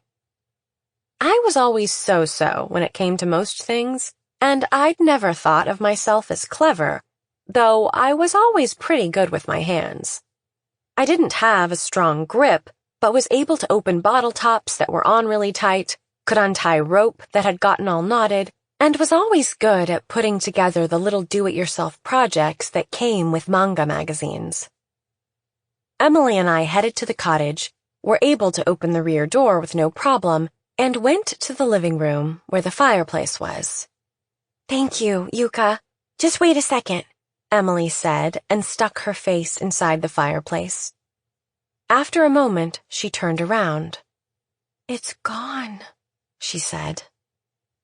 We'd set the cookie tin in the right-hand corner in front, but when I looked in, I couldn't find it. "You're right, it's gone," I said. I looked out from the fireplace to find Emily glaring at me. "It's you, Yuka, isn't it?" At first, I couldn't figure out what she meant. Seeing Emily's cold eyes, though, I understood she was accusing me. I couldn't understand why, and I insisted, loudly, "It wasn't me!" But Emily yelled right back, "It had to be you, Yuka! You're the only one who can unlock the door! You were angry I didn't let you wear the ring, that's why you took it. That's stealing, and I know you've stolen other things. You stole Saya's eraser. I saw you secretly using the eraser she thought was lost. If you don't give me back the ring, I'm going to tell Papa." Emily started crying loudly. "Give me back the ring, you thief! You thief!" There were a lot of things I felt like saying to her, but I figured none of them would do any good. What kind of things? The eraser that Saya lost was the same kind that all the girls from the West District had. At a Christmas party for kids the year before, we'd all gotten them as presents. After Emily heard that Saya had lost her eraser, she just happened to see me using an identical one, that's all. And I wasn't using it in secret or anything. Now I wonder if Emily would have had the same thoughts about Maki or Akiko if one of them had been using the eraser. What sort of eyes are covetous eyes, do you think? My mother has often told me, since I was a child, that that's the kind of eyes I have. My sister and I have the same single-lidded type of eyes, but I was the only one she said that to.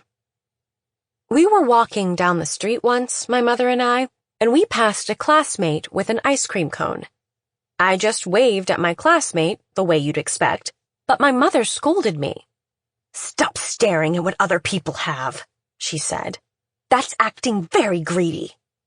She seemed disgusted. I mean, it was a hot day, and I did think it would be nice to have some ice cream myself, but it wasn't as if I were dying to get some. If you feel that way, I thought, you should have given me better vision. When I was in 3rd and 4th grade, my vision got really bad, and the glasses I wore didn't really correct it well, so I was always squinting at things. So that must be why she thought that. Sorry, I've gotten sidetracked. I was talking about Emily's accusation. Emily wouldn't stop crying, and it made me upset, so I said, "I've had enough," left the cottage, and went home. It was the evening of the same day that Emily came to our house along with her father. My mother showed them in. I was so worried they'd accuse me of stealing that I hid out in the bathroom, but then my mother called to me in a very gentle voice to coax me out. I went into the living room and my eyes met that Google-eyed alien, your husband. That's what kids in town used to secretly call him. You're laughing, but they used to call you that too. I'm sorry. Let me continue. The two of them were there to give me back my treasure, they said. When Emily was left behind at the cottage, she didn't know what to do, because she couldn't lock it up by herself. She couldn't tell her mother about it, since then she'd know that Emily had taken the ring and would be angry at her. So she used a payphone near the cottage to call Adachi Manufacturing and ask her father to come help her. He was at work, even though it was his day off. Her father hurried right over from work, and as they stood in front of the cottage, Emily was telling him the whole story when a real estate agent from the next town over drove up. The real estate agent had earlier brought a client from Tokyo who wanted to start a free school here to see the cottage, and after he showed it to him in the morning, the man had another appointment elsewhere in the afternoon, so the agent drove him to the station and was stopping by here one more time afterward. He was going to put in a more secure lock on the rear door to keep out intruders. The client had apparently found the tin with our treasures. "You shouldn't go in like that anymore," the real estate agent said, and gave them back the tin. Emily held out my bookmark that had been in the tin, as well as a large box of sweets from a well-known store in Tokyo, and said, "These are really good. I hope you enjoy them." She was smiling at me, but she didn't apologize for treating me like a thief. She thought she was the one who suffered the most, and that people would forgive whatever she said, that over time they would completely forget it. She was just like you. I never told anybody about this, because I figured that the sweets she gave me were a bribe to keep my mouth shut about being treated as a thief. At first, I refused to take them. "No thanks, I don't need those," I told her. The sweets were wrapped up beautifully, and I really did want to try them, but I planned to refuse until Emily apologized. But my mother butted in and accepted them. Emily and her father have come out of their way to see us, so you shouldn't act like that. My mother scolded me. I'm so sorry she's so unfriendly, she said, bowing her head. I hope you'll still be friends. Emily and her father went home satisfied, but I was left feeling it was all so unfair, and Mother scolded me even more after they left. Not because the fact that we'd snuck into the cottage came to light because of Emily. It was because my sister said, I wanted to go into that cottage too. Why didn't you tell me about it? And I said, I figured it was too dusty.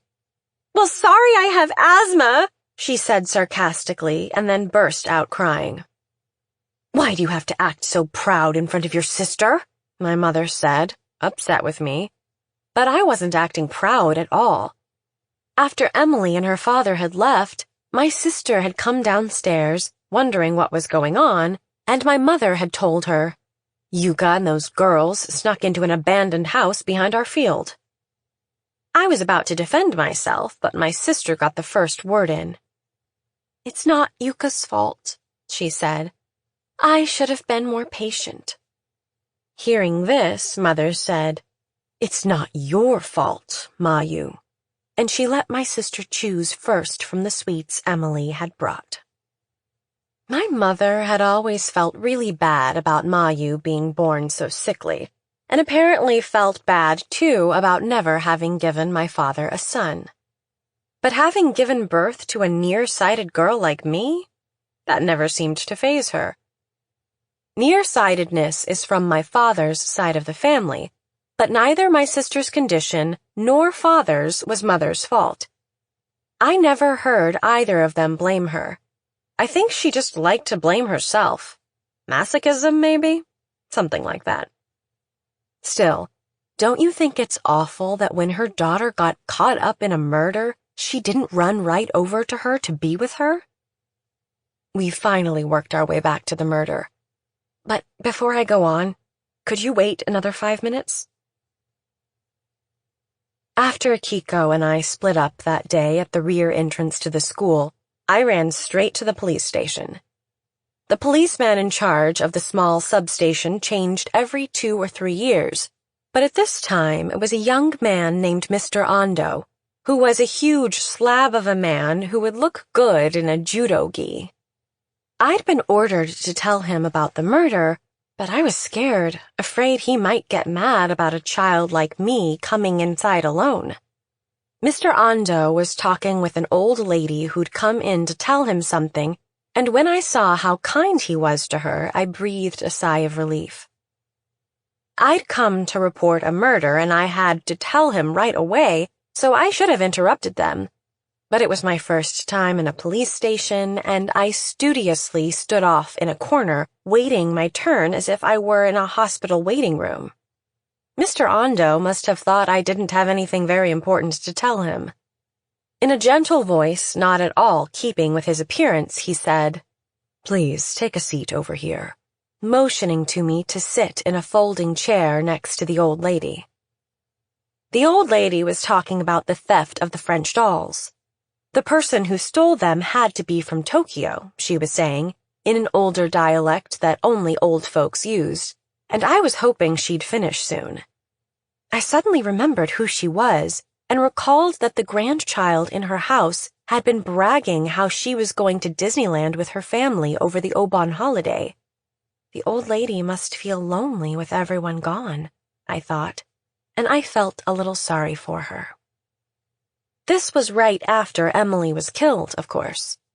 Are you disappointed I didn't feel scared because of the murder like the other kids? Truthfully, I didn't feel scared yet about the murder. It wasn't that I was unfeeling or anything, or because Emily had accused me of being a thief. It was simply because I hadn't gotten a good look at what had happened.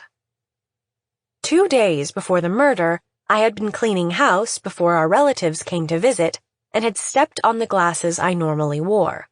So I was wearing an older pair of glasses and couldn't see very well.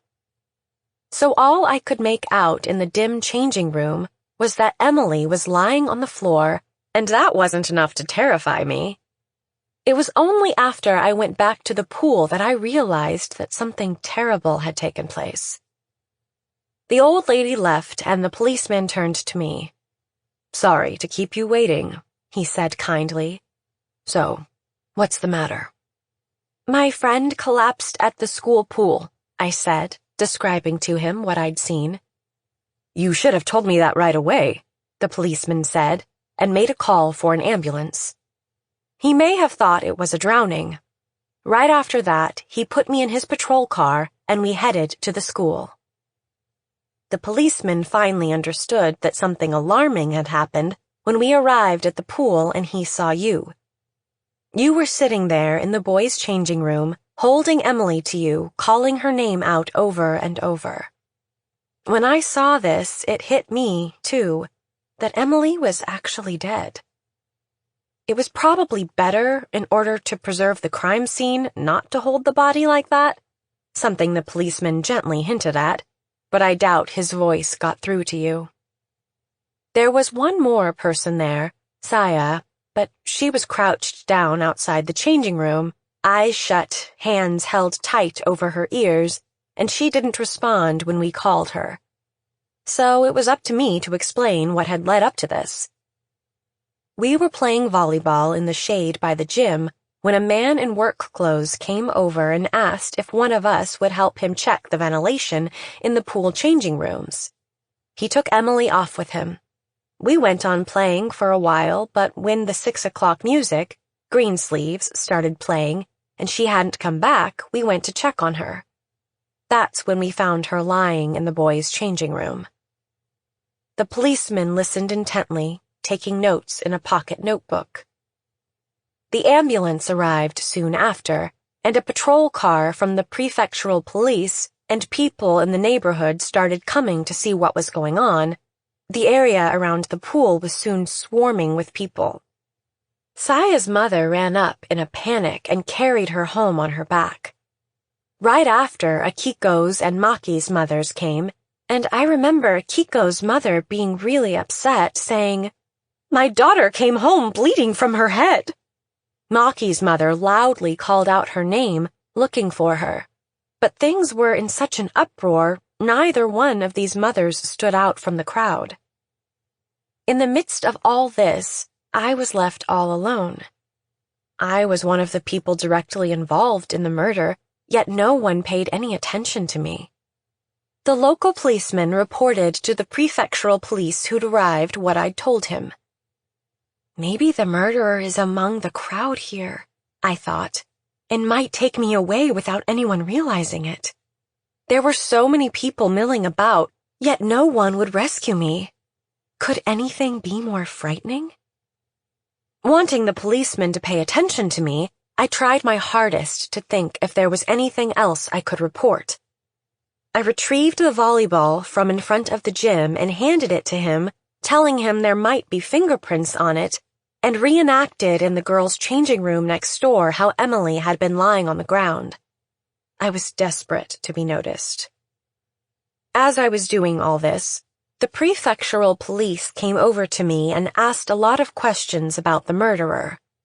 I was overjoyed that someone finally was paying attention to me, and tried my best to recall, though the details, especially about the man's facial features, totally escaped me. It was less that I couldn't recall than that, as I said earlier, with my bad vision, I hadn't seen much to begin with. As we tried to reach 100 passes in a row, I was the one who blew it and sent the ball flying toward where the murderer stood. If I'd been wearing my usual glasses, I would have seen his face better. Maybe not down to little moles or scars or anything, but at least the main outlines of his features. But I hadn't, and it frustrated me no end. I was angry at my mother, the one who always told me to stand up on a chair and wipe down the dirty shelves because it was too dusty for my sister to do. And angry that, while half the town seemed to have gathered at the school grounds, my mother still hadn't shown up. Our house was in the West District, but was pretty far from the school, and maybe she'd only just found out about this terrible event.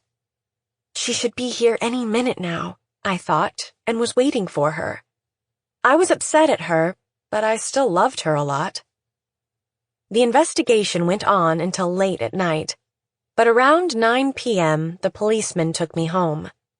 When I opened the door and my mother saw the policeman, she looked sheepish. "Oh, I'm so sorry you had to go to all this trouble," she said. "I was just about to go get her. Mrs. Shinohara phoned me that something terrible had happened at the school, but the thing is, my older girl hasn't been feeling well since this morning. Yes, she has very bad asthma. She couldn't eat a bite, but in the evening she said she might take a bit of vegetable soup, and I was just preparing it for her. It's my special cold potage that she manages to get down no matter how poorly she's feeling. And my husband is the eldest son, so as you can see, we're pretty busy with relatives on Obon." A person had just been murdered, yet Mother could smile and carry on like this. I started to cry. I'm not sure if it was because I felt miserable or sad. I remembered you, sobbing loudly as you held your dead daughter. If my sister had been killed, I'm sure my mother would sob like that too. But if it was me who was murdered, she probably wouldn't even show up. My father? He'd been drinking with male relatives all afternoon, and by evening had basically passed out. If he had been up, I doubt whether he would have come to get me either. "Too much trouble," I can imagine him saying. He was the heir in the family and had been excessively indulged growing up, but when it came to any child who wasn't going to be his heir, especially his disappointing younger daughter, it seemed as if he couldn't care less. Not that he had a ton of money to pass on. He certainly didn't. As I kept on crying, Mother hit me with an additional verbal blow. "You're in 4th grade," she said. "You should have come home on your own." Then I wouldn't have been so embarrassed, I heard a voice inside me add. It didn't matter to them if I was alive or not. And if my parents were like this, it was like my own blurry view of the world. Nobody else was about to notice me either, no matter how good their vision. As I was thinking all this, the policeman beside me said to my mother, "I'm the one who kept her from coming back. Please accept my apology." He turned to me, bent his huge frame over, and gave me a pat on the head. "You must have been scared," he added, "so thank you for telling me all about it. Let us policemen handle everything else now. You go and rest up." His large, rugged, warm hand nearly enveloped my whole head. I never forgot what it felt like. And ever since that day, I've been searching for a hand that would make me feel that way. The biggest change after the murder was my sister's attitude toward me. My mother, perhaps feeling bad that she was the only mother who hadn't gone to get her daughter, started being unusually kind to me. "Are you hungry?" she asked. "Is there anything special you'd like to eat? Shall I go to the video shop in the next town and get a fun video for you?" That's about the size of it, but it was a first, her being this solicitous. "Okay, then I'd like gratin," I told her. But that night on the dinner table were cold noodles, steamed chicken, and a shredded dried plum salad. "Your sister can't eat hot things," Mother explained. "They make her asthma act up." And as to the video, my sister hated noisy anime, so in the end, Mother didn't rent one for me. So it was all about my sister. I mean, everybody figured it would have been better if the one who'd been killed was me. Unable to stand it anymore, I knocked over the bowl of noodles and screamed. I'd never acted like that before. I'd always thought my sister had it bad, and I tried to be patient.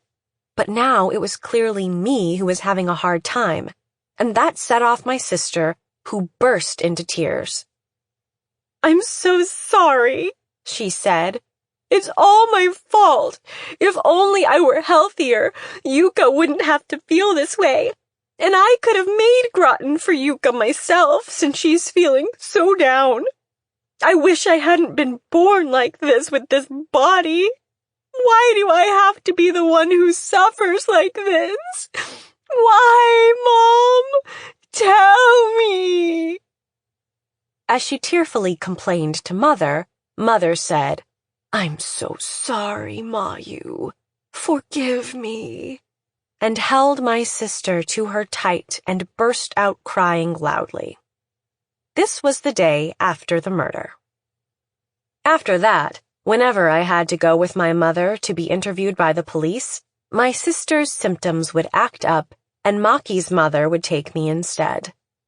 News about Emily's murder was on TV, and when my father asked me what the police had questioned me about, my sister would say it was all so awful she'd lost her appetite and laid down her chopsticks.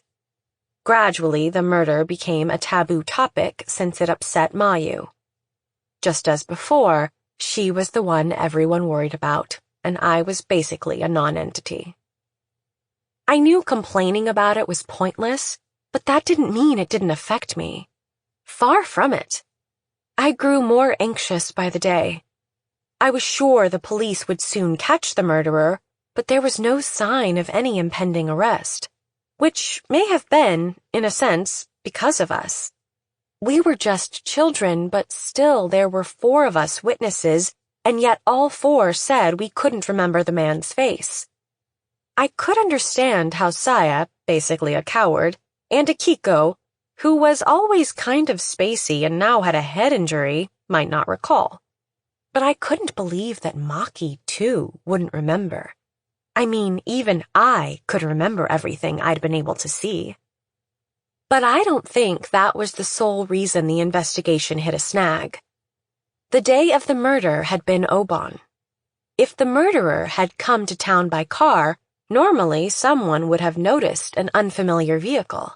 But during Obon, families came in droves, more of them in cars than by train, the town filled with out-of-town license plates and rental cars, so I bet there weren't many reports of suspicious cars. Plus, even if people saw someone they didn't recognize walking in town, unless they were blood-spattered or something, they'd just think it had to be somebody's relative visiting. So even if the murderer had changed out of his work clothes and stuffed them into a Boston bag, people would only put him down as an out-of-town relative visiting for the holidays. Until the year before, people might have wondered who a stranger was if they happened to run across him on the street, even during Obon. But after the Adachi manufacturing plant was built, the town was crawling with people we didn't know, so I think fewer people paid attention to strangers, sort of like the indifference of city folk. Maybe being indifferent feels good once you're used to it, but I was yearning for the opposite. Someone to pay attention to me. What came to mind then was the policeman who took me home the night of the murder, Mr. Ando. I knew if anyone would, he would listen to everything I had to say and protect me from the murderer. I began to desperately think of excuses to visit the police substation.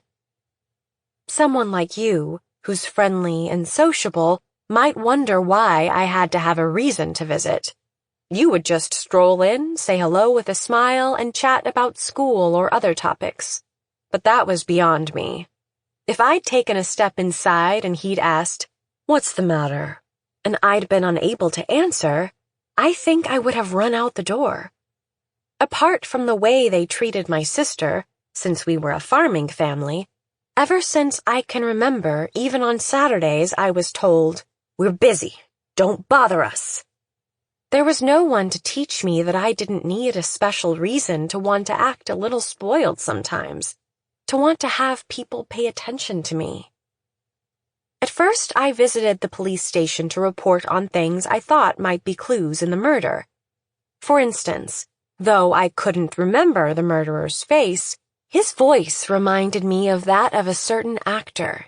And the fact that though there were 20-some homes in the West District that had French dolls, the ones that were stolen were all from our 10 best list. Not the kind of information that would be very helpful, and in less than 5 visits, I'd run out of material. I went to the police station too when I found coins dropped along the road. But that didn't happen so often, so I started using 100-yen coins from my own purse. Now that I think of it, it's like one of those host bars, paying for a man to be with you and talk with you. And actually, about 10 years after this, I was really into that kind of bar for a while. It's only now, really, that I realize why I wanted to go to those places.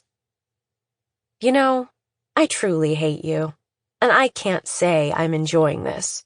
But when I talk with someone, I begin to realize things I wouldn't on my own.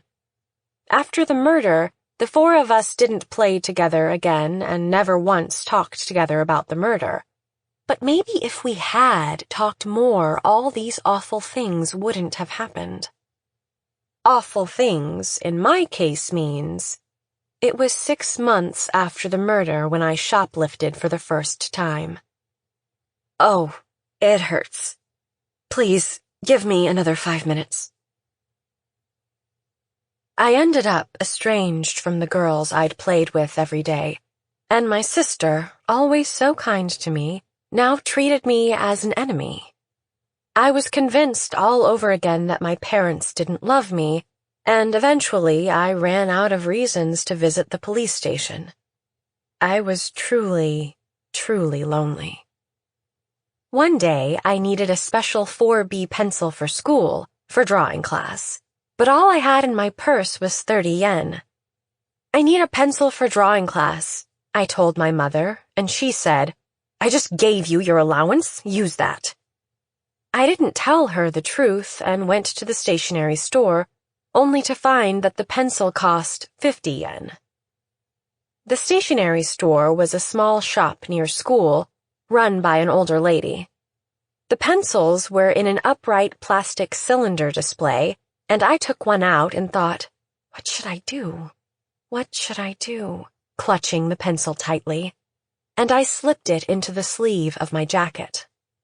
I couldn't believe what I'd done and turned away toward the door to hide from the shopkeeper. I nearly screamed. There, beyond the glass door, stood my sister, facing me. When she stepped inside, she said, You came to buy a 4B pencil, right? I have one, so you could have used that. Did you already buy one? Silently, I shook my head. Good. I came to buy a mechanical pencil. Why don't I buy one for you, too? I doubt any other kids at elementary school have one. You can brag about it. Let's get the same kind, but in different colors. Which would you like, pink or light blue? My sister smiled and held out 2 cute mechanical pencils to me, each one costing 300 yen. This was the first time she'd smiled at me since the murder, and it puzzled me, so I just stared silently at the pencils. Why was she being so nice to me today? Did something good happen to her? Hesitantly, I was reaching out for the light blue pencil when I felt something hard jab against my arm. The pencil inside my sleeve. Maybe she'd seen me steal it and planned to tell Mother about it when she got home. If my shoplifting came out, they'd fawn over her even more and act even more disgusted with me. My sister could hardly wait for that. Should I take out the pencil from my sleeve, tell her I didn't need the mechanical pencil, and ask her to buy this one instead? But I had no idea what she would say if I took the stolen pencil out. As I agonized over this, my sister was browsing through the selection of erasers and colored ballpoint pens, and unable to stand the guilt, or rather the feeling of despair, of my sister having caught me red-handed shoplifting, I ran right out of the shop. I didn't go home, and having no friends I could visit, before I realized it, I was heading toward the police station. It's a little strange to go to a police station right after shoplifting, but I understood that was the only place that would take me in.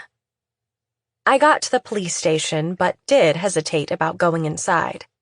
Mr. Ando, though, spotted me and called me to come in. "Hello there, Yuka. Sure is cold today, isn't it? Come inside and warm up." It wasn't, "Why did you come here? What's wrong? Did something happen?" Just, "Sure is cold." I took the pencil out of my sleeve. "I stole this," I said. "I'm so sorry," and burst out crying. I didn't do that in order to be forgiven or anything. He could have gotten angry. That was okay with me. In fact, that's what I wanted.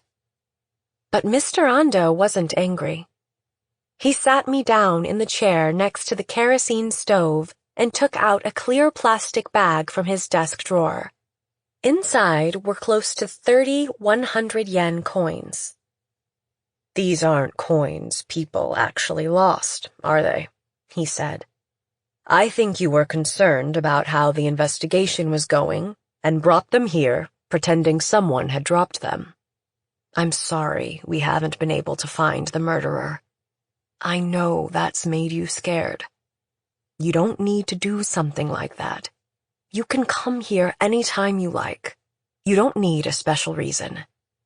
Now, take this and go pay for what you took.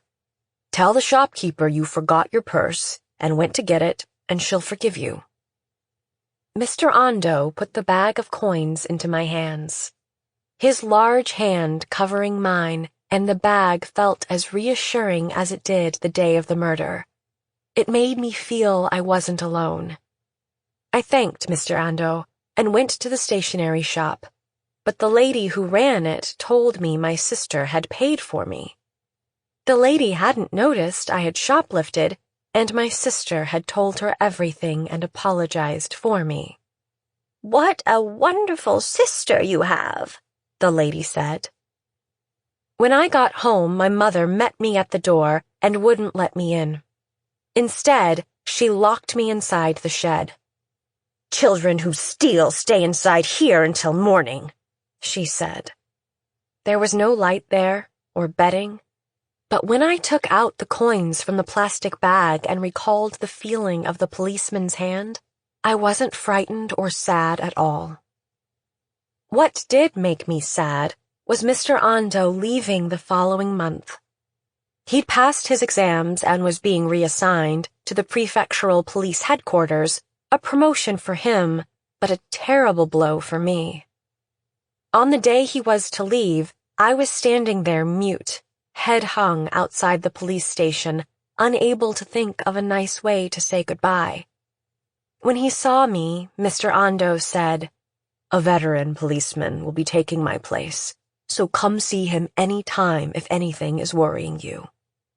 The man who took his place, though, an older, stooped-over man with a family of his own, didn't look very reliable, so I never visited the police station again. And that's why, and this might sound self-serving, I know, I frequently shoplifted after that. I didn't do it because it was fun or because I didn't have enough spending money. I just wanted somebody to pay attention to me. They hadn't come to get me when there was a murder, but I figured if the police called my parents to come to the station to get me, they'd have to. But maybe my dexterity worked against me, for hardly any of the shop owners ever noticed I was shoplifting. The only ones who did notice and talk to me were a group of junior high school kids who hung around town till late at night. Finally, I had a group to be with. This was a year after the murder. It was 2 years after that when you called us all to your home.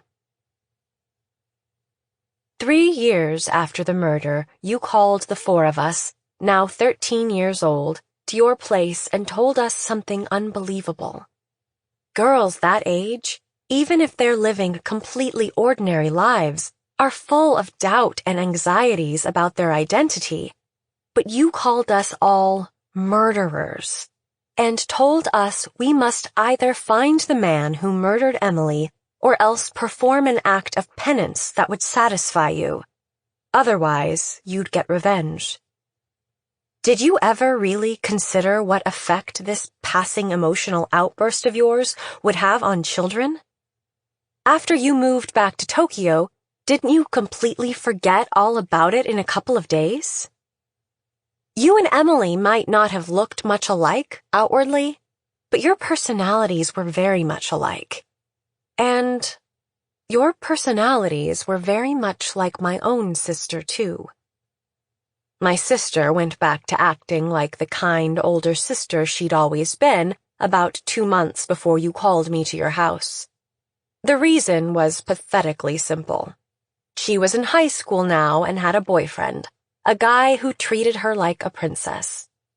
They saw each other every day in school, yet still talked on the phone till late at night, and on days when we didn't have school, she'd stay out late with him. She showed me photos they'd taken with a disposable camera, excitedly telling me how they'd ridden the roller coaster at an amusement park 5 times in a row. I had no idea how to react. Mom was happy, saying, "Now that she's growing up, she'll get stronger physically." But still, she worried about my sister. "Wasn't going out too much for you?" she'd ask. "What did you have for lunch? Maybe it'd be better next week if you stay at home and not go out." Once my sister had a boyfriend, these kinds of remarks, so much a part of our daily conversation, became distasteful to her. I always thought she was the type to be fawned over, but it turned out she was more the type who liked to monopolize someone else. With my sister finding her concern so disagreeable now, Mother started meddling in my life. I thought it a little self-centered of her, though I can't say it bothered me that much. "Maybe you should see a doctor for psychosomatic illnesses," my mother advised me one day, taking me by surprise. It had been 3 years since the murder, so why say that now? Also, I didn't see how the murder had any particular repercussions in my daily life. When I told Mother there was no need for that, she tearfully told me this. "I think your shoplifting and running around at all hours stems from that murder. I mean, you never did anything like that before. You're basically a serious child, so I was sure that over time you'd get over it. But the murderer hasn't been found and you're getting worse. I haven't said anything, and the store owners don't catch you at it very often. But I know you shoplifted again yesterday. That look in your eyes tells me. That's why I'm saying this." I'd been sure nobody knew what I was up to, and Mother never seemed to care what I was doing, just what my sister was. So I never dreamed she was on to me. And saying she could tell from my eyes? What kind of eyes did she mean? I went back into my room, imagined I was going to shoplift, and studied my face in the mirror. But nothing looked any different. I was already thinking of stopping shoplifting, and at that time you called me to your house. That's why after I came home from your place, I promised my mother I'd never shoplift again.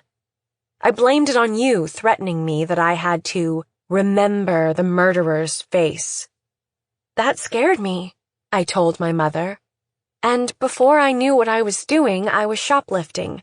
But it's okay now, I said, because Emily's mother's moving back to Tokyo. I cut my ties, too, with the kids I'd gone out with at night and lived a quiet, serious life. I was younger than the others in the gang, so they didn't really care if I quit. I graduated from high school and was one of only 2 local people hired by a savings and loan in a nearby town, so I guess you could say I did my very best. Maybe this was because you weren't around anymore. Don't look at me like that. I'm just stating the facts. What you did that day was nothing less than intimidation. Threatened by you, the other 3 girls chose penance. It was stupid for them to do that. They hadn't done anything wrong. I'd planned on ignoring it all, but in the end I decided to take the second option. I would find the murderer. I didn't do it for you, though. I did it for my brother-in-law. The contractions are coming quicker now, so let me speed things up here. My older sister got married 4 years ago. She'd graduated from a junior college in a city in this prefecture and had worked in a department store for 3 years when she got married. After she married, she quit the job. 6 months before they got married, my sister brought her fiancé to our house in town. I was living in an apartment in a nearby town and came back the day before to help Mother clean the whole house and welcome the two of them. This time, I didn't break my glasses. My sister's fiancé was tall and lanky, with a pale, friendly face, exactly the type to be working in a department store, I figured. But my sister told us he was a policeman in the prefectural police department. Our whole family stared at him, the doubt showing on our faces, wondering if someone like him could actually capture bad guys. Almost apologetically, my future brother-in-law explained that he was with the information section of the police and spent all his time in front of a computer. This was the first time I'd heard the police had a section like that, but I could definitely picture him working with computers all day. I asked where the two of them had met, and they said it was at a mixer. A lady, a saleswoman for a life insurance company, whose territory included both the department store and the police department, had set up the party.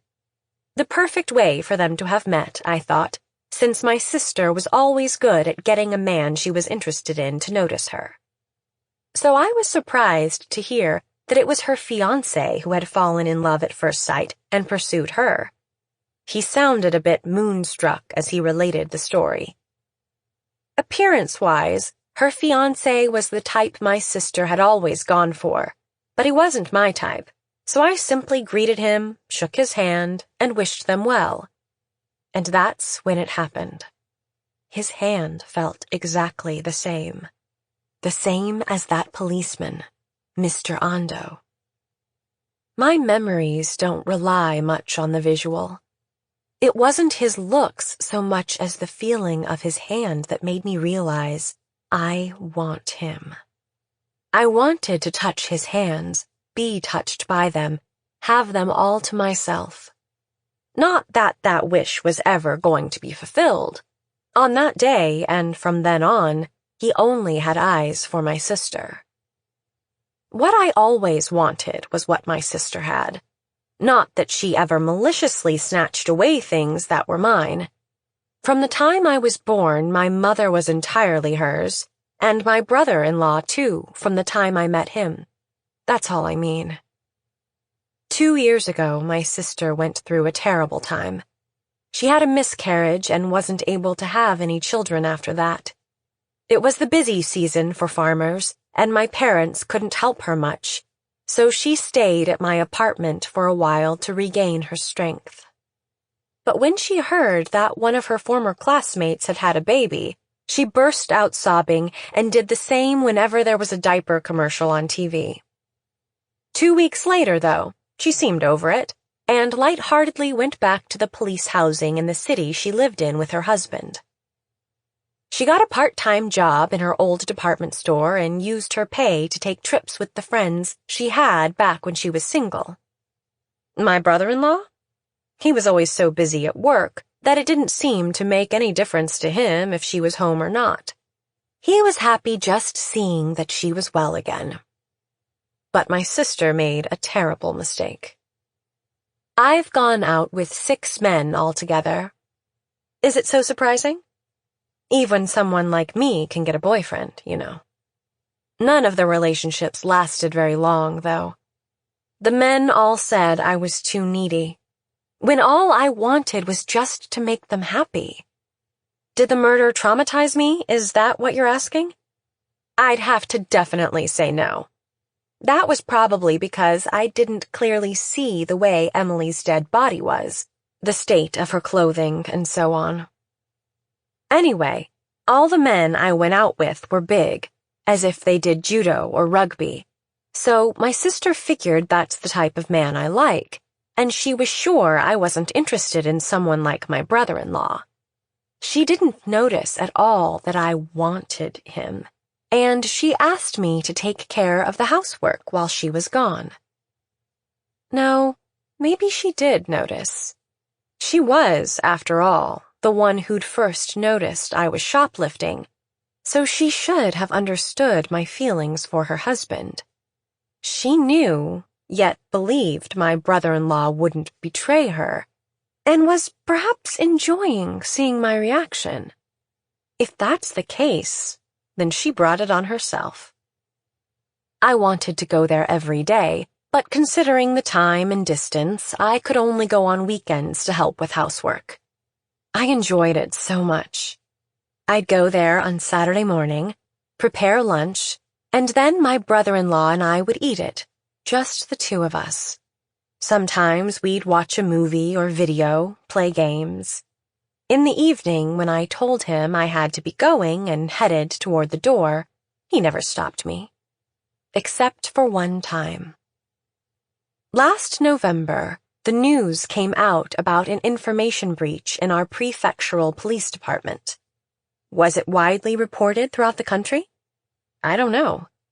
A top-secret file containing the name, address, and background of a minor who'd committed a juvenile crime was inadvertently emailed to the entire mailing list on the town's anti-crime network.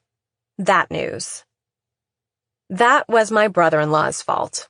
More accurately, it was due to a new type of computer virus some hacker had infiltrated their system with. But my brother-in-law was the IT person in charge, so he was severely punished. My sister had made a reservation for a trip to a resort in Hokkaido and went ahead with it, saying it would be a shame to have to pay the cancellation fees. So my brother-in-law and I were alone at the time. The hands I'd wanted for so very long were, for just one night, mine. This happened 2 weeks after August 14th, minus 280 days. But that's not where it all ended, because a new life began to grow inside me. This child struggling to be born right now. Excuse me, I need a minute here. When I learned I was pregnant, I felt I'd acquired some amazing thing I just had to have.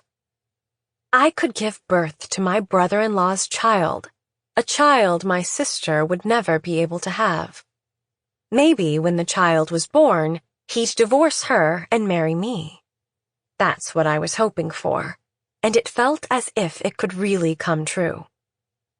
My parents were shocked, my mother complaining that she couldn't face our relatives and neighbors because of the shame of my having an affair and getting pregnant.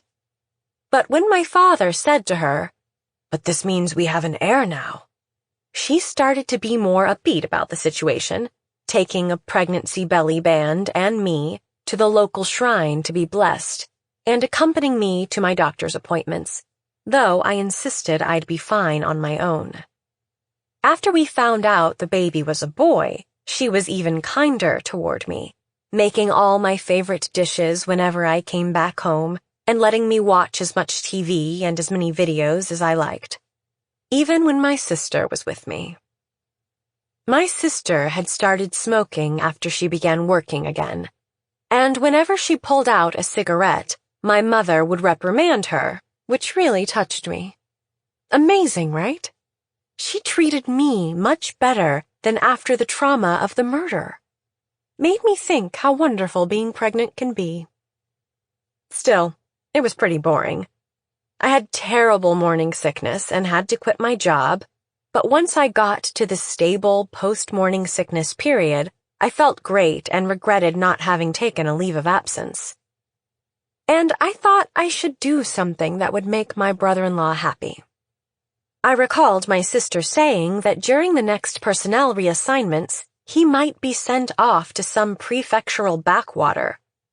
The complacent thought struck me how nice it would be if he could man the little police substation in whatever town he ended up in, but then I realized how tough this demotion had to be for him.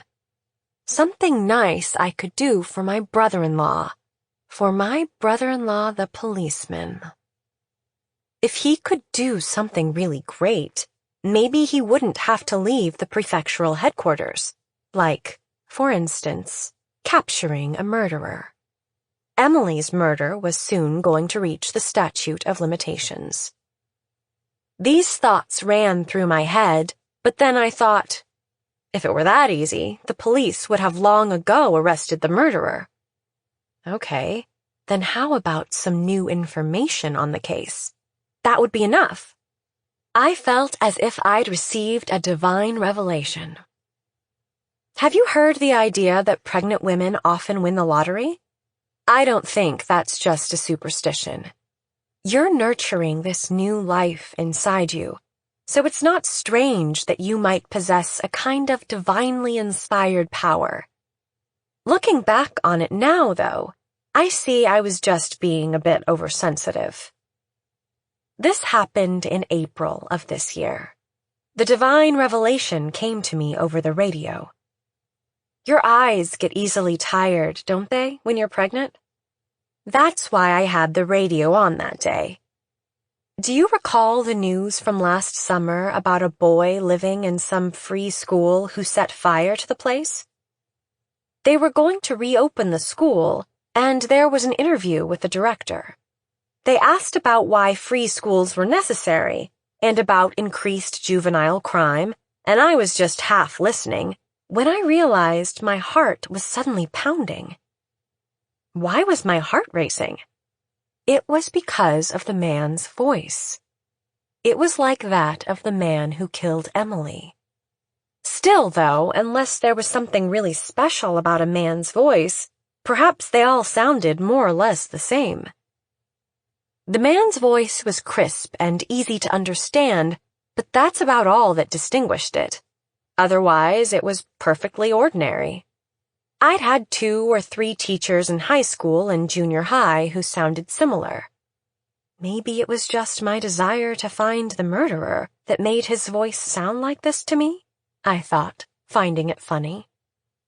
But there was one other thing about this news report that bothered me. Free school. There were a few kids like Akiko in our country town who were self-imposed shut-ins, but none of them were attending a free school or anything. Still, the word sounded familiar, and now I remembered why. On the day Emily accused me of being a thief, she'd mentioned how a person had come wanting to convert the cottage into that kind of alternative school. The cottage was never sold, though, and 5 years ago was torn down. The real estate agent showing the property back then had already left on that day, but I knew him because just before the end of the fiscal year, he'd come by our house to try to get my parents to buy that land. It was within walking distance and, without any expectations, really, more just like killing time, actually feeling more as if I were searching for a new place to live for me, my brother-in-law, and our baby, I went to see the real estate agent at his office near the station. When the agent saw my swollen belly, he asked, a bit expectantly, "You're looking for a new place to live, I imagine?" But when I said I wanted to ask about the person who, 15 years ago, had visited the college thinking to make it into a free school, the agent was clearly disappointed. "As I recall," he said, "they told me a free school built in the countryside would mainly be for problem kids from the city, so it had to be in a place that was convenient to get to. But managing a place like that has to be hard. I mean, that other place was burned down and all. When I saw it on TV, I was really surprised to see it was the same man from then." This is what the agent told me. The man whose voice sounded like the murderer's actually visited the cottage 2 months before Emily was killed? If that's true, that's an amazing discovery, I thought. But having come this far, and confirming it as a fact, actually made it harder to believe. Okay, then what should I do? Tell my brother-in-law? I was terribly confused. But if that was all I had to go on, then so what? 2 months before the murder, a man whose voice, in my opinion, resembled that of the murderer visited that town. But a voice wasn't much proof of anything at all. Plus, there was the French doll theft to consider. I needed some more decisive proof. Fingerprints or something. What did Emily say back then? Didn't she say that the one who found our treasures was the person who came to see the cottage? I wonder if he touched my bookmark. Didn't they get any fingerprints from the volleyball? After he took Emily away, we went on passing the ball, so it's doubtful there'd be any useful prints. But say they did discover some, and those prints matched the ones on my bookmark. This could be really something. I didn't have good memories of the bookmark, but I had kept it all these years as a kind of memento of Emily. I have to tell my brother-in-law. Right around this time, something awful happened. My sister tried to commit suicide. I'd come back to visit my parents, and she was back too, and slit her wrists in the bathtub. The cuts were shallow and not life-threatening. I think it was more a demonstration than anything. Mother blamed herself, of course, for having given my sister such a weak constitution that she'd had a miscarriage, but that couldn't be the reason for the suicide attempt. I think my sister realized the baby I was carrying was her husband's. My brother-in-law blamed himself and was with her every moment after that, taking care of her. Whether it was because of the troubles at his work or because of the baby, I lost my chance to talk with him about the murder. And besides, it didn't seem to matter anymore. Giving birth to a child wasn't going to make him mine, and I no longer wanted him as much as I did before. I decided I would give birth to this new life growing inside me on my own and raise the baby on my own. This baby would be the only one who would need me. I think this 10 months and 10 days is a time period given to me to let me know and feel that I'm a mother. But it was you who wouldn't allow me this. Oh, it hurts. Let me stop for a moment again. Don't touch me. I don't want you stroking my back. I didn't want to think any more about the murder, but then I got a letter from you. A copy of the letter from Saya. And then I got a copy from the weekly magazine website where Maki's confession was uploaded, and your letter. I call it a letter, but it was only one line. I've forgiven all of you. Isn't this strange, though? What are you accusing us of doing to you and to Emily? When you read the letter from Saya, didn't it occur to you that you had driven her to murder her husband? When you found how the words you spit out that time, over 10 years ago, weighed down on this girl more than you could ever have imagined, you didn't know what to do, did you? Panicking, you made copies of the letter and sent them to the other 3 of us. Even so, one of the other girls then killed someone. You sent the letter because you wanted us to stop obsessing over what you'd told us, and you regretted that this didn't get across, so this time you appended your own message. But still, one of the other girls killed someone. That girl said she hadn't read the letter. You thought that at least you could save the final girl, which is why you've come directly to see me now. You're acting ridiculous. You blame yourself that things have come to this, but at the same time you seem so full of yourself. Isn't that why you say you forgive us? At Saya's wedding ceremony, if you'd just apologized to her, told her you were sorry you'd said those awful things to her, I wonder if she would have felt so fixated on the promise she made to you. If, along with Saya's letter, you had only added one more line to the effect that we should forget the promise we made back then, I doubt Maki would have felt as driven into a corner as she did. I don't know how much you affected Akiko, but what's happened with me has nothing to do with any of that. But didn't you really come here much earlier? I was really shocked to read in Maki's confession the name of the man who ran the free school. The thought crossed my mind that I should get in touch with her. I first thought about contacting her younger sister, and just then the incident with Akiko took place.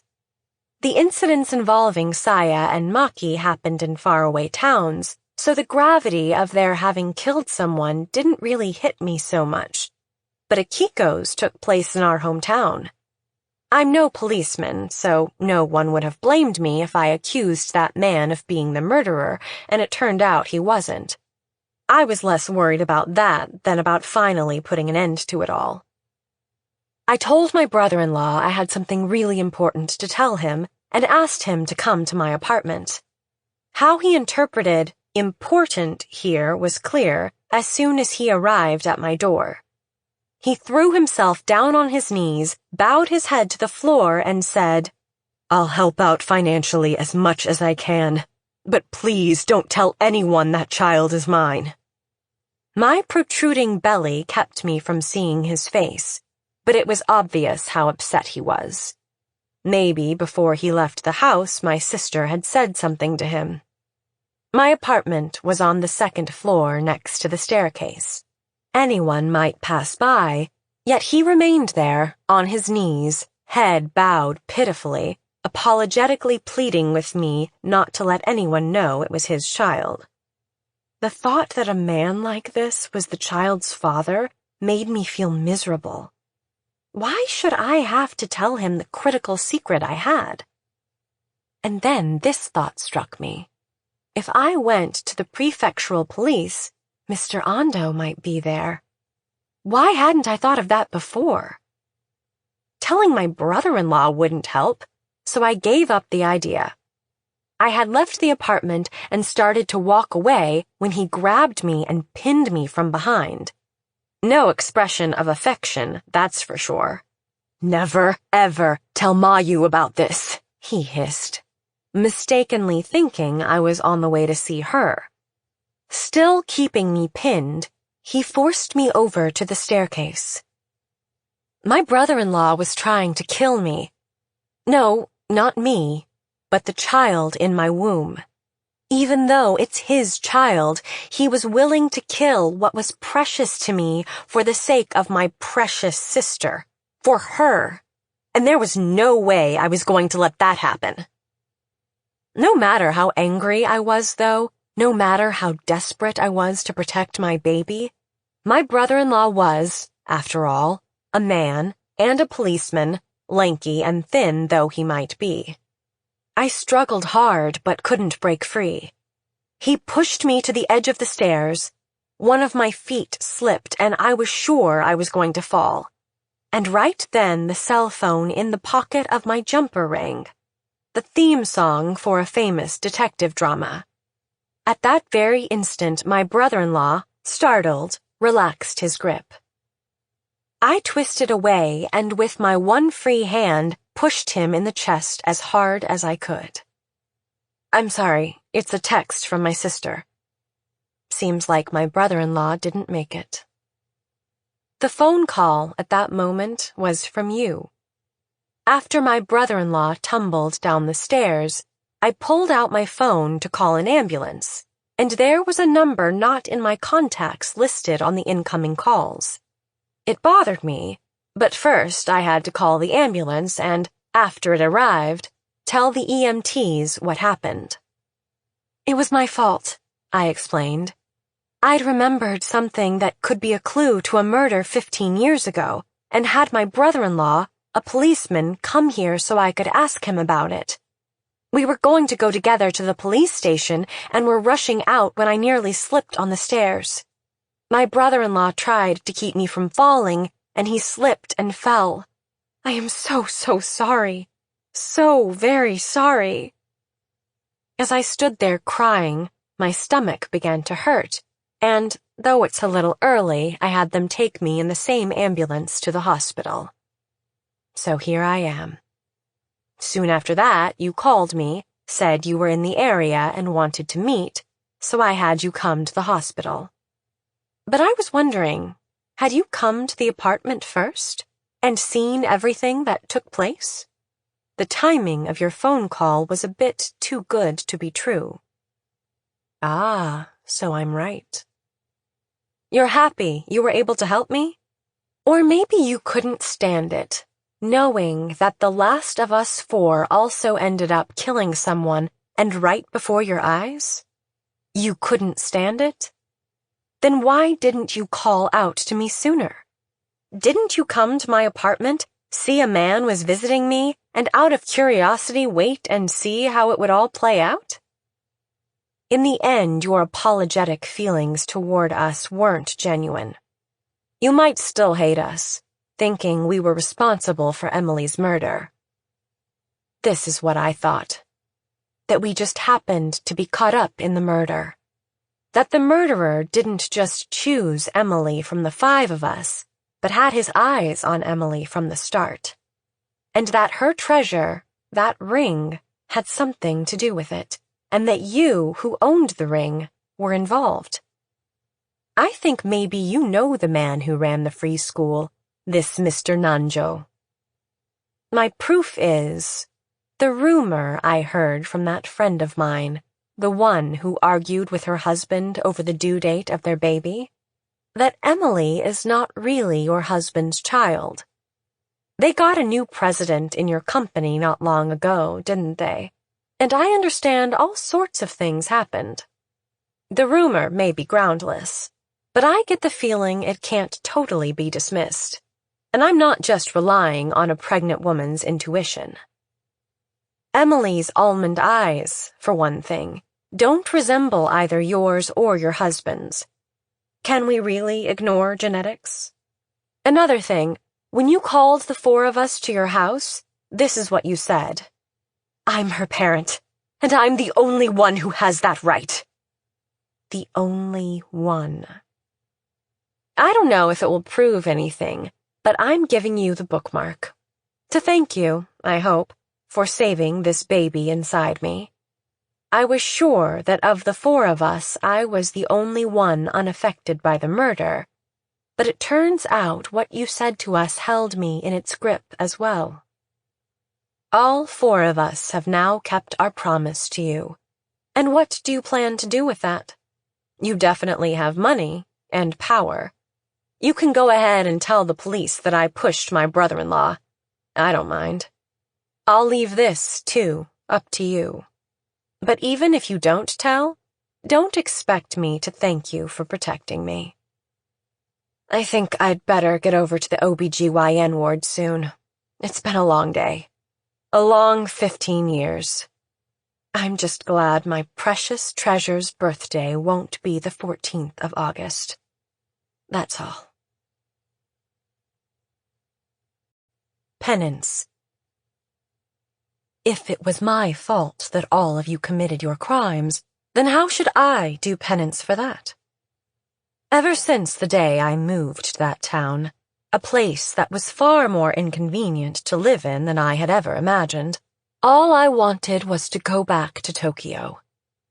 The material inconveniences were, of course, hard to put up with, but worse was how closed-minded the people were.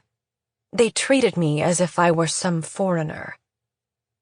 Just going out shopping for something, I felt it, the eyes scanning me from top to bottom, people whispering, making fun of me.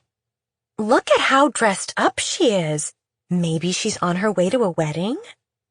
At the supermarket, every time I asked if they had a particular item, they'd cluck their tongues and make a comment like, "That's what these city types are like." It's not as if I were asking for something so unusual. Beef shanks, camembert cheese, canned demi-glace sauce, fresh cream. Just asking for items like this made them treat me like some stuck-up rich lady. Despite this, I did try to get closer to them, for my husband's sake. If he hadn't had such a high position, I doubt I would have tried so hard to fit in. But when you're the head of the newly built factory, you have a duty. I had to do my utmost to help make the townspeople accept the new Adachi manufacturing plant. You know about the neighborhood cleanup campaigns? I took part once. The news circular that made the rounds of the neighborhood said it was voluntary. I told the other wives at the Adachi Company housing, but we should get involved in these kinds of town events. I tried to get as many as I could to participate, but when we got to the local community center where everyone was to gather, the local people's attitude was unbelievable. You ladies from the big city don't need to trouble yourselves with this kind of activity. How did you plan to help, all dressed up like that? That's the kind of thing they told us. And we'd gone there in shirts and jeans we didn't mind getting dirty, ready to help clean out ditches or whatever. Not that the townspeople were wearing wartime Montpei work clothes or anything. Many of them had on sweats, but there were a few younger people dressed like me. If I'd had on sweats, I wouldn't have been surprised if they'd made the same kind of comments. When everyone set off to clean up the neighborhood, we were told, "We can't get those delicate white hands all dirty, now can we?" And while the locals went off to cut weeds along the roadside and the riverbank, we, the outsiders, were assigned to wash windows at the community center. I wasn't the only one upset with the local people's attitude. The other company wives often exchanged complaints about it in the hallways of our housing complex. This gradually led to a feeling of solidarity among people who, in the old factory, hadn't associated much with each other. They started getting together regularly for tea parties and becoming better friends. But I was hardly ever invited to these parties. Whenever the cake shop I loved back in Tokyo had a new kind of cake, my mother would send me some, and I tried inviting some of the wives in company housing over to enjoy them. But it was never much fun, and afterward those ladies didn't invite me to their own parties. This bothered me, since I wanted to vent my own complaints about the town to someone and ask the other wives about how they were handling cram school and lessons for their children and the like. But then it occurred to me that it was only natural that they exclude me, since one thing they wanted to complain about was the company. Why on earth would they build a factory way out here? We've just built a house in Tokyo, for gosh sakes. And just gotten an introduction to an excellent cram school program. I didn't have to strain my ears to pick up on all their complaints. So within the closed-off world of the town, there was another insular world, and I was excluded from both. It wasn't like that when I lived in Tokyo.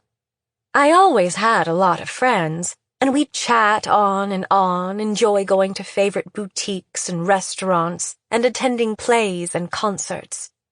No one was so worn out with housework that they'd talk about a special sale on eggs or anything. All my friends and I cared about was self-improvement. The ones who let me feel that happy, that content, were those friends I shared the best part of my life with. Through various channels, I've heard what's happened with all of you from the murder down to the present. And though I can feel sorry, it's hard to fully sympathize or imagine your situation. Why didn't these children dress up, or play with friends, or enjoy life? Put in your situation, I wonder what kind of life I would have led. I had a friend I'd known since childhood. Perhaps because we attended a private school, I don't recall ever playing in the school grounds after school or on holidays. Instead, we played together at a nearby park. What if some strange man had appeared there, taken one of my friends away, and killed her? And if the murderer was never caught, would I have lived in fear for years afterward? If the murdered friend's mother cursed me, would that have constantly preyed on my mind? I don't think I would have held on to it as long as you four did. I lost a friend of mine, too. There was a time when I really blamed myself for it, thinking it was my fault. But then I told myself, I can't go on brooding over it forever. I've got to be happy. I decided to live my life with that kind of clear-cut attitude. I was 22 then, a little younger than you all are now. I got to be friends with Akie when I had just started my sophomore year in college in the spring. I was in the English department in a finishing school type of women's college. Most of the students, including me, had come up through the affiliated school system, from elementary school straight into the college without having to worry about entrance exams. But Akie was in the group from outside who had to pass exams to matriculate. She mentioned her hometown once, but it had no famous tourist sites or well-known industry, and I'd never heard of it before. I was always out having a good time, only attending classes just before exams. But Akie never missed class, always front row center, busily taking notes. The first time I talked with her was just before a test, when I asked to borrow her notebooks. She hardly knew who I was, but she was happy to lend them to me. And the meticulous notes she took were amazing. It made me think that next year they should give up using those thick old textbooks and use her notebooks for class instead. I thought of buying her some cake in the school cafeteria to thank her, but felt that wasn't enough. So I gave her one of the 2 concert tickets I'd happened to receive. One of my boyfriends had given me the tickets, but I hadn't promised to go with him, so I thought it was okay to give one to Akie. Would a girl like her, who seemed so super serious, really enjoy a boy band concert? I wondered, but it turned out, surprisingly, she was a big fan of pop idol singers. "No way! I love that group," she told me. "Are you sure it's okay? I feel bad. All I did was lend you my notebook." She was so happy that she treated me to a cup of tea. It seemed as though this was the first time she'd had cake in the cafeteria, and she was deeply touched. "I've never had such delicious cake," she told me. Akie started to interest me. On the day of the concert, she was a bit more dressed up than usual, though her shoes and handbag were the same old, worn-out ones she always had. I wasn't all that interested in pop idol singers, so instead of watching them singing and dancing about the stage, my eyes were more drawn to Akie's feet, as she leaped up and down for all she was worth. How could she wear such worn-out shoes and not care at all? If those were the only shoes I had, I'd never leave home. What kind of shoes would go well with that outfit? I mused. Maybe those green short boots I saw the other day. That's it, I decided. I'll take her out shopping. She only hung out with other girls from the country, so I was sure she had no idea where any fashionable shops were. Also, I wanted to buy her some really good cake, since she'd enjoyed the second-rate cake in the school cafeteria so much. I knew a nice bakery I was sure she would love. She happily accepted my invitation. At the shoe store, I asked her, "How about these shoes?" And she replied, eyes sparkling, "They're wonderful." She told me she wanted to send some nice stationery for her younger sister's birthday, so I took her to a store I knew. "You have such good taste, Asako, so why don't you choose?" she said, and when we had cakes, she couldn't have been more excited. "I've never, ever tasted anything like this."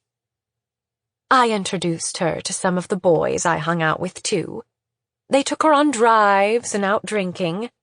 Akie couldn't drink much and was a bit hesitant at first, but the boys were all good-looking and good conversationalists, and gradually she opened up.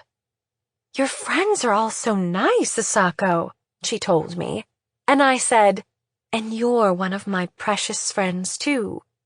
She beamed. I was enjoying myself immensely.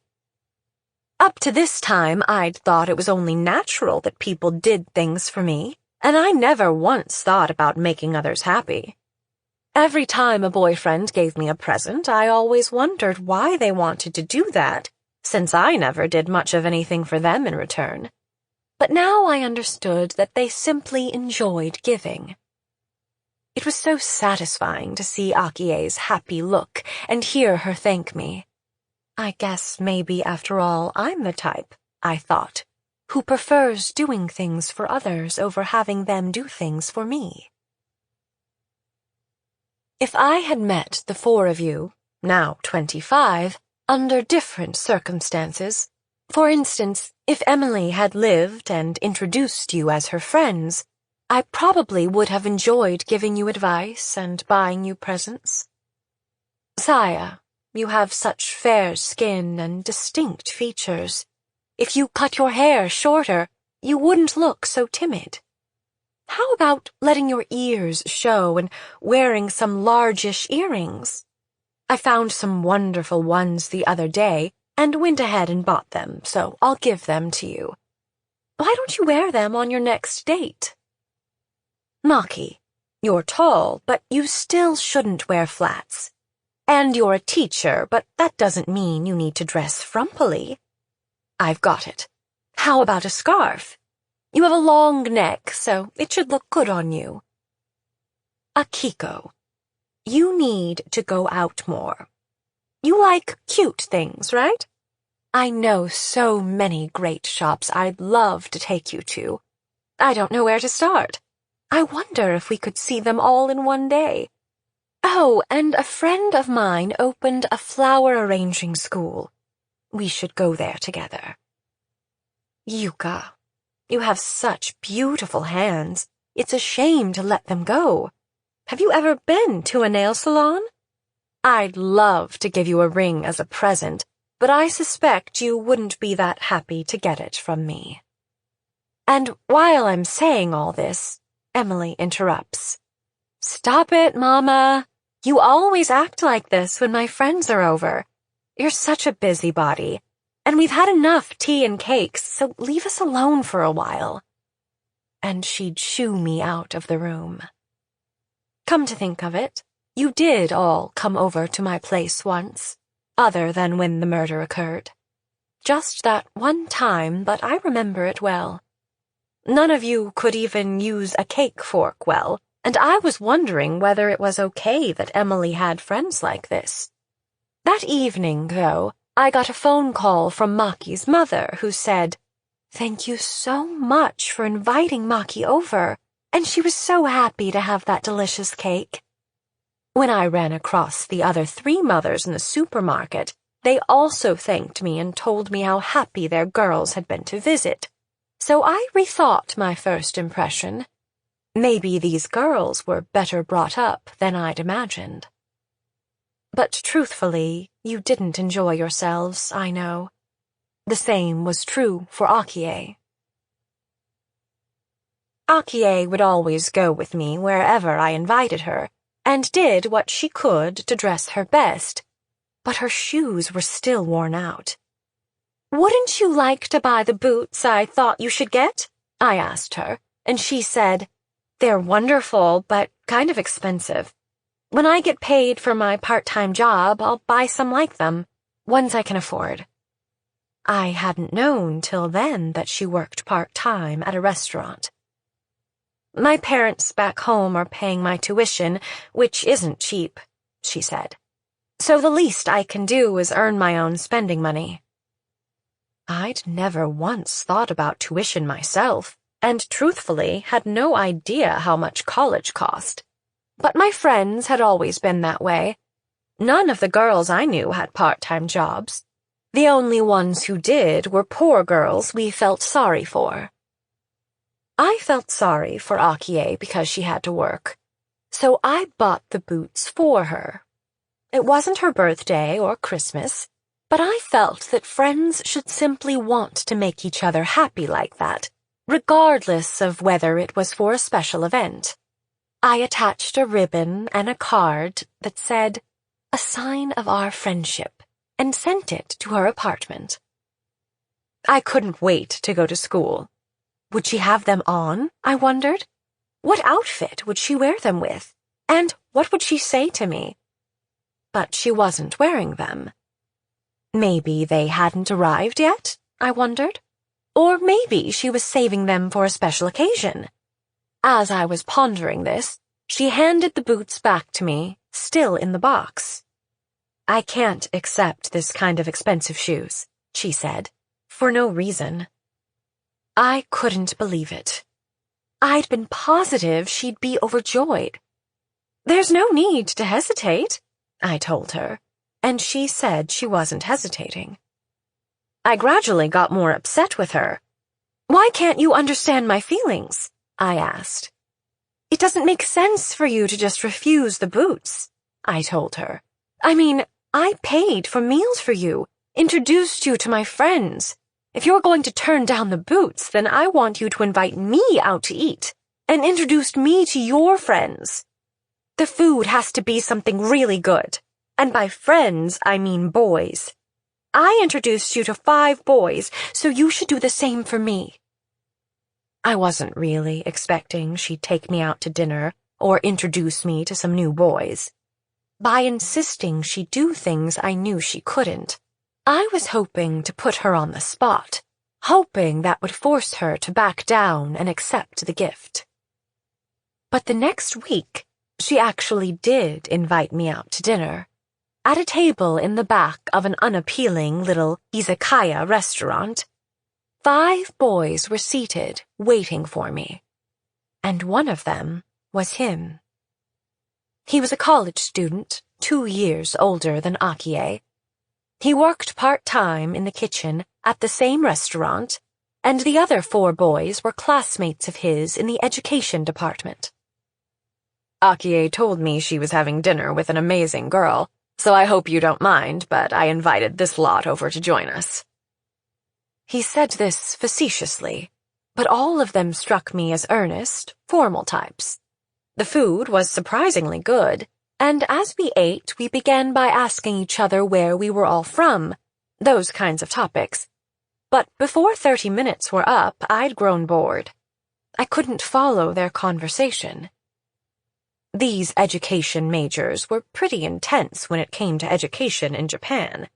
This was back in the days before anyone imagined the notion of pressure-free education. As they were talking, they mentioned a friend who had failed the entrance exam, had a nervous breakdown, and almost tried to kill himself. And they discussed the need for a place where dropouts could get back on their feet. Akie didn't venture an opinion, but closely followed their conversation. The only one bored by it all was me. I mean, no one I knew ever had trouble with entrance exams or anything. They had a perfunctory test and interview before they entered elementary school, but after that it was smooth sailing through the system all the way into college, the so-called escalator system.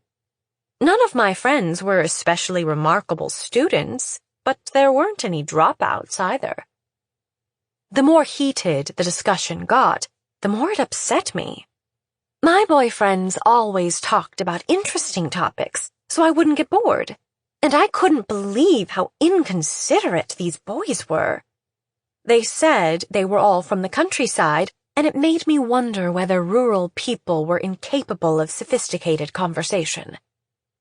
And as I sat there, bored, he was the one who spoke to me. "All any of us know are rural public schools, but what kind of curriculum do they have at private girls' schools?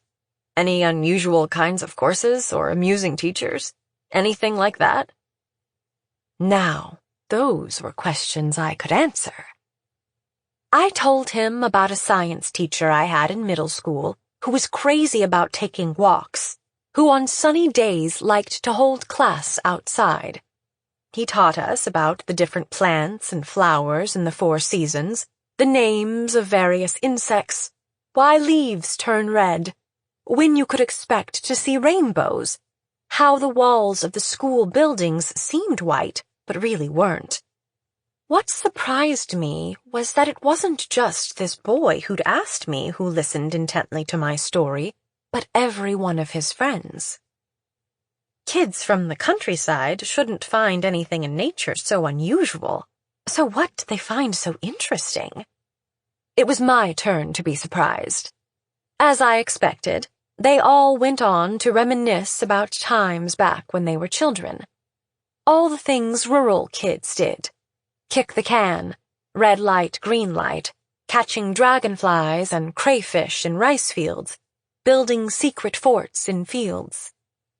All kinds of games that I knew nothing about, though Emily played those games with the 4 of you. I wanted to do the very best job I could of raising Emily. I felt it was my duty. So even before she could speak properly, I took her to supplementary after-school lessons and English conversation practice, plus piano and ballet. You might think I was some silly, pushy parent, but Emily was very bright and sharp and learned everything quickly. She easily passed to get into a highly selective elementary school. What would she become in the future? I wondered. I was sure Emily would be able to make anything come true, even things you could only dream about. And then came the transfer to that rural town. My parents urged me to stay with Emily back in Tokyo. My husband wasn't opposed to the idea, but I decided we should go with him. This was a critical period in my husband's career. Building this new factory meant a change in his position in the company, and I wanted to do what I could to support him.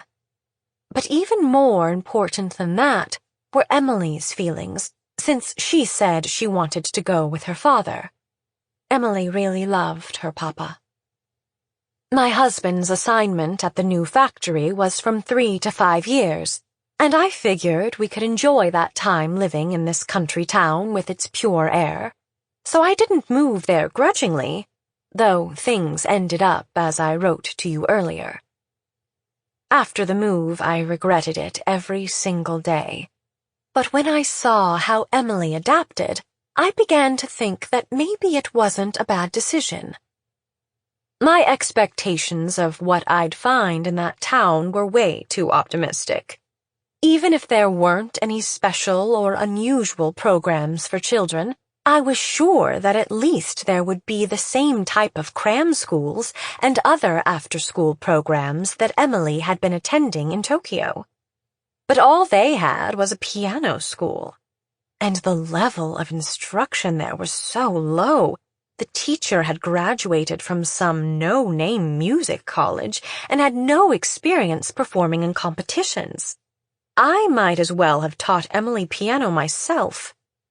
The local cram school allowed students starting in 5th and 6th grades and had classes in English and math, and was run by one teacher who, again, had only graduated from a second-rate school.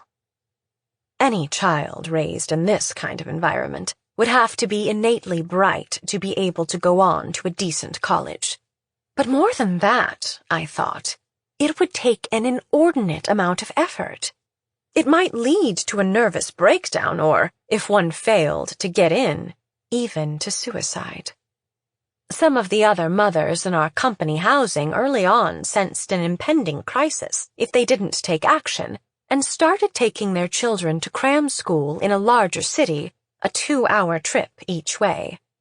They grumbled that the transportation expenses cost more than the tuition. I felt as if I could finally understand what I'd heard over 10 years before in that little izakaya about the pressures on children. So I decided not to push Emily too hard. We'd come out all this way to the country to live, so she should take advantage of it and do things she couldn't do back in the city. And Emily seemed to really enjoy life there. She'd come home from school, drop off her backpack, then go right out to play until it got dark. After she came home, all she could talk about was the fun you'd all had together. How she'd seen some crayfish, played kick the can in the school grounds, and gone off into the hills, though what she did there was always secret. She talked about all of you girls, too. Saya, she said, was quiet but reliable. Maki, the hardest worker of all of you. Akiko was good at sports, and Yuka was skilled at handicrafts. Pretty amazing, isn't it? How closely Emily observed you all? Quickly assimilating into life in the country, watching her new friends closely, she was the exact opposite of me. I'd always thought of her as my child alone, but now I began to see how his blood, too, ran through her. The day after we went out to the izakaya, Akie told me she would accept the boots. "I'm sorry," she said. "I was just being stubborn.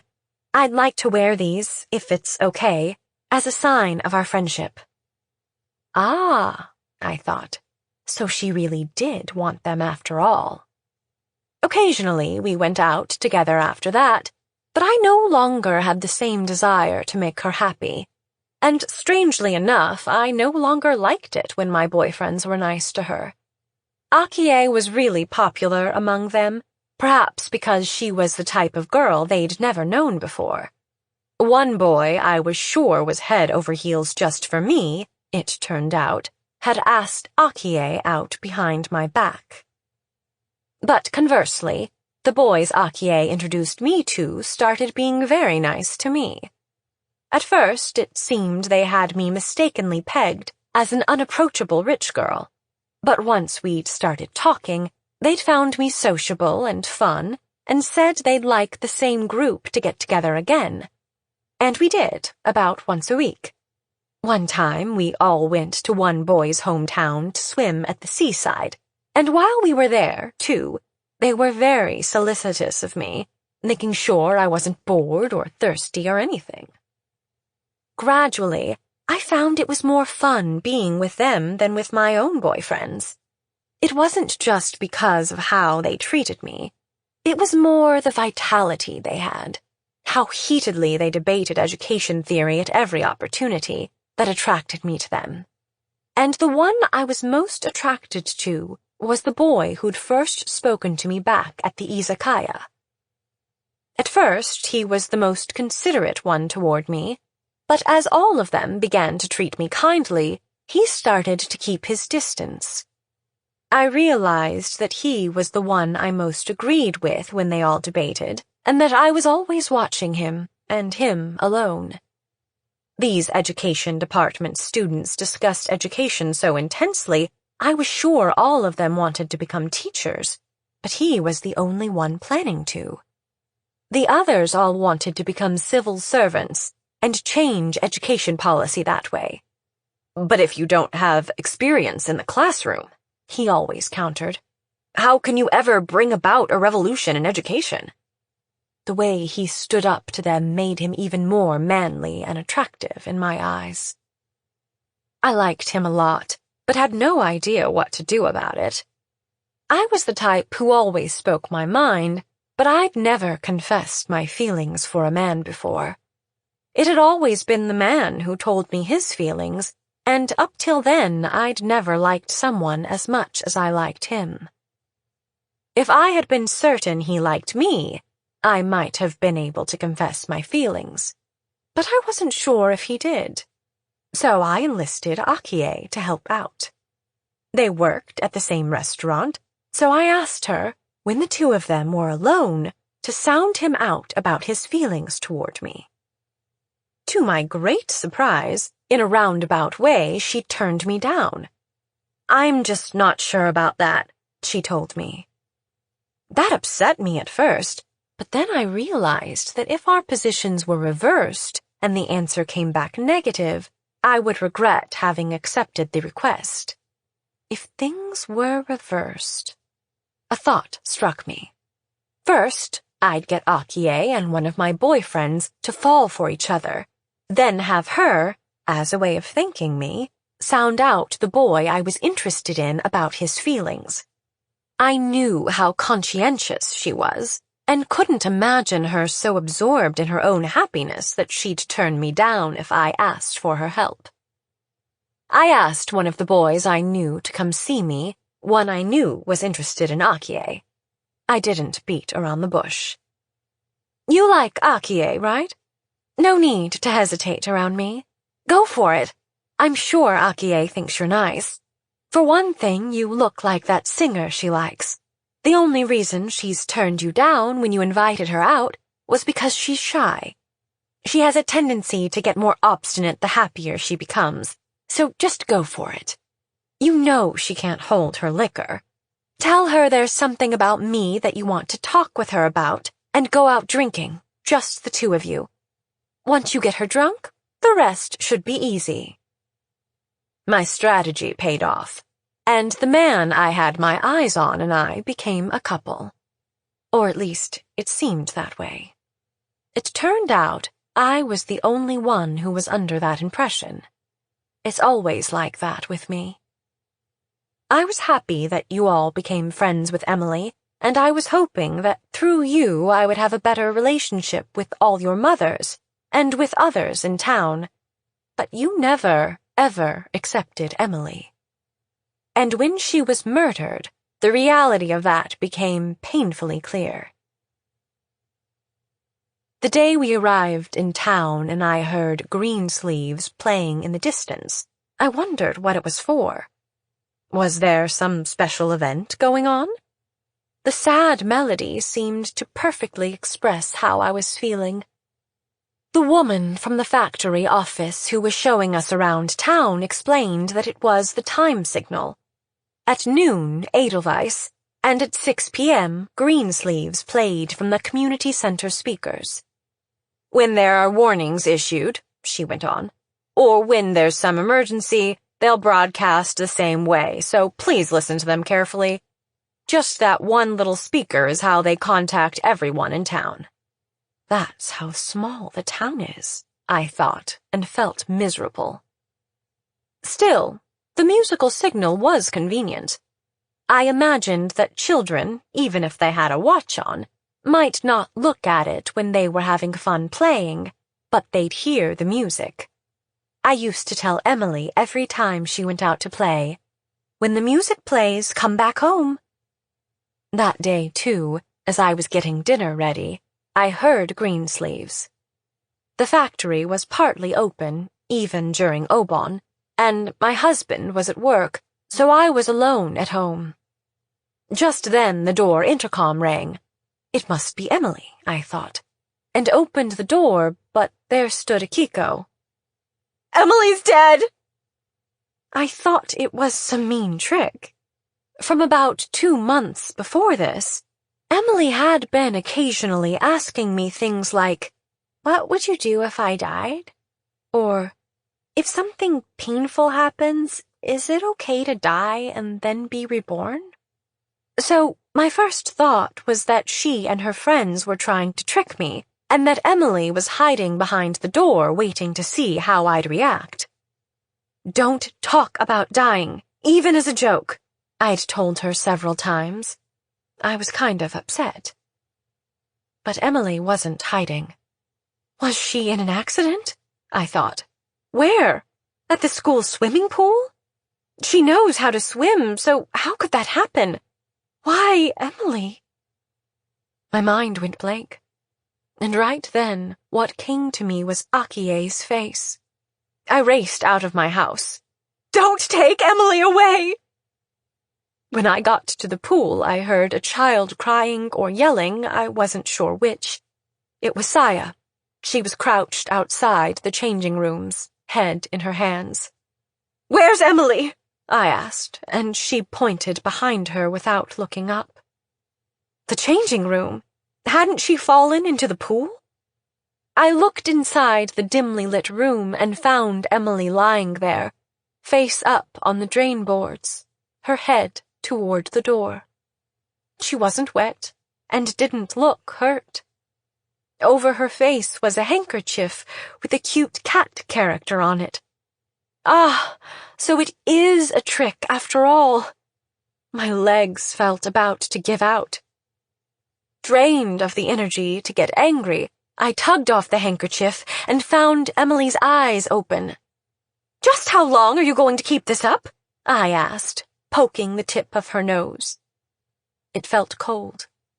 I held my palm out in front of her nose and mouth, but felt no breath.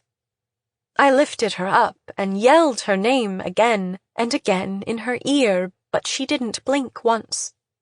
I shook her shoulders and screamed at her, but Emily never woke up. I was in a state of disbelief. Even after the funeral, I didn't want to accept that she was gone. This wasn't happening to us. I wished it were me who was dead. A long time passed.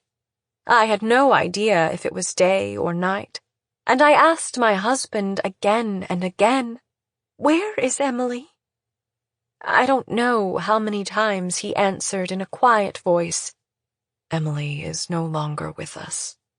I'd never seen my husband cry before, but now when I saw the tears falling from his eyes, it finally hit me that Emily was truly gone. Why? I repeated this question over and over. Why did Emily have to die? Why did she have to be strangled? Why did she have to be murdered? I wanted to hear this directly from the murderer himself. The murderer had to be caught, and there wasn't a minute to spare. I was sure they'd catch him soon. There were, after all, at least 4 eyewitnesses. But all of you said the same thing. "We don't remember his face." I felt like slapping each one of you hard, one after the other. If you truly couldn't remember, there wasn't much we could do about it. But you didn't even seem to be trying hard to recall. And it wasn't just his face. You watched silently as Emily was led away by a strange man, then didn't go check on her for over an hour. And not one of you seemed to regret that as you made your statements. Your friend died, yet not one of you cried. Was it because you weren't sad? As I looked at you, I thought, these girls realize something terrible's happened, but they don't feel sorry for Emily. If it had been one of the other girls, not Emily, who'd been taken away, they might not have let her go off by herself, or else might have gotten worried and gone off earlier to check on her. You would have been sadder, would have done your utmost for that girl's sake to remember the murderer's face. It wasn't just those girls, but their parents, too. My husband and I visited each family to ask them more about what had happened that day. But one of the parents, I can't recall which, muttered, "Who do you think you are? The police?" And one other parent yelled at us, "My child's been through enough already! Don't hurt her anymore!" If we'd been a couple they knew from long ago and asked the same things, would they have reacted this way? I seriously doubt it. Actually, everyone in town was the same. Spectators from all over town gathered at the school that day, yet hardly any useful information came to light. Housewives I'd never seen before knew all about my asking for camembert cheese at the supermarket. So how could there not be a speck of information or any leads about the murderer? If it had been a local girl who'd been killed, there would have been a flood of leads about various unsavory types. On top of that were the public address announcements blaring over the loudspeaker. For a while after the murder, at times when children were going to and from school, they'd have announcements like, "Good children never do things alone, but always do things with someone from their family or a friend. If a stranger talks to you, do not go with him." But why didn't they also announce something like, "If anyone has any information that could help in the crime that took place recently, no matter how small, please contact the police"? No one mourns Emily's death. No one understands the pain I felt at having my child killed. There were so few leads about the man who murdered her that for a time I even suspected that the four of you had killed her. You all killed her and all agreed on a story you made up about a criminal who didn't exist. You didn't want to be caught up in a lie, so you said you couldn't remember what he looked like. And everyone in town knew this and was protecting you. I was the only one who didn't know what was going on. Me, the one left all alone. You appeared to me in my dreams, as every night a different one of you strangled Emily, murdered her while you let out a hideous laugh, and turning your malicious face to me, you said over and over in chorus, "I don't remember his face." Before I realized what I was doing, I had run out of the house, barefoot, clutching a knife. My husband chased after me. "What do you think you're doing?" he asked, and I said, "I'm getting revenge for Emily." "But they haven't found the murderer yet," he said. "Those children, they're the ones who killed her," I screamed back. "It can't be them. I mean, look," my husband countered but faltered, not wanting to say aloud that Emily had been sexually assaulted. I didn't care. It was them, those girls, who did it. I screamed and screamed, but don't remember anything after that. I might have fainted, might have been held down by other residents of the company apartment, might have been given a sedative. It's all a blur. Afterward, I couldn't get by without sedatives, and my husband said it would be best if I went back to my parents' place and rested for a time. But I refused. If we hadn't come to this town, Emily wouldn't have been killed. It was this town that had killed her. I loathed the town, but didn't leave it because if I did, everyone would forget all about the murder, and the murderer would never be caught. And I hadn't lost all hope in you girls. As I gradually recovered, I remembered you were just 10-year-old girls after all. Pushing children that young, driving them to remember, wouldn't help. Those girls themselves, I thought, had not fully recovered. Once they were back to normal, they might remember something, and might finally mourn Emily. Maybe one of them would even show up for a memorial service for her, to light incense and pray. Still, 3 years passed and you all just kept repeating the same thing. I was sure now that you four had killed her. That's why I said what I did.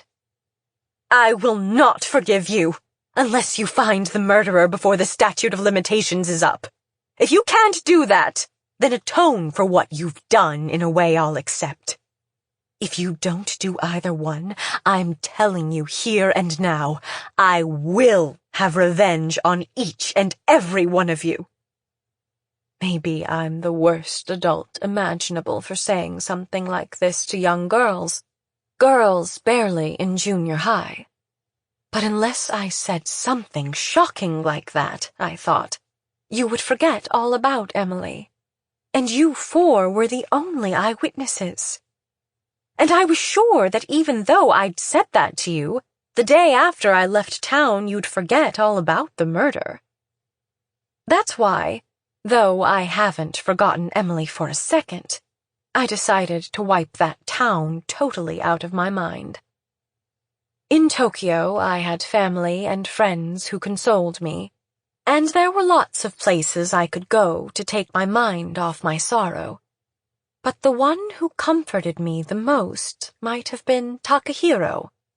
Other than Saya, you probably don't know who I'm talking about. When he lived in that town, he was the only child who was concerned about me. My husband's cousin and his wife came to town at the same time we did to work at the Adachi manufacturing plant. They might be relatives, but the wife also worked, and the couple didn't seem to get along well, so we didn't see them much. As for Takahiro, I heard he was a bright little boy, but there was a cold look in his eyes, and he was the kind of child who, even if you happened to run across him in the hallway of the apartment building, wouldn't say hello. Yet, after the incident, he came by himself to my place. "I am truly sorry that I couldn't do anything to help after that awful thing happened. I was back in Tokyo when it all took place," he said. "I'm thinking I'll ask the kids at school to see if they know anything that might be a lead, so I was wondering if you could tell me about the day it happened, just what you feel comfortable talking about." Before this, though, he went over to the tablet set up to memorialize Emily, lit a stick of incense, and said a silent prayer for her. He was the only one ever to do that, and it made me very happy. He asked about the connection with the French doll robbery incident, but we had nothing to do with French dolls. The townspeople had seemed to have jumped the gun in linking the crimes, but no evidence had surfaced proving they were committed by the same person. That's what I told him. After this, he stopped by our house occasionally. He never had any important information to share, but I was happy that he showed concern about the murder and about how I was doing. Both our families returned to Tokyo at the same time, and back home he continued to stop by every once in a while. "Your house is on the way back from school, and I just thought I'd drop by. I know you'll always treat me to something good to eat. I'm sorry." He sounded quite apologetic, but I enjoyed having Takahiro over. All he did was tell me about things happening at his school, but somehow it cheered me up. Before Emily had even entered elementary school, I had a discussion once with one of the other mothers I had gotten to know at the private cram school Emily attended. We were talking about which we found more adorable, boys or girls. Naturally, I said girls. You can dress them up in cute clothes, talk with them like your friends, go out shopping together. The other mother said, "I used to think so too, but now I'm not so sure." She had 2 children, an older girl and a boy Emily's age. This is what she told me. "Before I had children, I thought I wanted a girl. I figured even after she grew up, we could be friends. So when I had a girl, I was overjoyed. But it was after I had a boy that I understood. A girl is, after all, a friend. That's fun, but girls compete with each other. When I see her whispering some secret to my husband, it upsets me. A boy, though, is more like a lover than a friend. Even though it's your own child, it's still the opposite sex, so you don't compete with each other. You want to do whatever you can for him, unconditionally, and all it takes to cheer you up is having him say a few kind words to you. I'm looking forward to hearing from my daughter about boyfriends someday, but I imagine I'll have mixed feelings when my son grows up and tells me about his girlfriend."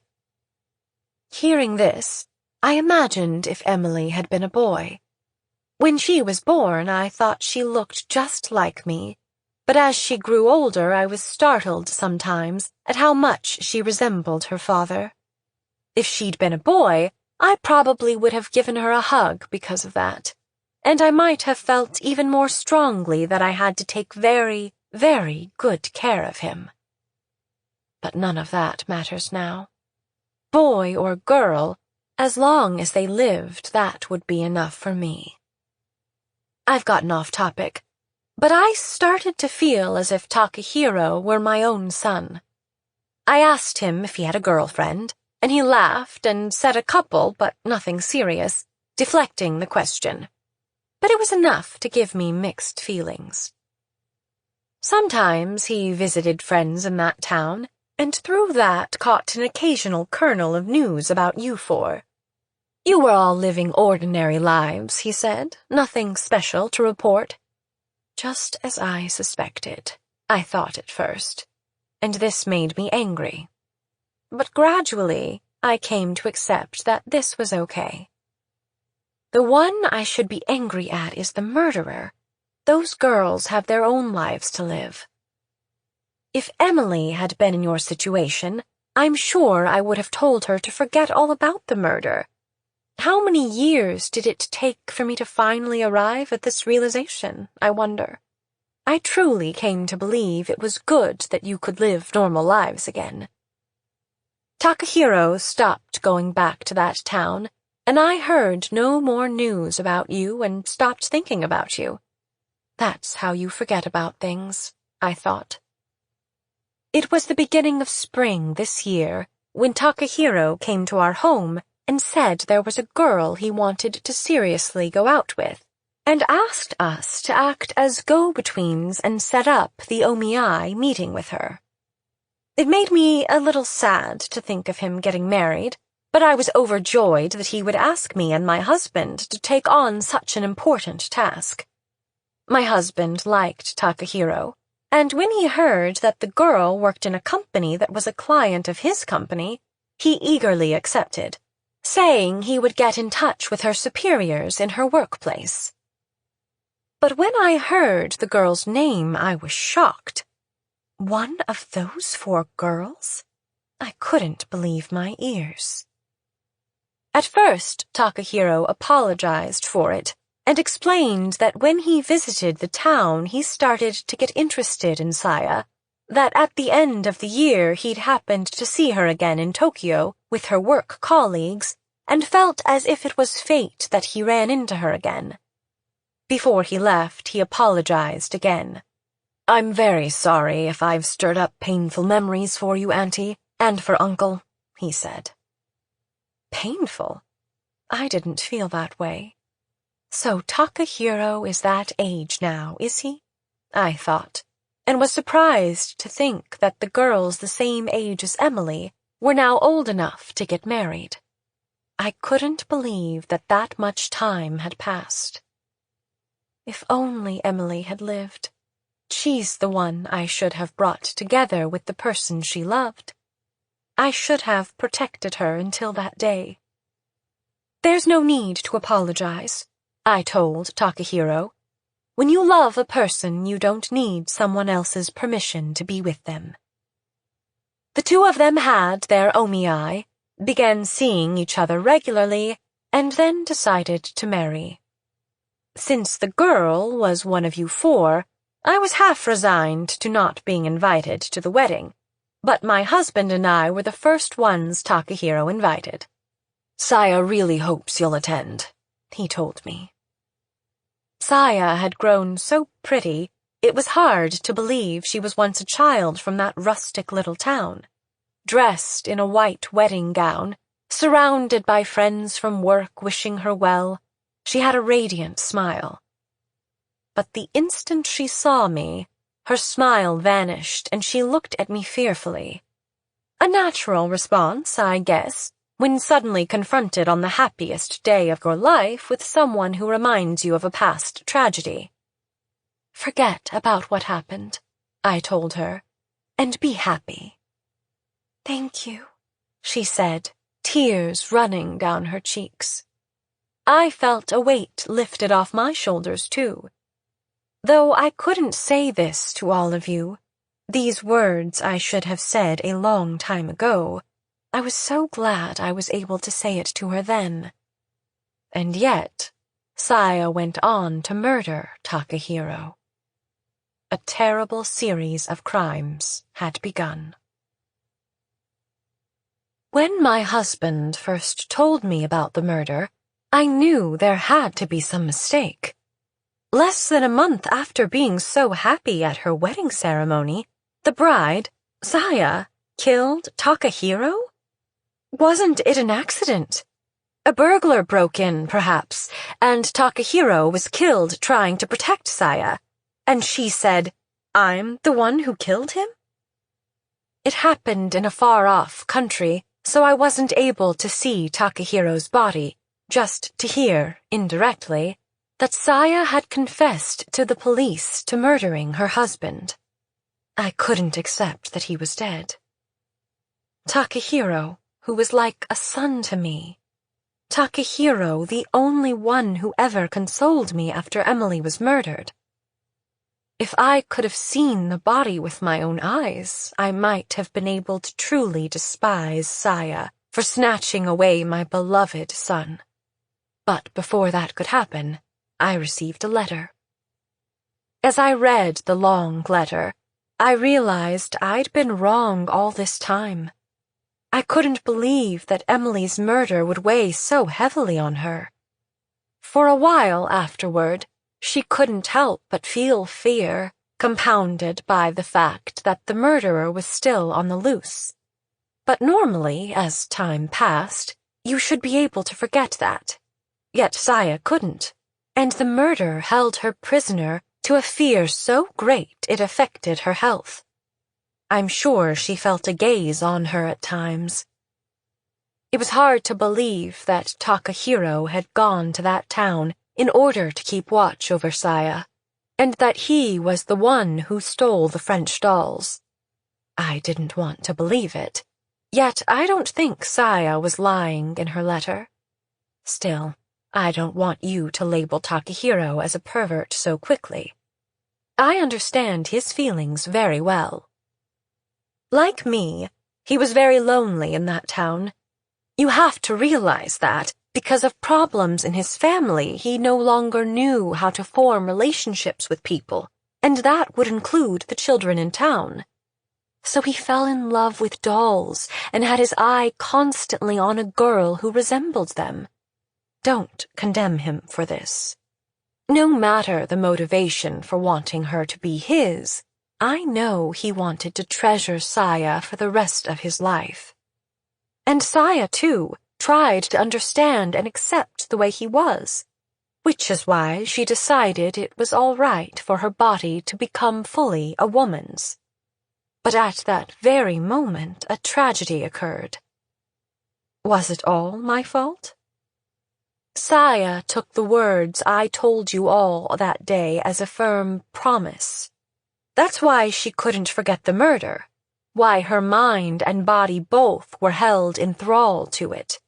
And as she tried to forget the promise and everything that went with it, suddenly there I was, at her wedding, the happiest day of her life, to remind her of it all over again. I told her to forget the murder, but for her that may have been, conversely, the trigger that made her realize that the murder was fading from her memory. Am I to blame for Takahiro's death? Was I the one who bound her to Emily's death? That's what I wanted to know. No, that's not it, really. What I wanted was for her to deny it, to tell me, no, it's not because of you. That's what I wanted to hear. If the other 3 girls had moved on from the murder and were living normal lives now, I could put Saya down as a special case, the one exception. Apart from this, I felt I had to tell all of you, since I suspected, at least from what she said in the letter, that you didn't know how Saya felt after the murder. So I made copies of her letter without her permission and sent them to you. Was that wrong? I don't know. But I thought that you 3, of all people, you who had all been part of the same murder, would forgive me. No, it's that I simply couldn't bear the guilt alone for what happened to her. That's the real reason I sent you all the letter I received from Saya. Why not append a message from me, too? It's because I had no idea what to say. The 3 of you are all okay, I assume? I couldn't write something like that. Don't do anything stupid? Even less could I have written something like that. But I should have. Because I didn't write anything and just forwarded the letter without comment, Maki, too, was driven into a corner. By me. I first heard about the incident with Maki on the TV news. I couldn't imagine that she had been part of it. I mean, it took place in a far-off seaside town, and even though it involved, shockingly, a man breaking into an elementary school. Only one child was hurt badly, so it wasn't covered all that extensively. But the fact that it took place at an elementary school swimming pool spurred me on to learn more. It might not have been big news on TV, but it was all over the internet and weekly news magazines. One teacher stood up to the intruder while the second ran away, and the former was a female teacher while the latter was an athletic male teacher. Perfect fodder for a splashy story for the internet to play up. Both teachers' real names and photos were made public. When I saw that one of them was Maki, I was shocked. But it also made me happy. Ah, I thought, so she's living an ordinary life. In fact, had worked hard to carve out her own life. Becoming a teacher and protecting young children was not something she could have done if she were still seized with fear over the murder. I concluded that Saya was indeed the exception, a basically weak-willed person, and that it wasn't all my fault. But that feeling of relief was short-lived. As I searched for more news on the incident one day, I ran across a weird item. Maki was a murderer, it said. On the TV news, it said that the intruder died because he stabbed his own leg and fell into the pool. But in this internet report, it said that when the intruder tried to climb out of the pool, Maki kicked him repeatedly and thus killed him. I know you can't believe everything you read online, but I couldn't totally ignore it, and I decided to phone Maki's elementary school. They must have had plenty of prank calls, for the first thing they did was ask my name and affiliation, which threw me a little. But I was determined to learn the facts, so I went ahead and gave them my name, and since I had no title, I gave my husband's company and position, and said I was the mother of one of Maki's friends. They told me Maki was on campus, and they'd pass along my message. I was the one who had called, yet the whole thing had me flustered for a moment. There was so much I wanted to ask, but where to start? As I was pondering this, Maki came on the line. "We're holding an unscheduled PTA meeting the day after tomorrow," she said. "I have something I'd like you to hear, so I hope you'll attend." She hung up right after this, but I was relieved to hear how calm she sounded.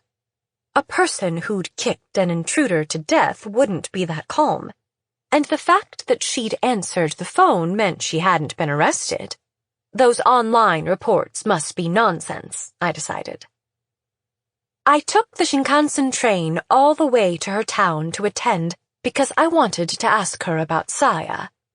I knew Maki was going through a lot, but I felt that someone like her, who'd lived a decent, upright life, would listen. But what Maki said at the meeting threw me even deeper into a pit of shame and guilt. I was startled from the very beginning. She said that right after the murder, she remembered the murderer's face. If that's true, why didn't you ever say anything? You'd gone home before any of the other children, but none of the adults would have blamed you for that. Instead, I wish you had told what the murderer looked like.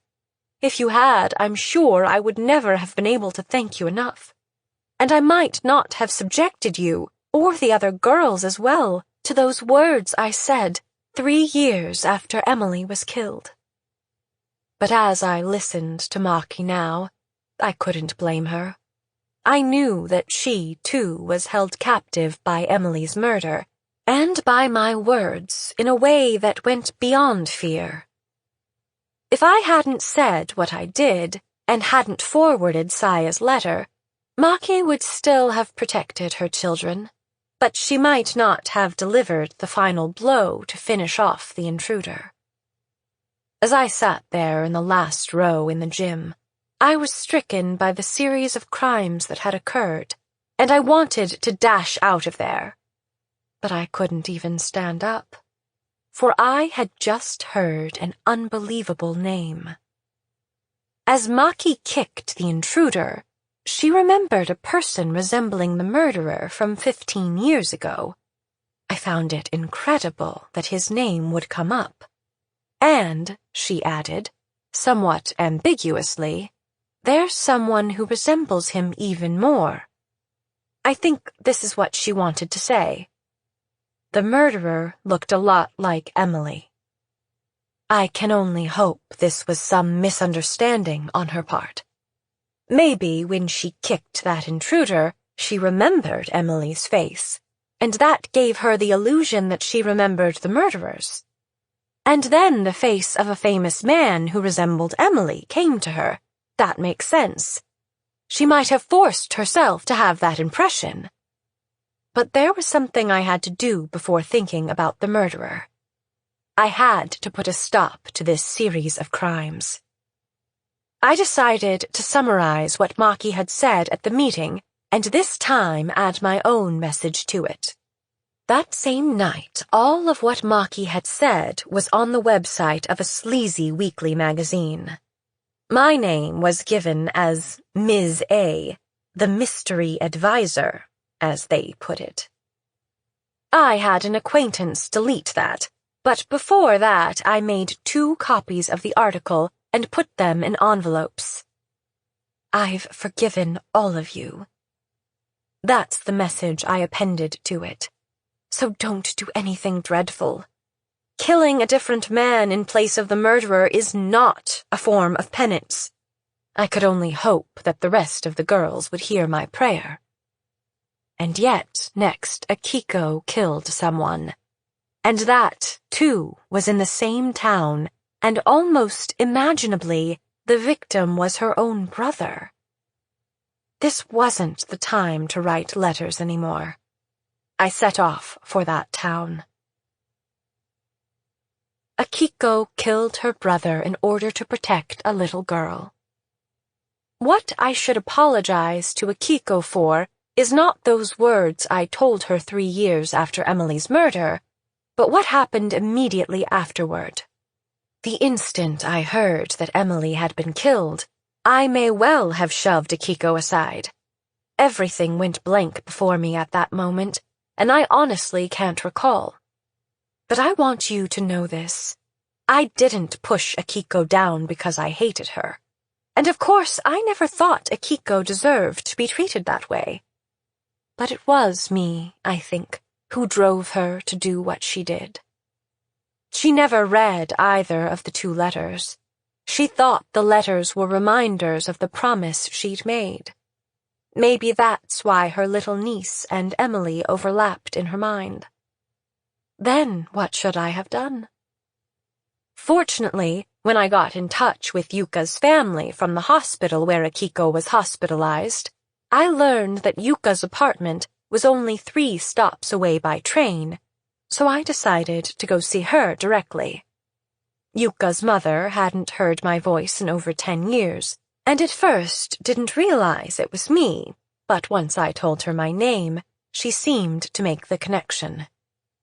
I understand exactly how much you want them to arrest the murderer before the statute of limitations runs out, Yuka's mother said. But Yuka is going to have a baby very soon. It's a critical time for her. I'd prefer that you leave her alone. She was pretty upset.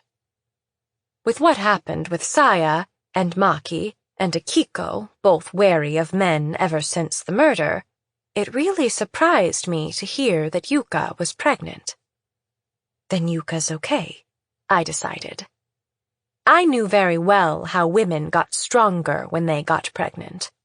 If you have another life growing inside you, you can put up with painful things that, on your own, you couldn't. The child inside your womb is more important than yourself, and as long as that maternal instinct arose, I was sure she wouldn't be taking any rash actions. Still, I couldn't just go back to Tokyo. I had a photograph I had to have her look at.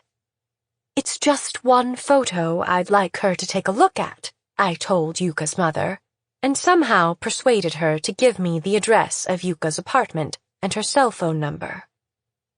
I'd brought the photo with me. I was hoping that Maki was mistaken, but the name she gave was a name connected with something I deeply regretted in my past, and I just had to know. Naturally, I planned to show it to Akiko, too. There was a possibility that though she said she didn't remember the man's face, in fact, she did. But she told me that not only didn't she remember his face, she couldn't recall any other details about him. So showing the photo to her would be pointless, which actually made me feel a little relieved. Even so, she mentioned the same name. She said that on the day of the murder, her cousin and his girlfriend, who were visiting town, saw a man who resembled him at the station. The cousin said the man was his girlfriend's teacher back in elementary school. I was afraid to be alone. The reason I went to see Yuka wasn't so she would tell me he wasn't the murderer, but more to have someone hear about the sin I had committed in my own past. But it wasn't the time or place, and I didn't talk about it. That's why I'm writing about it here. After I started going out with him, Akie and I grew apart. Not that we quarreled or didn't get along anymore, but as seniors we were in different seminars and I didn't go to school as often as before. He was in his second year of teaching at an elementary school, and I started spending all my time at his place as if I were his wife. While he was at work, I did the cleaning and prepared meals, totally absorbed in the kind of housework I'd never done before. I mentioned wanting to get married and living together. "After you graduate, I'd like to formally go visit your family," he said, and I was overjoyed. His words alone should have been enough for me, but I was impatient and said I couldn't rely on a verbal promise alone. So he used his meager bonus from work to buy me a ring. An engagement ring with my birthstone, a ruby. I couldn't have been happier, and while he was out, I'd try the ring on over and over, then take it off and polish it. And then one day my hand slipped and the ring fell beneath the desk. And that's when I spotted a notebook I'd never seen before, protruding from a drawer. It had been pushed to the very back and stuck out all the more. A secret notebook, it looked like. Maybe it's just some study notes, I thought, and I pulled it out and opened it, because I wanted to know everything about him. But I soon regretted opening it. The notebook was his diary. If it had been an ordinary diary, I would have enjoyed going ahead and reading it, feeling a twinge of guilt, perhaps. If he'd written about me, that would have made me happy to read it. But the diary was full of his longing for another woman, someone he couldn't let go of. "Is the promise we made then not forever? Why did your feelings change so suddenly? Why didn't you say anything? I know you betrayed me, but I can't help thinking of you every single night." I knew right away this "you" he wrote about wasn't me, because I was there with him every day. The dates in the diary overlapped with when he started seeing me, and I felt horribly betrayed. I left his apartment, went back home, and shut myself away in my room. I really did start to feel sick and took to my bed. I had no appetite and felt feverish, as if I were on a rolling boat and seasick. I'd never imagined that finding out he loved someone other than me would cause this much hurt. Am I this weak a woman? I wondered. I'd run out after reading halfway, but maybe I should have read the diary to the very end. Then, at least, I might discover the name of this other woman, find out who she is, and if I felt she was no match for me, it would be okay, wouldn't it, since he'd promised to marry me? Maybe Akie knows who it is. I can ask her if, back when they worked together at the restaurant, there was any other woman who came to see him. I phoned her right away. quite a while before, she'd told me that things hadn't worked out with one of the boyfriends I'd arranged for her to date, so I figured she'd understand how I feel and kindly hear me out. Akie was at home in the apartment she lived in alone. I'd visited her only once and remembered it as a dim, spare, lonely little place. She said she was writing up her resume so she could find a job after school. "Asako, you're not going out for job interviews?" "Oh, right. You don't need to. You can use your family's connections to get in wherever you want. I envy you. So why are you calling?" I hadn't heard my friend's voice in some time, but it sounded cold, as if she was trying to reject me. Her search for a job probably wasn't going well, and she was on edge, but still it angered me that she would use this tone with me when I was feeling so down. That's why I went ahead and said what I did. "You're right. I'm going to get married to him. After I graduate, we're going to officially announce it to my parents, and he gave me an engagement ring, too. I told him not to go to the trouble since it's so expensive, but he insisted I accept it. I haven't told this to anyone else yet, but I think I'm pregnant. So we might not wait until I graduate to get married. I'm so happy, Akie, and it's all because of you, since you're the one who introduced us." I'm not sure myself why I said I was pregnant then, just because I'd been feeling a little under the weather. I might have been trying to reassure myself. Akie remained silent. So I went ahead and babbled on and on about the things I did to take care of him, movies we'd seen together recently, and so on. And finally, Akie spoke up. "If it's okay, why don't you come over right now? I want to hear it all from you directly, not over the phone. And you can show me your engagement ring, too. It must be gorgeous." I looked at the clock and saw it was after 9. Going out this late was a bother, but all this talking about my love had perked me up, and I thought it was worth going there if only to show off my ring. "After I get ready, I'll be right over," I told her, and hung up. It was only about 30 minutes to her apartment by taxi, but with the weekend and the crowded roads, it took nearly an hour to get there. I knocked at the door of her place, but there was no answer. Thinking maybe she hadn't heard, I tried the doorknob, and the door wasn't locked, so I went in. Beyond the tiny entrance, there was just one 6-mat room, and I saw her immediately. She was collapsed on the bed, which was covered in blood. She'd cut her wrists. It didn't occur to me to call an ambulance. I was terrified and instead used her phone to call him. "Come over right now," I said. He said he'd gone out drinking with a colleague and was exhausted. Could we make it tomorrow? "You need to come right this minute. Come to Akie's apartment. She killed herself." He hung up almost before I'd gotten the words out. He's coming, I thought vacantly as I sat beside Akie. That's when I noticed an unopened letter on top of her desk. Addressed to me, maybe? Akie was the one who'd asked me over. I opened it to find a single sheet of stationery. "Hiroaki, I love you forever." What is this? Akie loved him? Could he have also loved her? Did Akie kill herself to spite me? But had she really planned to die? If I hadn't been caught in a traffic jam and gotten here earlier, maybe she would have failed in her attempt. What should I do?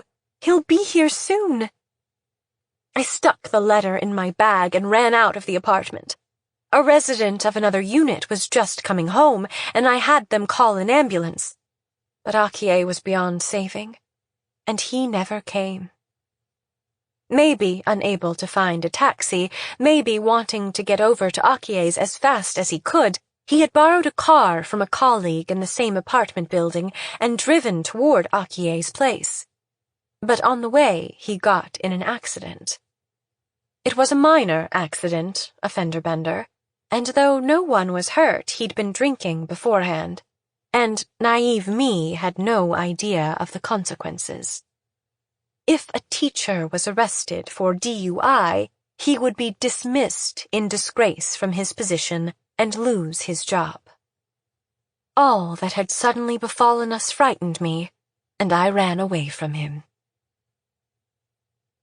As I walked to Yuka's apartment, he was all I thought about. Did he kill Emily? But why? 10 years later and in that town? I had kept Akie's letter all those years. People around her at the time were sure that Akie had done it because she'd been turned down for all the companies she applied for. Employment neurosis, they called it. Don't misunderstand me. She was an earnest, outstanding young woman. If she were alive today, I'm sure she'd be hired by a large corporation and become a top career woman.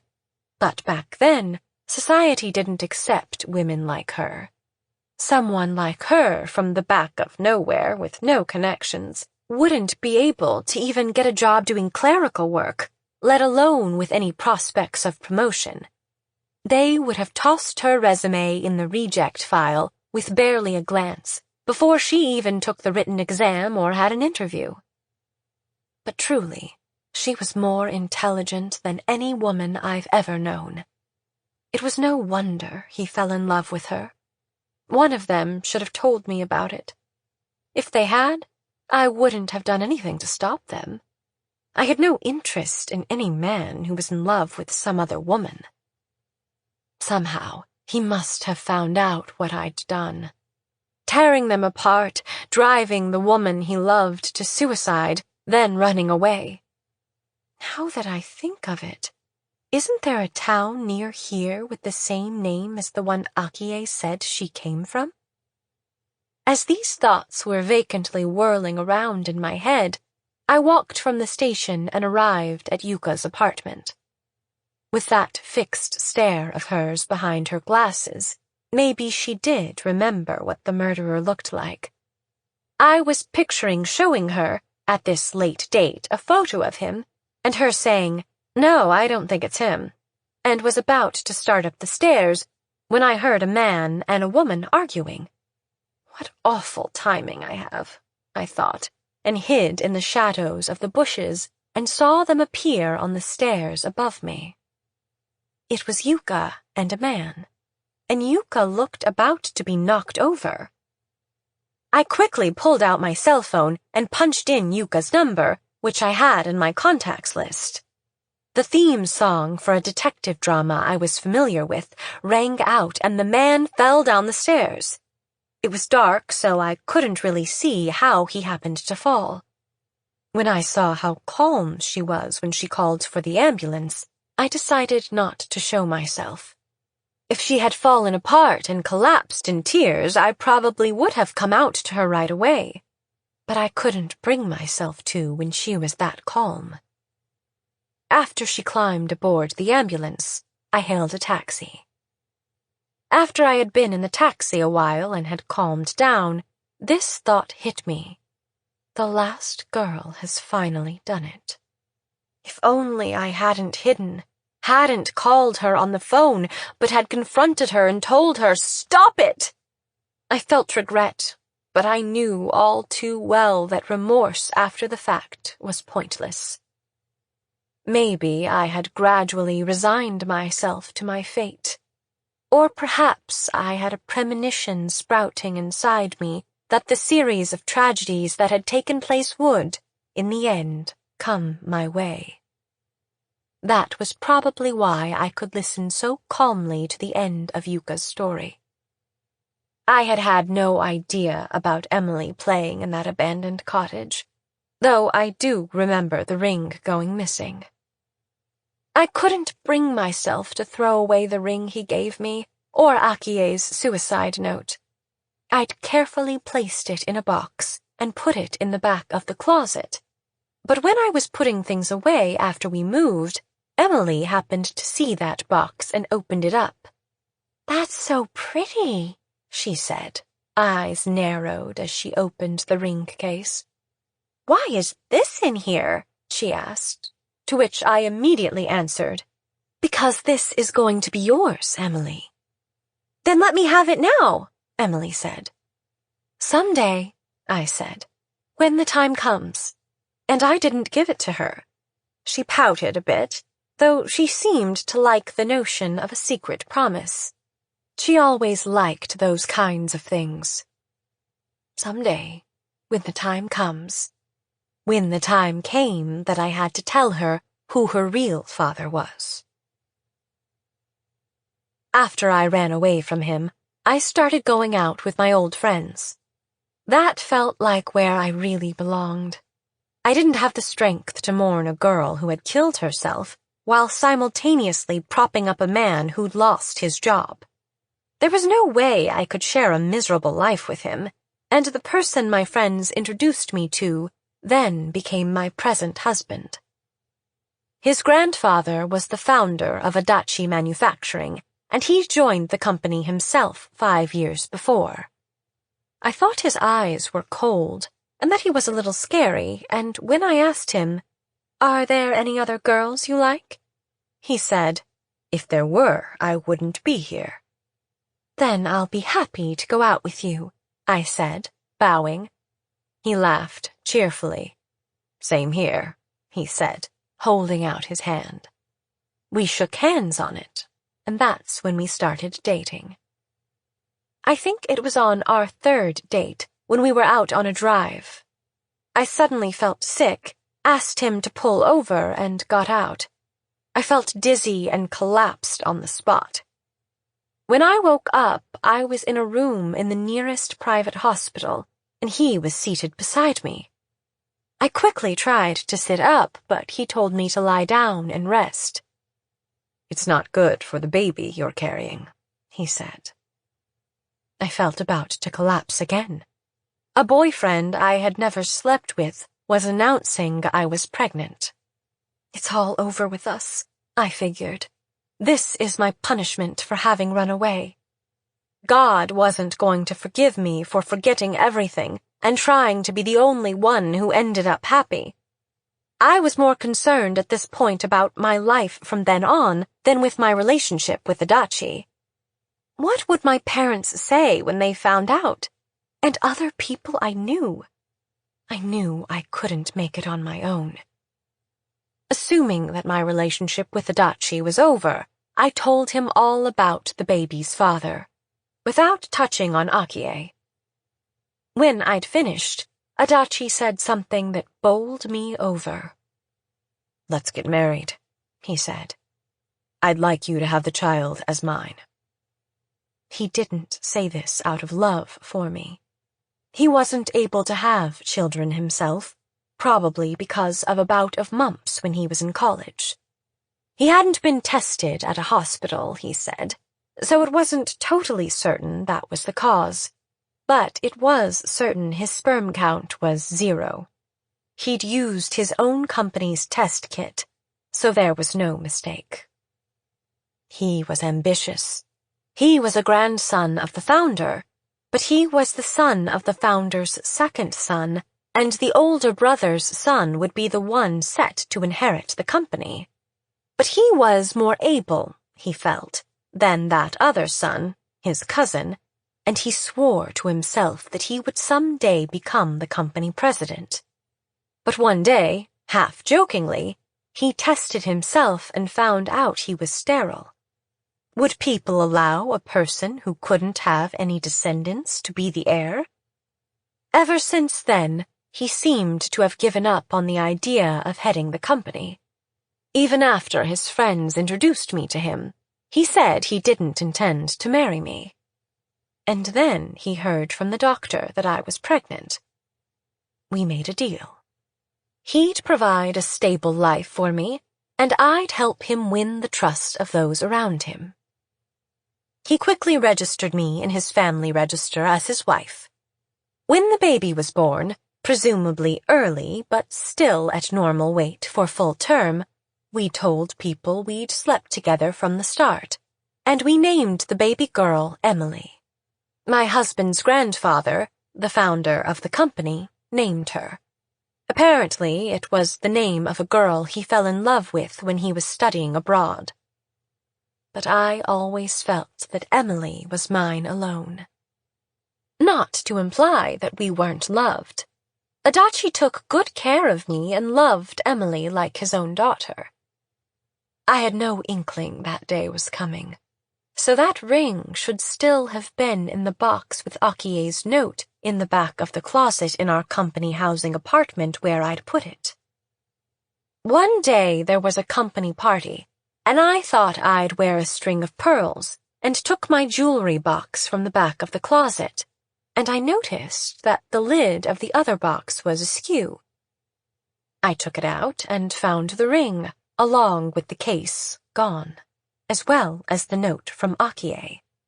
The next day the ring was back, but the note wasn't. "If Daddy found out you loved another man, he'd be sad," Emily said.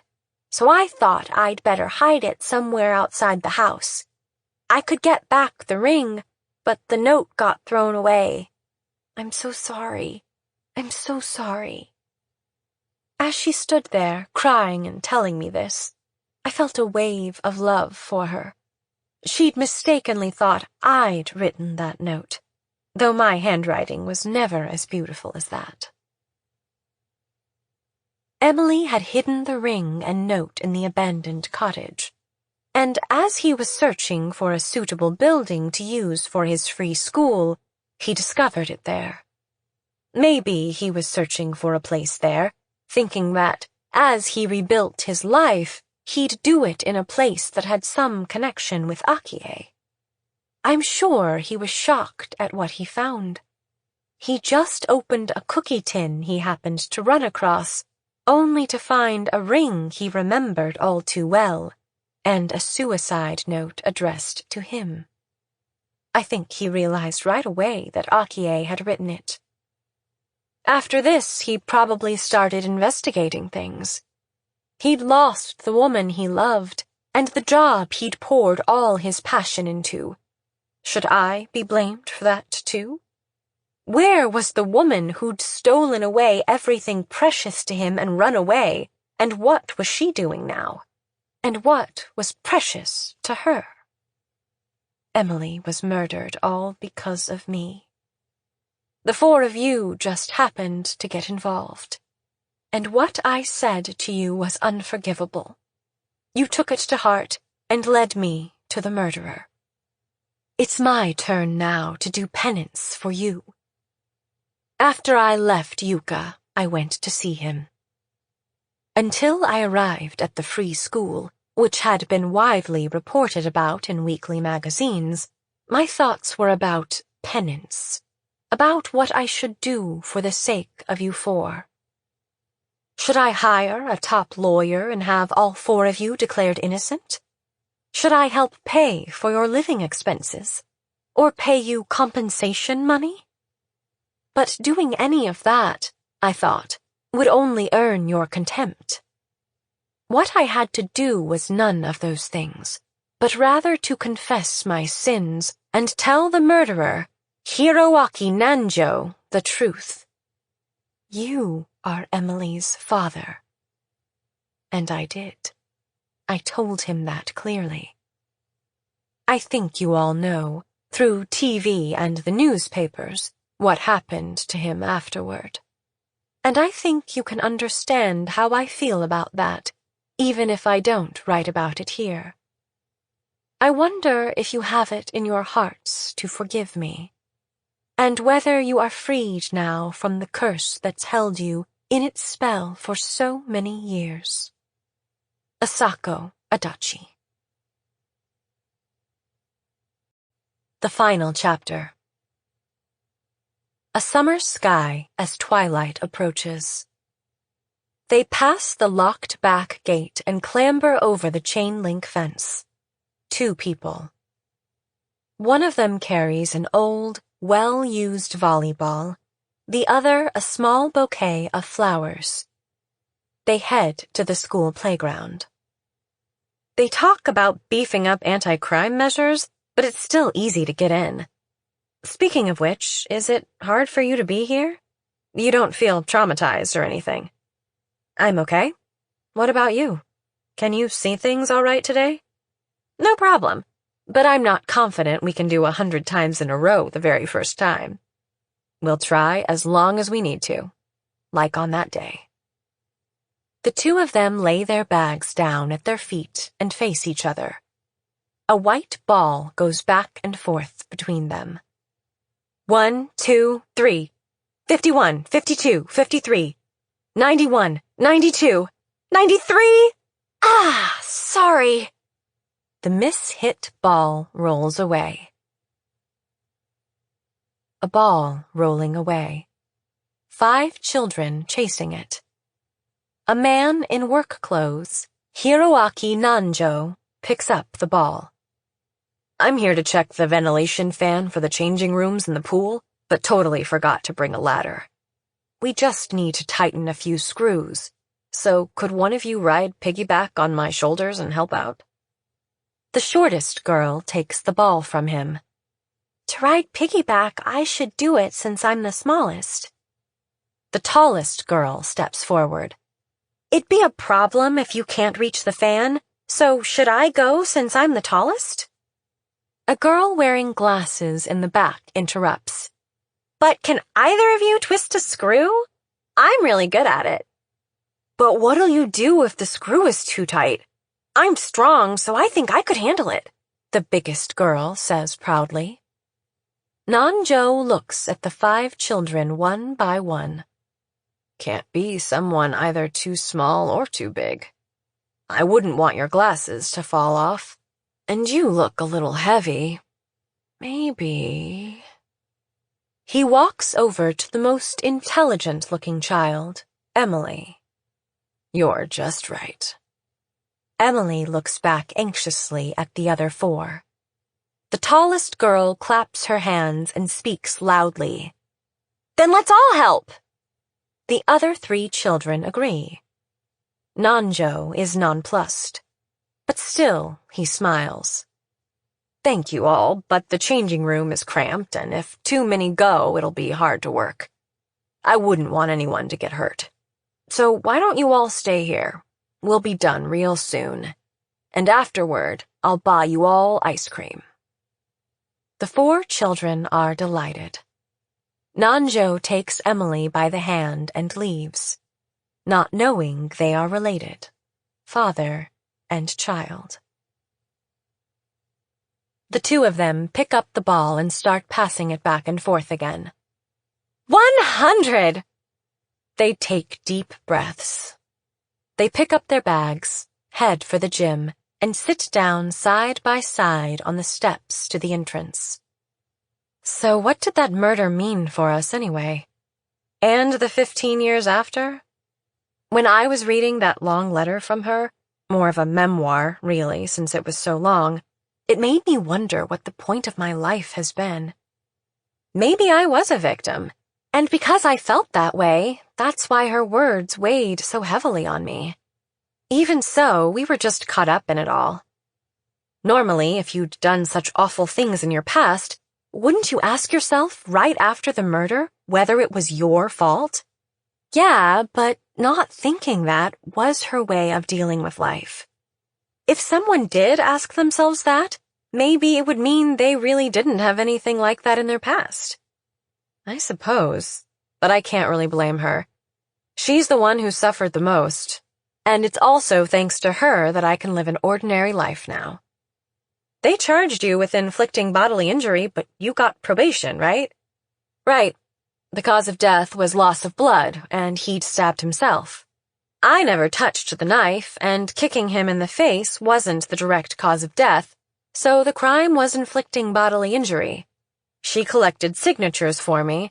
Some parents wrote petitions asking for leniency, and the lawyer said I should hold out until we could get a verdict of not guilty. But when they offered probation, I thought, okay, that's enough. I quit my job as a teacher, too. What are you going to do now? I haven't decided yet. I'd like to take time to consider things, including how my life would have turned out if that murder had never happened. I'm worried about the other two, also. It's going to take more time for them. Self-defense and insanity. Those are hard to prove. But they did turn themselves in and didn't have intent to kill, and they have well-known lawyers defending them, so I think it'll work out. I'm hopeful, at least, but who knows?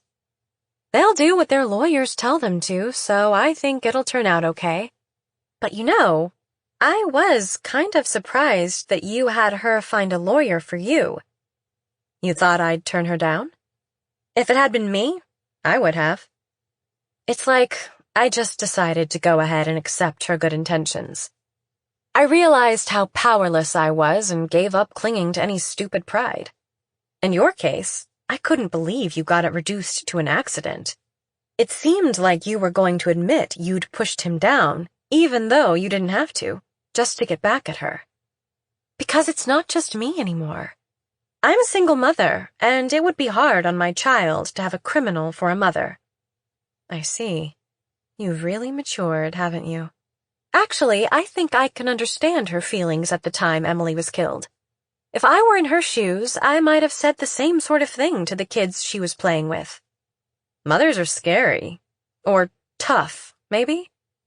You're living with your parents, right? How many years will it be until your child is going to this school? Didn't you hear?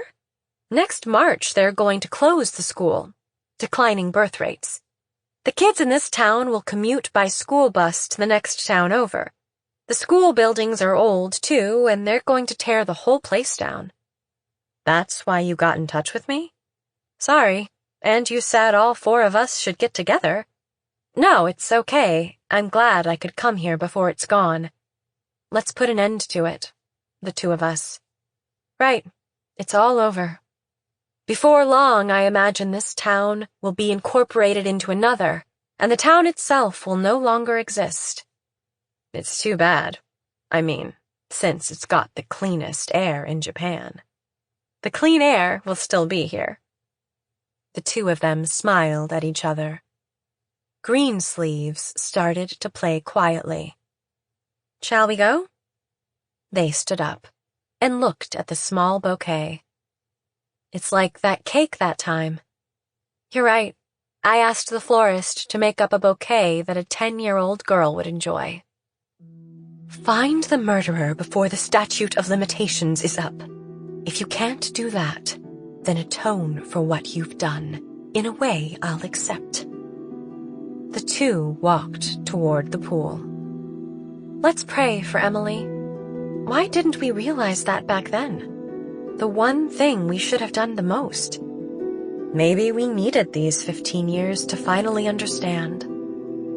Their shadows lengthen along the playground, and twilight envelops the small town.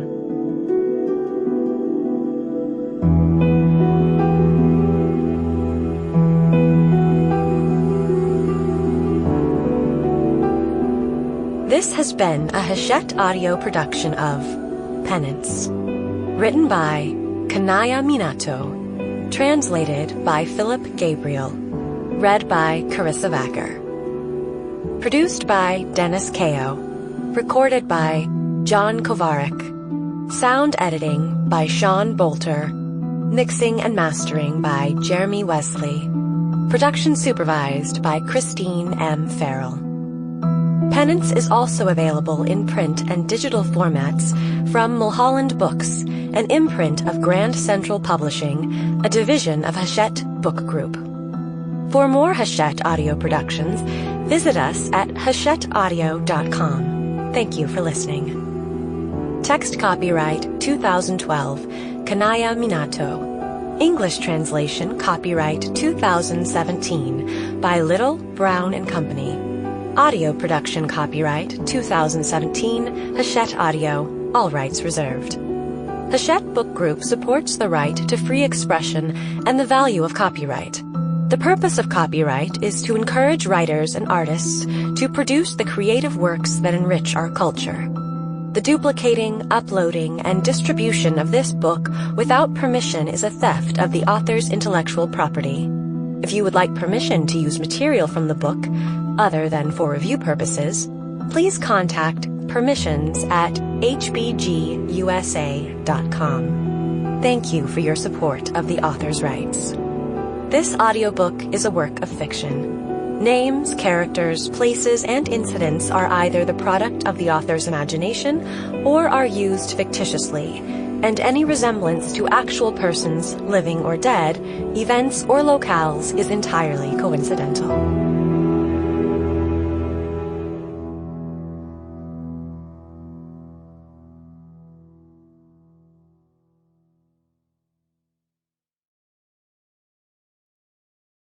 Audible hopes you have enjoyed this program.